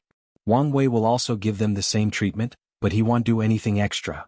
His goal is to get these people to change their minds. If they don't, it won't affect him that much. Wang Wei signed the contract. Then he held a banquet for these professionals, living up to his words of treating them with respect and dignity. Once that was done, Wang Wei was free since Red Mask was still organizing the documents. Wang Wei stood in his room looking into the distance. Some things must be faced head-on, he muttered before drawing a talisman in the air that broke the void. He received a response a few minutes later, so he changed his clothes into a more regal purple and gold robe with a black crown that tied his hair and a white belt around his waist. Once he was ready, he created a portal before him and waited until he felt it was connected on the other side before walking through it. As he walked through the door, he saw a beautiful woman dressed in a simple white dress. There was nothing extravagant about this dress, not even any accessories except for a silver ring on her right index finger, but such simplicity perfectly matched her beauty. Her long black hair dripped down her back. The contrast with her white clothes made her appear as the embodiment of yin and yang. Wang Wei was momentarily lost in her eyes. Wu Hong had worn white dresses before, but her aura was completely different than now. It was hard for her to hide her domineering presence, so even when she chose an aesthetic of purity, there was always a subtle hint of power and nobility. However, today Wang Wei saw her in the ultimate form of purity. I wonder, who do you see? Sun Junyao asked in her soft and angelic voice. Wang Wei finally woke up and honestly looked at her. It seems this question is very important to you. It is, Sun Junyao answered honestly. With this brief exchange, Wang Wei figured out plenty about what kind of person she was. So, he sighed and replied, I'm afraid you'll be disappointed. Sun Junyao frowned. You have someone else in your heart? I do. That is indeed disappointing. She did not fall in love with Wang Wei at first sight. She had been looking forward to their meeting because she hoped that the person fate chose as her partner might be able to see her true face. All her life, Sun Junyao has been a faceless woman, and she wished for nothing more than for that to change. Come have a seat and let's have a proper chat, Sun Junyao said. She still had some hope that maybe he could still help her. She led Wang Wei to a pavilion nearby. Wang Wei recognized this place was similar to the one Xiao Qiandi invited him, with the lake, flowers, spirits and rainbows. As they sat opposite each other with a table in between, Sun Junyao served tea. Wang Wei took a sip and said, I don't want to have any misconceptions between us, so I want to make things clear. I come to break off the cause and effect between us. Is that so? Sun Junyao nodded, slightly surprised. In the past week, she used her terrible spy network to find people from the lower dimension and get as much information about Wang Wei as possible. As such, she knew he remained loyal to his wife despite achieving unprecedented power and status in the lower dimension. She calculated that this might be one of his reactions after meeting her, especially after knowing that Wang Wei's wife might be related to Empress Wu. Her surprise originated from the fact that he had no hesitation after seeing her. If you find any errors, ads pop up, ads redirect, broken links, non-standard content, etc., please let us know reports so we can fix it as soon as possible. Chapter 1296 Perfect Match. I appreciate your frankness, Sun Junyao answered. Cultivators on her level have a different perspective about fated love. Some embrace it, some are indifferent, and others find it disgusting. Sun Junyao was in the indifferent category. She only had expectations for Wang Wei because she thought he might be able to help with her situation. Wang Wei secretly sighed in relief. What he feared the most was she made a big deal out of this.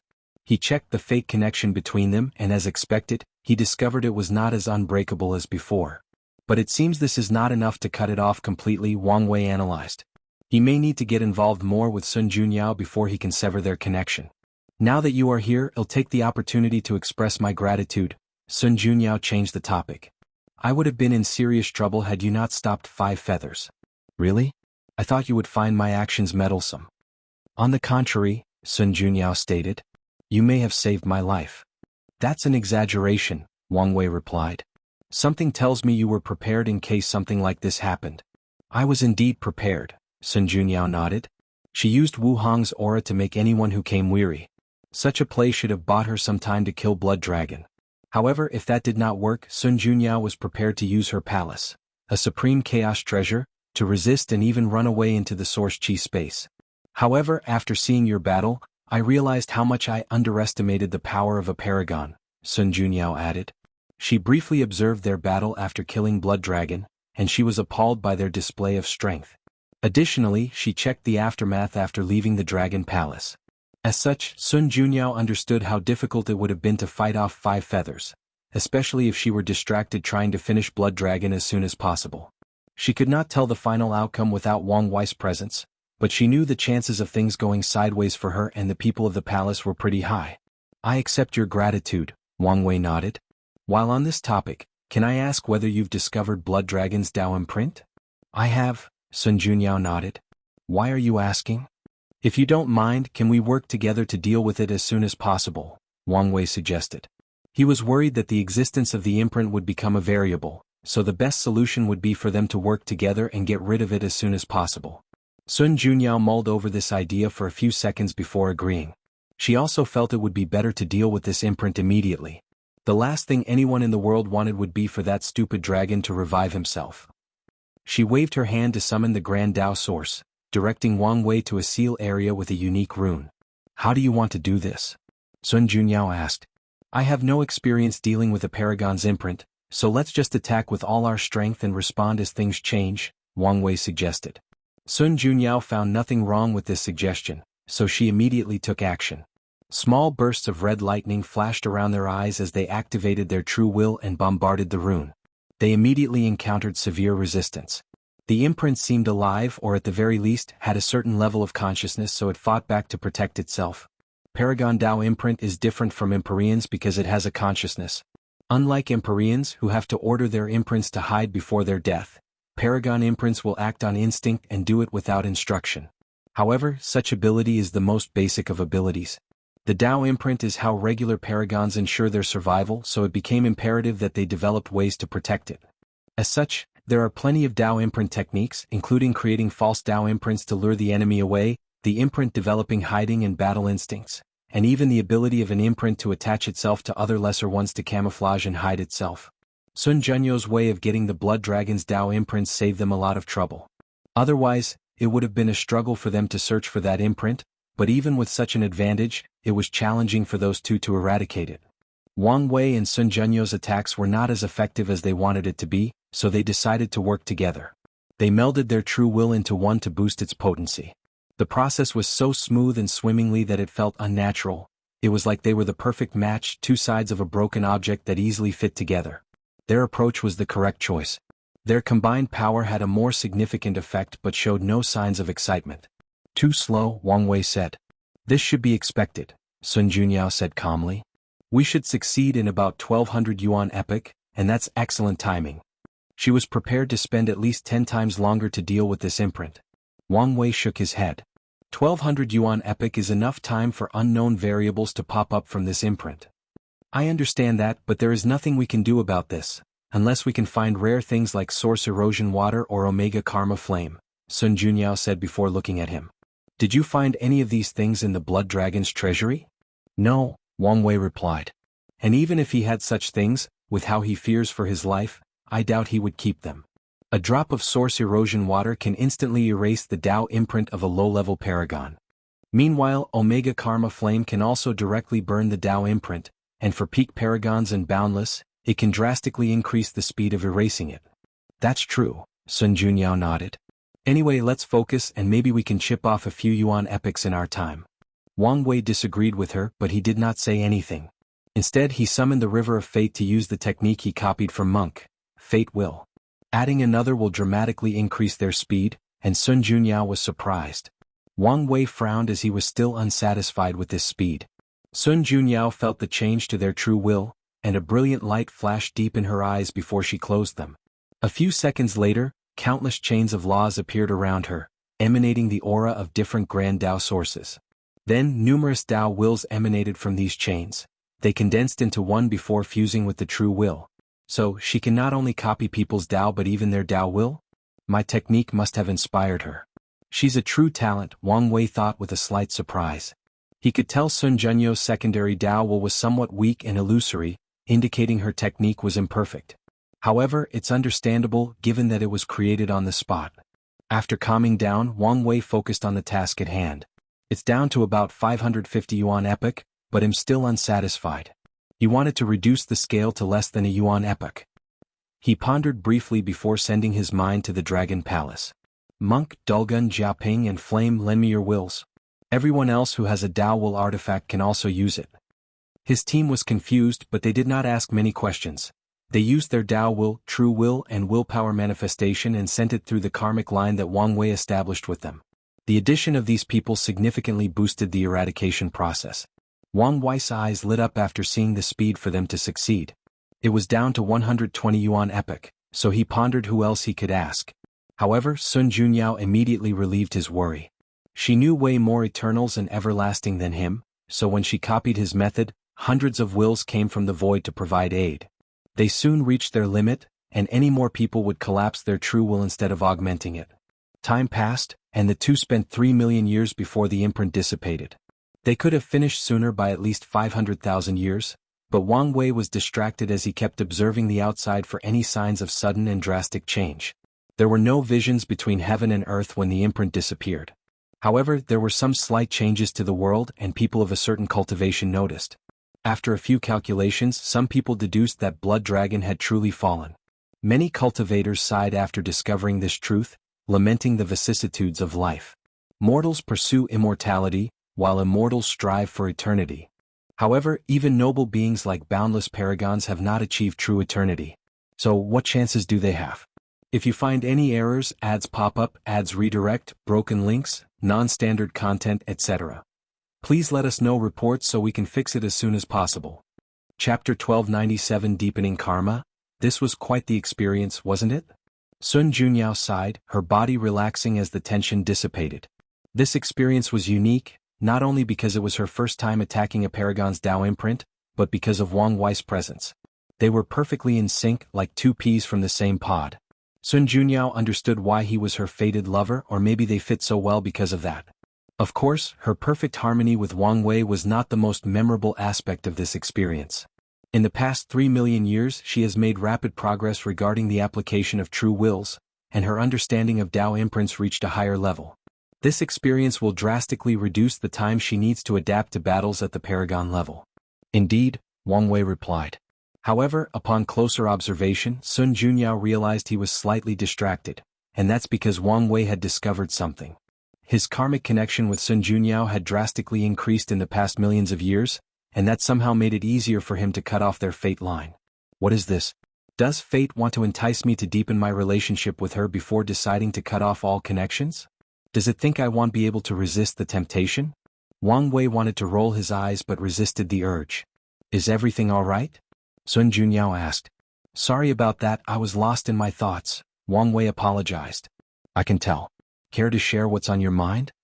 Nothing of importance, Wang Wei replied before looking at the teacups and set. Even after so long they remained intact, including the tea. However, it was no longer hot, so he waved his hand to heat it. If you say so, Sun Junyao nodded. Since he did not want to talk about it, she would not insist. She sipped her hot tea. The ambience suddenly became awkward due to the silence. Sun Junyao could tell Wang Wei had this rejection against her. Although he tried to hide it, she noticed it. Well, he cultivates fate Dao and pursues absolute freedom, so understandably he would reject a fated companion, Sun Junyao thought. It's fine if he doesn't want to associate with me, but I still need to confirm whether he can help me. Now that I think about it, she said, I owe you more than one favor. Are you talking about Xiao Tiandi? If so, I don't think I did anything, Wang Wei replied. Without you giving him such a wake-up call, I doubt he would ever have the desire to change, Sun Junyao replied. She had been quite stressed about what to do with her disciple, trying countless methods to enlighten him. Luckily for her, old man Tianji gave a message that there might be an opportunity in the lower dimension, so she used all her connections to secure a spot for him. Maybe you're right, Wang Wei nodded. Sun Junyao frowned at his response. You seem guarded, she said. This is unlike you. And you presume to know me? No, but I know enough to know this is not how you normally behave, Sun Junyao responded calmly. Her words made Wang Wei ponder. She's right. There is no point in being reserved or alienating her. I don't need to be influenced by the events of my alternate self, nor care about what fate is planning, and I especially do not need to worry about how Wu Hong would feel based on my relationship with her. In fact, I should act above board instead of being suspicious. My apology, Wang Wei said. It seems I've been overthinking a lot. I understand. After all, overthinking is one of the few foibles of the wise, Su Junyao. How about we play one civilization chess match? It's a great way to appease the mood and get to know each other. Good idea. Sun Junyao waved her hand, and the tea sets on the table disappeared. She then summoned her Grand Miss Qi to create a transparent cube on the table. This was not an ordinary cube but one that contained an entire universe with vast lands, forests, mountains, oceans and stars. Ladies first, Wang Wei said, and Sun Junyao did not act courteously with him. She pondered for a few seconds before choosing the fiend god race. With a thought, she created countless members of this race. To be precise, she made 129,600 of them. They were tall, mighty, primarily humanoid, and the heavens and earth cheered for their sheer existence. Starting with the most powerful race, huh? That's an interesting choice, Wang Wei commented. In that case, he'll choose the weakest race? Wang Wei chose the human race. However, he did not choose randomly. Instead, he created 129,608 humans, born from heaven and earth and in harmony with the Tao. They were not born strong but with supreme talents. Meanwhile, the rest, with a population of 1 billion, were regular and acquired humans. That's a smart move, Sun Junyao thought. According to the rules, the human race can have a starting population of 10 billion. Wang Wei sacrificed most of that to give birth to these innate humans with unparalleled talent. Sun Junyao looked at her fiend gods. They had all become eggs floating in this world's version of primordial chaos. She was not surprised by this sudden transformation.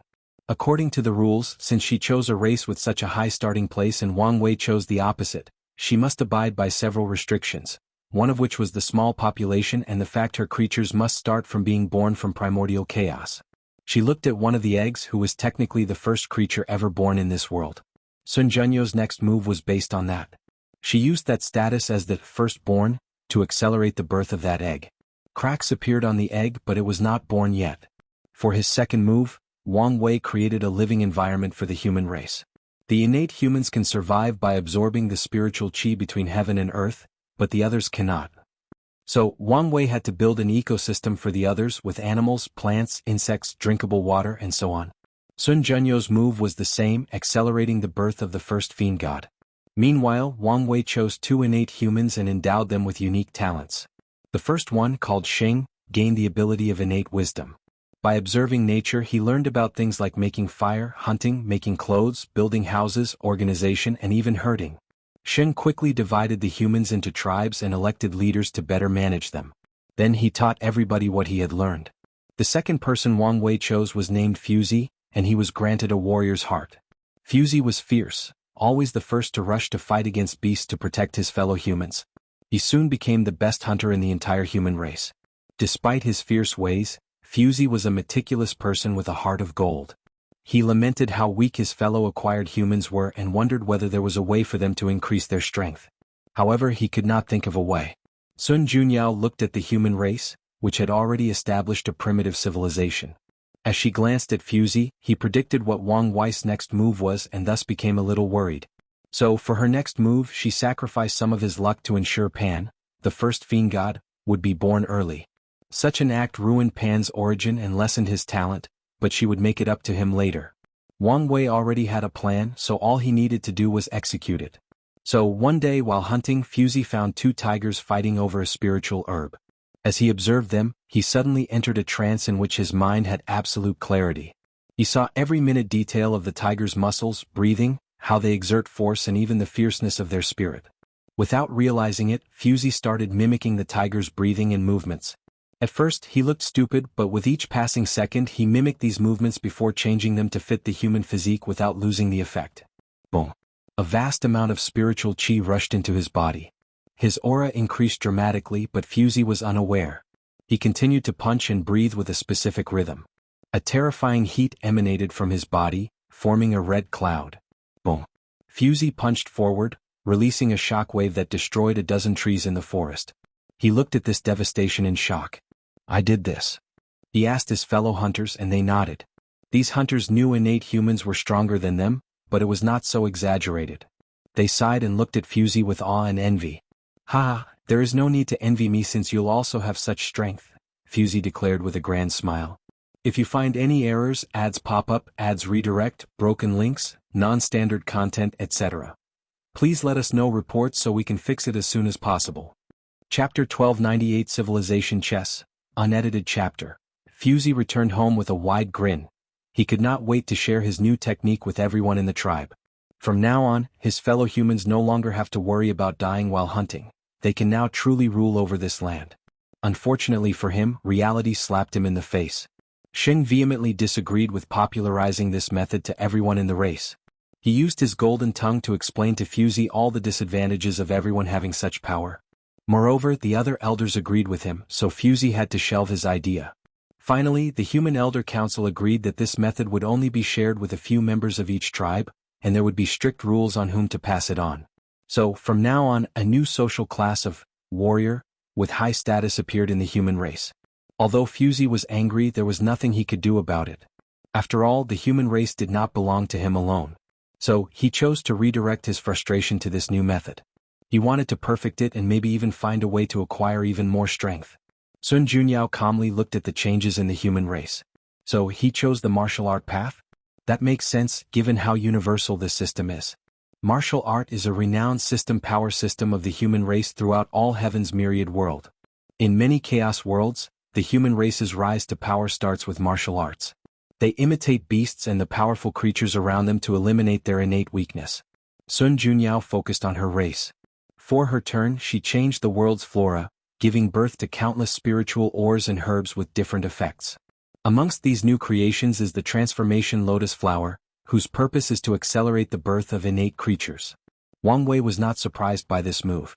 This is the regular operation of civilization chess when people choose powerful races from the beginning. Sun Junyo's move was decent since she was preparing for the birth of her races instead of forcing them to be born early. He focused on his humans. The human race is currently the most powerful in the chaos universe, but why is that? Could it be because they are a race born with the highest understanding of all races? That's only a part of it. Another primary reason is the human spirit. Humans always believe they can conquer nature, so no matter the situation, humans will fight and rise to the occasion. They will sublimate themselves during moments of despair, allowing their races to overcome all kinds of catastrophes and obstacles. Wang Wei already has a path to guarantee the rise of the human race, so why would he not use it? In this chess world, one of the many animals he previously created suddenly became enlightened and gained wisdom. It absorbed the spiritual chi of heaven and earth to increase its strength rapidly. The creature, previously a regular tiger, was now a demon.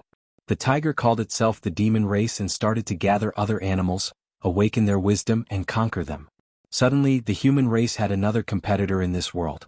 Using blood and war to train the human race? This approach is cruel but effective, Sun Junyao thought. For a brief moment, she considered sending Pan to the human race area to eliminate them. However, Sun Junyao knew this was an unwise move since, with Pan's current strength, it would take him more than 10,000 years to reach his destination. By then, who knows how powerful the human race will be.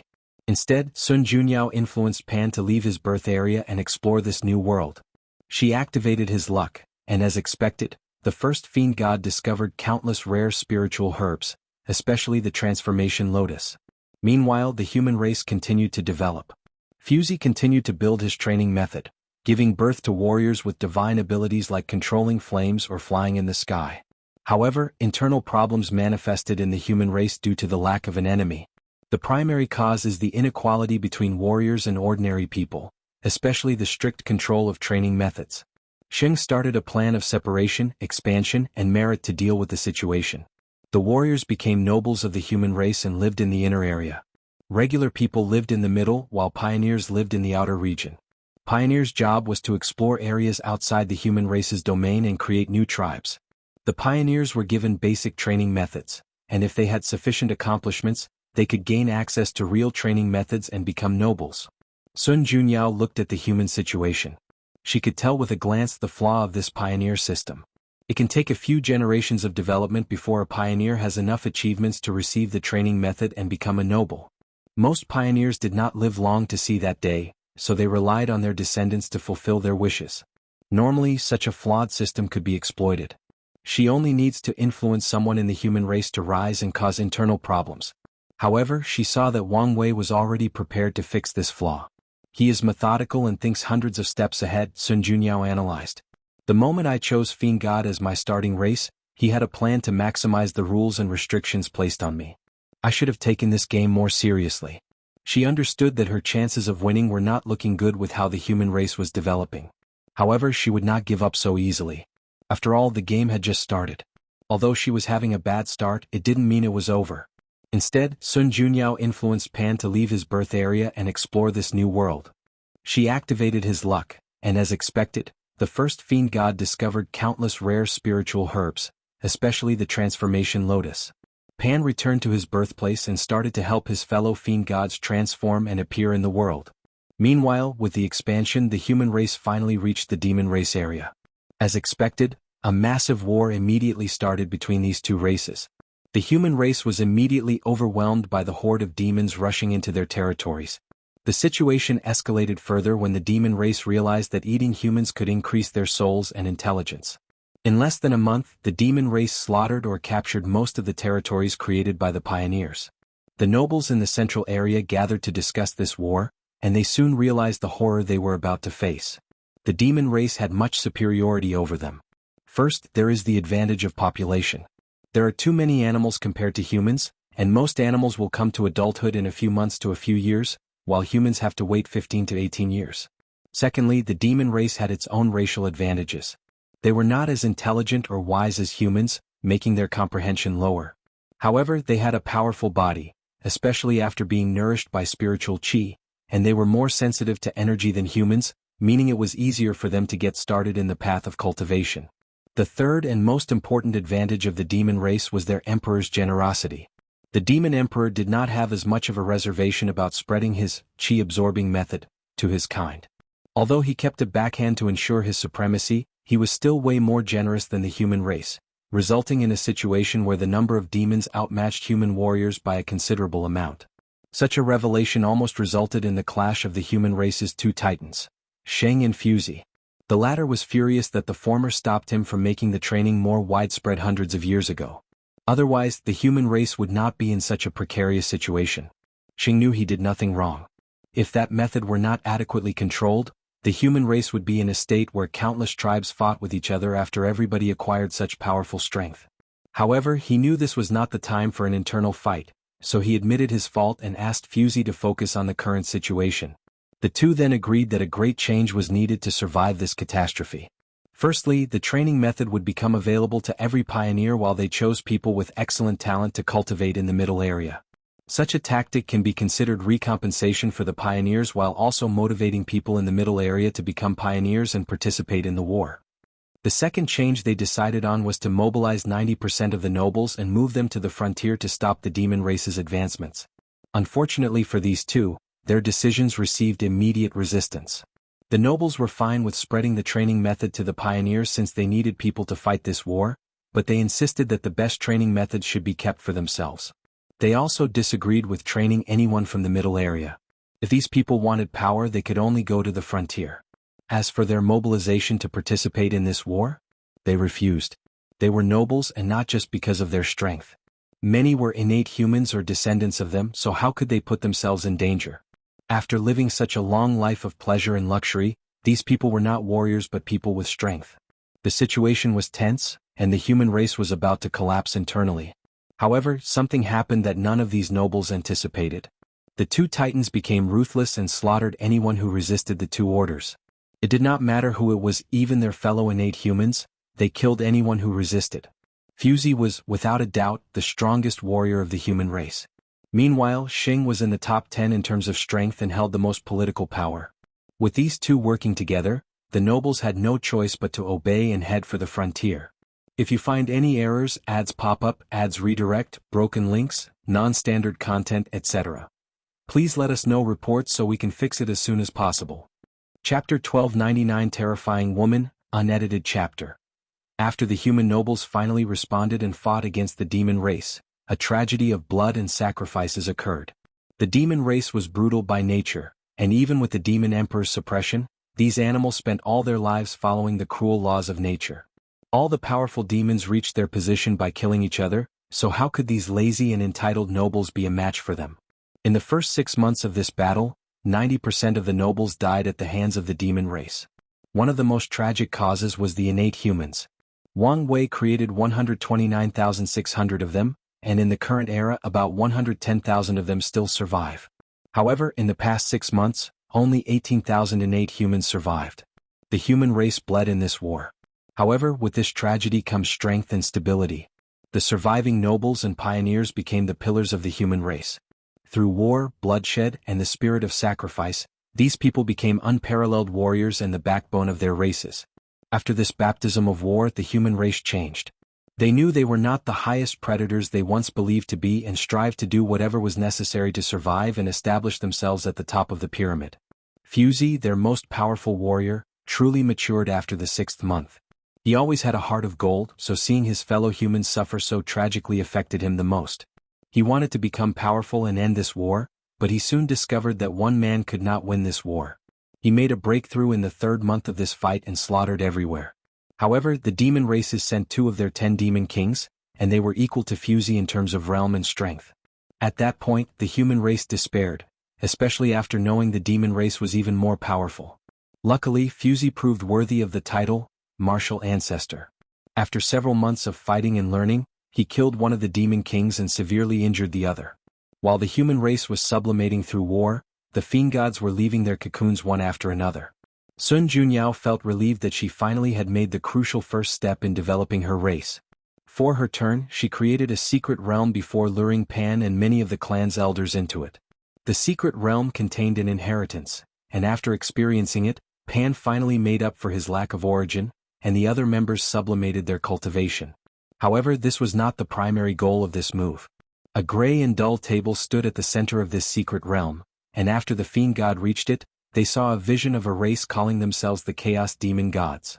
They saw the rise and fall of this powerful race. At their pinnacle, the current fiend god paled compared to the Chaos Demon Gods. The fiend gods were born noble and they knew it.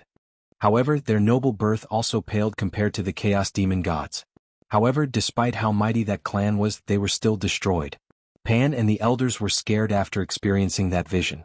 After returning home, they immediately create 3 fundamental precepts and taboos that all members of the clan must live by. There is always a sky beyond the sky. It's taboo to think you're the best. We are born noble, but that does not mean you can rely on your status to live a comfortable life. Laziness and complacency are the second taboo. Never underestimate anyone.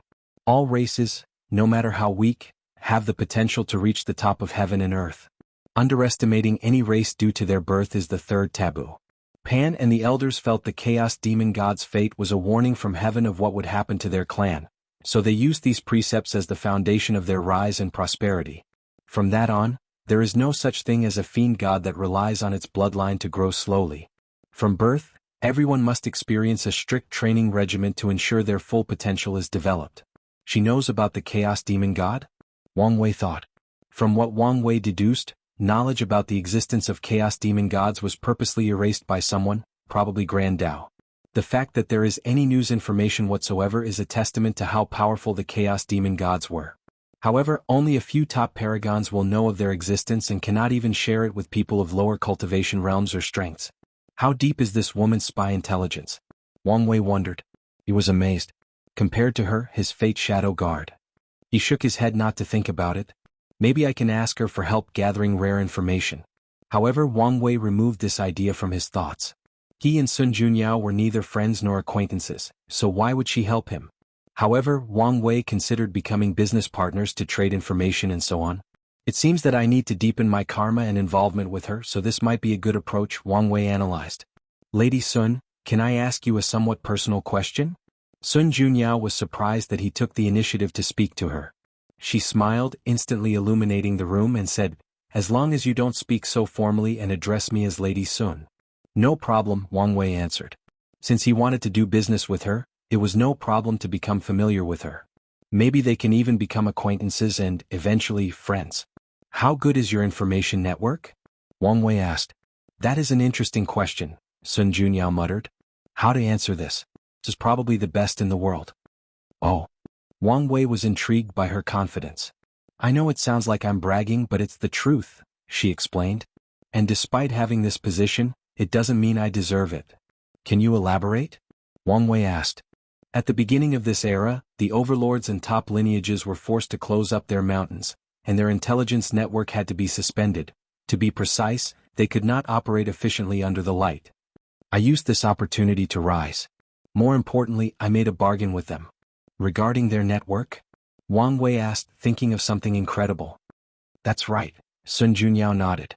It was easier for me to act openly and in the shadow than them, so I became the intermediary for their networks, allowing them to bypass the blockade of the moons and suns. When you say them, how many are we talking about? About 80%. Wang Wei took a deep breath. He did not expect her to be such a terrifying woman. What does it mean to be the intelligence distributor to 80% of all the top lineages of the world? This means there is little that Sun Junyao wishes to know that she cannot. Of course, Sun Junyao understood that she needed a certain level of propriety. If she started to delve into the secrets of these factions, not only would their cooperation stop, but they would do everything possible to eliminate her. What's with that look? Sun Junyao asked. I'm reconsidering whether I made the right choice, Wang Wei replied seriously. I only need to sacrifice my dignity and body, and I will have the most beautiful woman in the world and such an intelligent network. No matter how you look at it, I'm not losing in this situation. Sun Junyao was shocked before covering her mouth to laugh. You're the first man I've met who openly admits he wishes to rely on me instead of providing the world to me. I'm just telling the truth. Sun Junyao shook her head. She knew a person like him had their pride and would never do such a thing. Little did she know that if her surname were Wu instead of Sun, Wang Wei would be shameless enough to sell his body for her spy network. So, why did you tell me such an important information? And so casually? Wang Wei asked. Because I felt like it, Sun Junyao replied casually, which was probably a half-truth. Plus, so what if I did? How many people would believe that such a weak woman like myself has such power? And even if they did, what can they do about it? You're only partially correct about that, Wang Wei replied. After what you did with Blood Dragon, most people will believe you're that capable. That's true, she nodded, smiling, thinking how she had successfully changed her reputation and how the world viewed her. She then focused on Wang Wei. The real question is, why did you ask me such a question? I was hoping we could cooperate, Wang Wei said. I value your information and am willing to pay a fair price for it. So what do you think? If you find any errors, ads pop up, ads redirect, broken links, non-standard content, etc., please let us know. Reports so we can fix it as soon as possible.